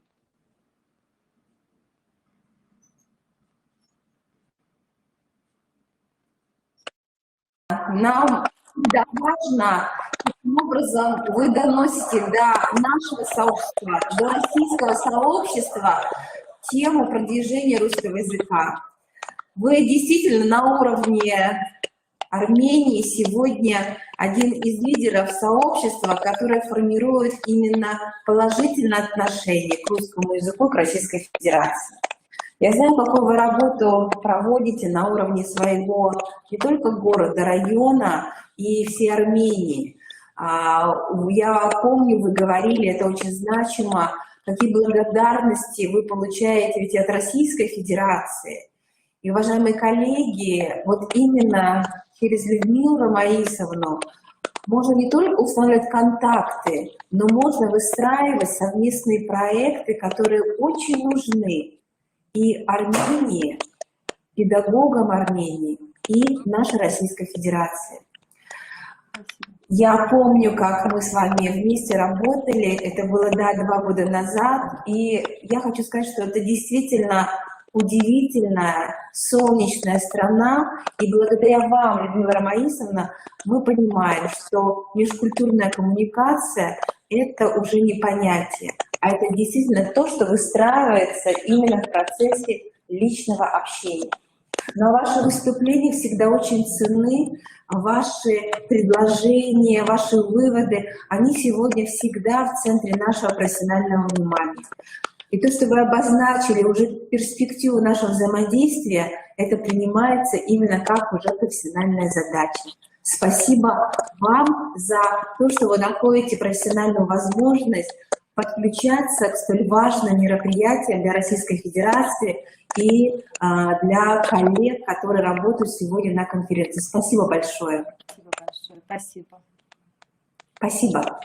Уважаемые коллеги, мы рады, что Людмила Ромаисовна сегодня была с нами. Мы уже не первый раз работаем вместе на конференциях, и действительно я вижу слова благодарности в адрес Людмилы Ромаисовны. И я еще раз прошу слова благодарности, уважаемые коллеги, если возможно, и в чате, и далее мы будем, конечно, выстраивать наше взаимодействие. Вот я вижу коллегу, да, из Армении, я помню, что мы общались с Гретой Рутюновной, поэтому, уважаемые коллеги, это очень важно, что вы сегодня вместе с нами работаете на конференции. Спасибо большое, и, конечно, вот именно такие выступления, они еще раз позволяют нам сегодня осознать, что наши проекты, они не завершаются, они должны иметь продолжение, и я буду на это надеяться, и все коллеги, я думаю, что к этому присоединяются. Спасибо, коллеги. Уважаемые коллеги, мы продолжаем, и у нас есть подключение из Узбекистана. К сожалению, в онлайн-режиме не смогли с нами выйти сейчас, но мы имеем видеообращение по очень интересной теме для Узбекистана «Смысловое чтение как основа функциональной грамотности». Эту тему мы рассматривали с коллегами на одном из семинаров, и наша коллега из Андижанского областного территориального центра переподготовки и повышения квалификации сегодня вам представит профессиональное выступление на эту тему. Коллеги, мы подключаем. Здравствуйте, уважаемые коллеги. Вас приветствует Узбекистан. Приветствую всех участников международного семинара. Наш кейс посвящен рассмотрению понятия смыслового чтения как основы функциональной грамотности. Что же такое смысловое чтение? Это такое качество чтения, при котором достигается понимание информационной, смысловой и идейной сторон произведения. Целью смыслового чтения является максимально точное и полное понятие содержания текста, понимание всех деталей и практическое осмысление извлеченной информации. Это внимательное вчитывание и проникновение в смысл с помощью анализа текста. При этом очень важным является действительно вдумчивое чтение, когда у читателя обязательно должно работать воображение, он может активно взаимодействовать со своими внутренними образами. Здесь осуществляется самоустановка читателя на взаимосвязь с самим собой, с текстом и окружающим миром. Смысловое чтение очень важно для детей, поскольку когда ребенок владеет смысловым чтением, то у него происходит развитие не только устной, но уже в дальнейшем, как следующая очень важная ступень, развивается и речь письменная. Для осуществления смыслового чтения необходима познавательная деятельность. Ведь для того, чтобы чтение было смысловым, учащимся необходимо точно и полно понимать содержание текста, составлять систему образов, осмысливать получаемую информацию, то есть, как я уже сказала, осуществлять познавательную деятельность. Можно перечислить множество способов организации познавательной деятельности, которые способствуют развитию навыка смыслового чтения, таких как моделирование, работа с рисунком, проблемно-поисковый способ, проведение дискуссий, обсуждения, работа в сотрудничестве и так далее. Смысловое чтение отличается от любого другого чтения, ну, например, от ознакомительного, тем, что при смысловом виде чтения происходят процессы определения личностно-смысловой ориентации. То есть осуществляется процесс интерпретации, наделения каким-то определенным смыслом, либо постижения читателем идеи. Какие же уровни понимания текста мы с вами можем рассмотреть? Вот понимание здесь включает в себя скорость чтения, правильность чтения, уровень психического развития. И уже приняв это все, в ответ мы можем получить качество составления плана, развитие словаря, сформулированность тезауруса, уровень мотивации и в итоге качество знаний, умений и навыков учащихся. Для смыслового понимания недостаточно просто прочесть текст.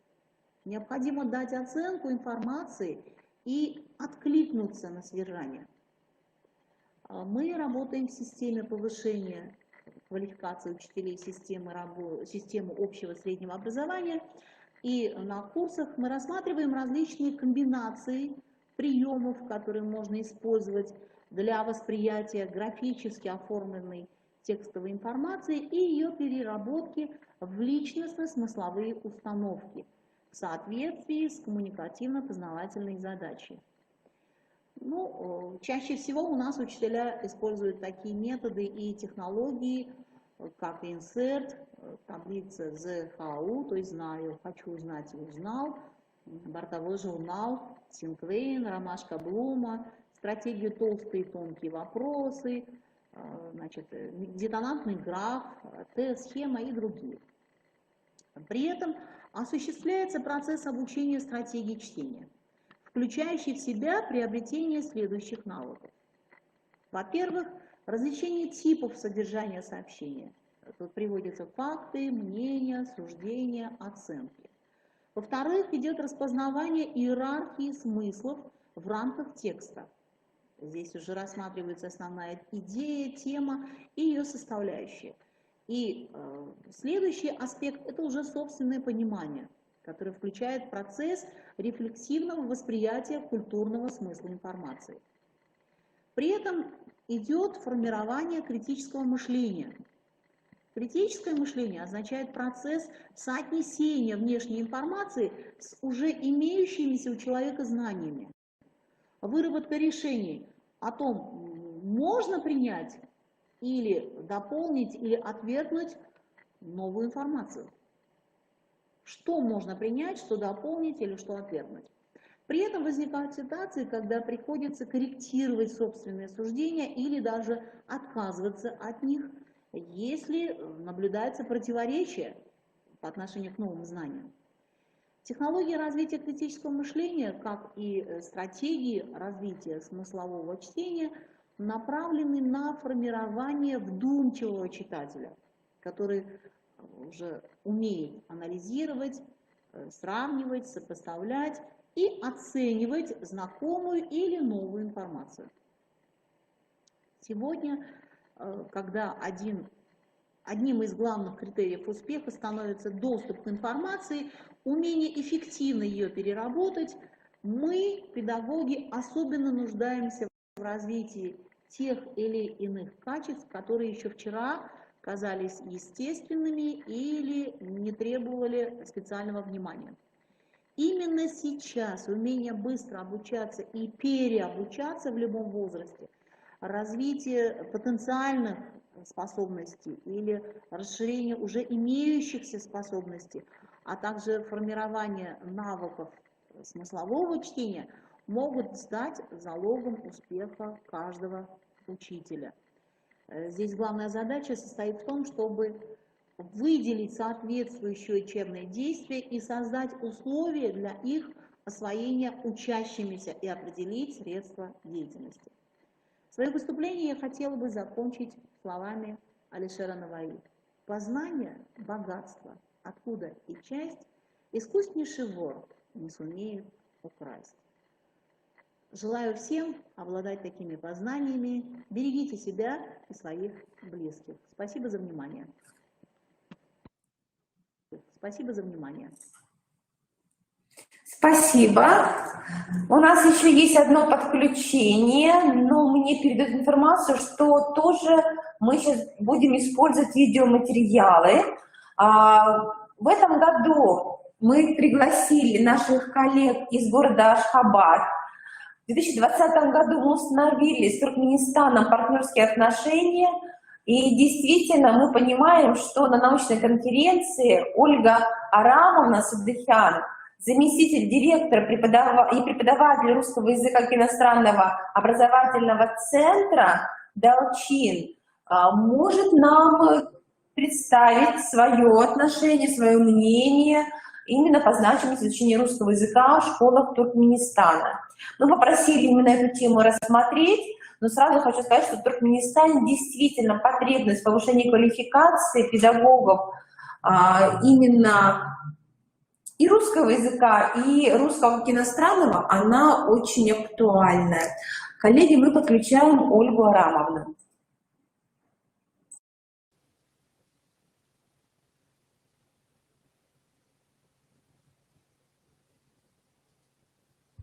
Здравствуйте, дорогие друзья и уважаемые коллеги.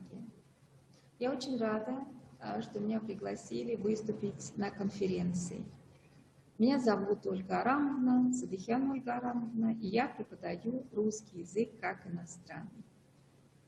С большим удовольствием прошла онлайн-курсы, которые вы проводило ваше объединение для учителей, для повышения квалификации. Почерпнула много нового, много интересного. Я очень давно преподаю русский язык, уже более 25 лет. Преподавала его в школе, сейчас преподаю его в образовательном центре. И, соответственно, сейчас это русский язык как иностранный, то есть РКИ. То, что у нас называется такой аббревиатурой, да, у всех учителей русского языка. Но что я хочу сказать? Я хочу сказать, что у нас в Туркменистане и раньше очень хорошо был поставлен русский язык на должной основе. И сейчас продолжается и не утрачен интерес к изучению русского языка. А с точки зрения того, что бы мне хотелось, как преподавателю, то, возможно, чего-то я не знаю, хотя всегда стараюсь быть в курсе всех новинок и всего, что издается, но в нашем меняющемся мире это совершенно невозможно. И поэтому мне бы хотелось, чтобы было больше книг для детей, для тинейджеров, книг, что называется, скажем так, сегодняшнего времени, продвинутых книг, с айтулсами. Потому что вот мои коллеги-англичане, они, конечно, имеют очень хороший запас, и поэтому у них очень интересно, может быть, даже более интересно проходят уроки, потому что разработанные Кембриджем учебники позволяют им использовать айтулсы, то есть у них все это в интерактивной форме, игры, песни, все это работает не просто на диске, который прикладывается к учебнику, а именно онлайн. Учитель имеет возможность такую, когда он дает этот материал, когда он его объясняет, сразу демонстрировать то, что он делает. И, конечно, в такой форме детям, да и даже взрослым, чего ж греха таить, всегда интереснее учиться. Поэтому мне бы хотелось, чтобы было побольше разработано учебников такого формата. Я знаю, я прослушивала еще курсы Пушкинского института по РКИ в этом году, мне посчастливилось это получить, такую квалификацию, повышение параллельно с вашим институтом. И вот там говорили об учебнике, который называется «Привет, Россия». Он напоминает чем-то учебники, разработанные для изучающих английский язык, он приближен. Но, к сожалению, это пока один учебник, о котором я слышала, и мне так и не удалось его нигде не купить, не скачать. В общем, это оказалось небольшой проблемой. Вот мои пожелания, и всем вам, конечно, успеха и радости, и здоровья в наше нелегкое время. Мы все понимаем, что это очень важно. И побыстрее, конечно, вернуться к нормальному режиму работы. Всем вернуться в офлайн, а онлайн оставить для необходимых случаев или как хобби. Желаю всем успеха, всего хорошего и удачи. Всего хорошего и удачи. Спасибо. Мы понимаем, что действительно партнерские отношения с Туркменистаном важны не только для нас, как для института, но для сообщества, которое сформировано на уровне Российской Федерации. Мы благодарим вас за то, что вы нашли возможность и записали видеовыступление. Это тоже, уважаемые коллеги, очень важно. Итак, вторая международная научно-практическая конференция подходит к завершению. Мы сегодня размышляли о модели развития кадрового потенциала по вопросам изучения русского языка. В нашей студии присутствуют наши коллеги-организаторы данной конференции, Светлана Семеновна Мусанова и Галина Китайгородская. Мы очень рады, что действительно конференция состоялась в онлайн-режиме. Коллеги, у нас еще есть материалы, которые были направлены нам только как электронные, поэтому мы надеемся, что у нас получится очень достойный сборник всех выступлений, которые мы, коллеги, сегодня слышали в рамках онлайн-конференции. Да, русский язык в современных условиях имеет огромное значение не только для Российской Федерации, для всех стран, для мировой цивилизации. И, конечно, мы сегодня еще раз осознали, что русский язык — это один из мировых языков. И, конечно же, важнейший инструмент познания другими народами гуманистических ценностей российской культуры. Мы понимаем, что Российская Федерация заинтересована в создании эффективной системы привлечения внимания общественности к русскому языку, в развитии условий для его изучения и для повышения квалификации педагогов. Поэтому, конечно, все проекты, которые сегодня были представлены, все выступления, в которых обозначены и проекты, которые реализуются на уровне наших зарубежных партнеров, они направлены прежде всего на сохранение статуса русского языка как языка межгосударственного и межнационального общения. Поэтому поддержка русского языка в целях сохранения этнокультурной и языковой идентичности наших соотечественников — это важная профессиональная задача. Мы понимаем, что расширяется граница применения русского языка в мире. И сегодня были представлены выступления, в которых рассматривалось, каким образом уже в странах Азии формируется положительный образ нашей страны, повышается международный авторитет. И действительно мы уже для себя понимаем, что третья конференция, она состоится.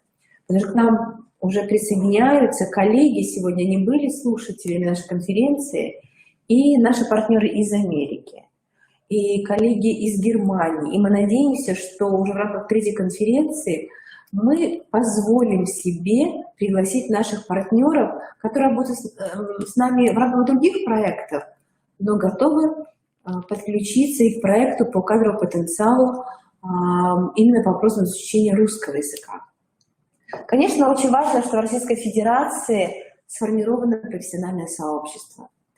Коллеги из Москвы, из Перми, из Шадринска, из различных организаций высшего образования и дополнительного профессионального образования, которые подключались к конференции, это именно те эксперты, которые непосредственно формируют положительный имидж нашей Российской Федерации. Поэтому, конечно, важно поддерживать линию международного сотрудничества в решении важных вопросов и изучении, и поддержки, и продвижения русского языка. И мы надеемся, что у нас получился очень конструктивный диалог со всеми нашими коллегами. Уважаемые коллеги, я надеюсь, что сегодняшняя конференция стала для нас профессиональным событием.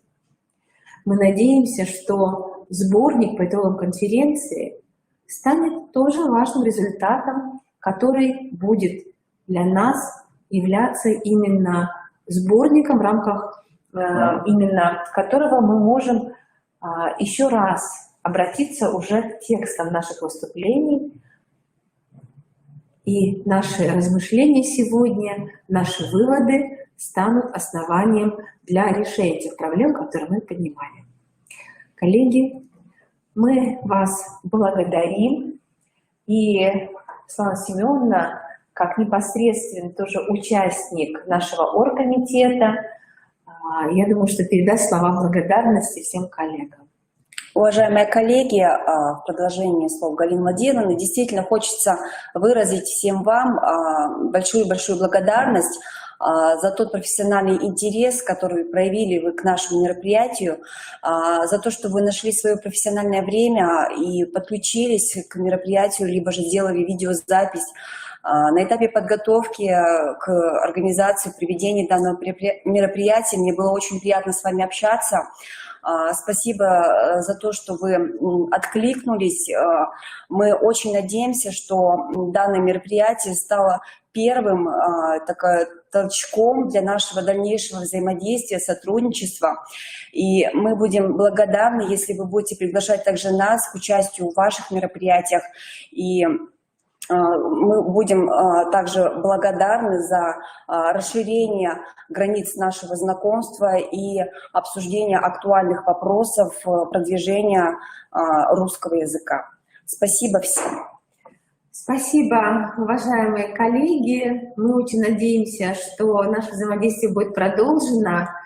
И слова благодарности от всего нашего коллектива за то профессиональное внимание, которое и наши уважаемые участники уделили конференции. Коллеги к нам подключались и через наш профессиональный видеозал, и через данную платформу в разное время уже более, как мне уже коллеги говорят, было более 100 подключений. И важно, что наша конференция будет еще очень долгое время в рамках именно нашей деятельности присутствовать в нашем информационном пространстве. То есть вы можете, коллеги, использовать данную видеозапись и для обсуждения, и, может быть, именно как результаты ваших выступлений. Тоже это очень важно. Наш профессиональный видеозал находится на сайте нашего института, Республиканского института развития образования. Конечно, мы благодарим педагогов, которые подключались, потому что именно ваше внимание, конференция, это тоже очень важное для нас результативное отношение, которое определяет вашу заинтересованность. Поэтому, уважаемые коллеги, мы вас всех благодарим, желаем вам всех благ. Конечно же, в это солнечное, мы надеемся, дневное время мы завершаем нашу конференцию и будем надеяться на продолжение реализации наших совместных проектов.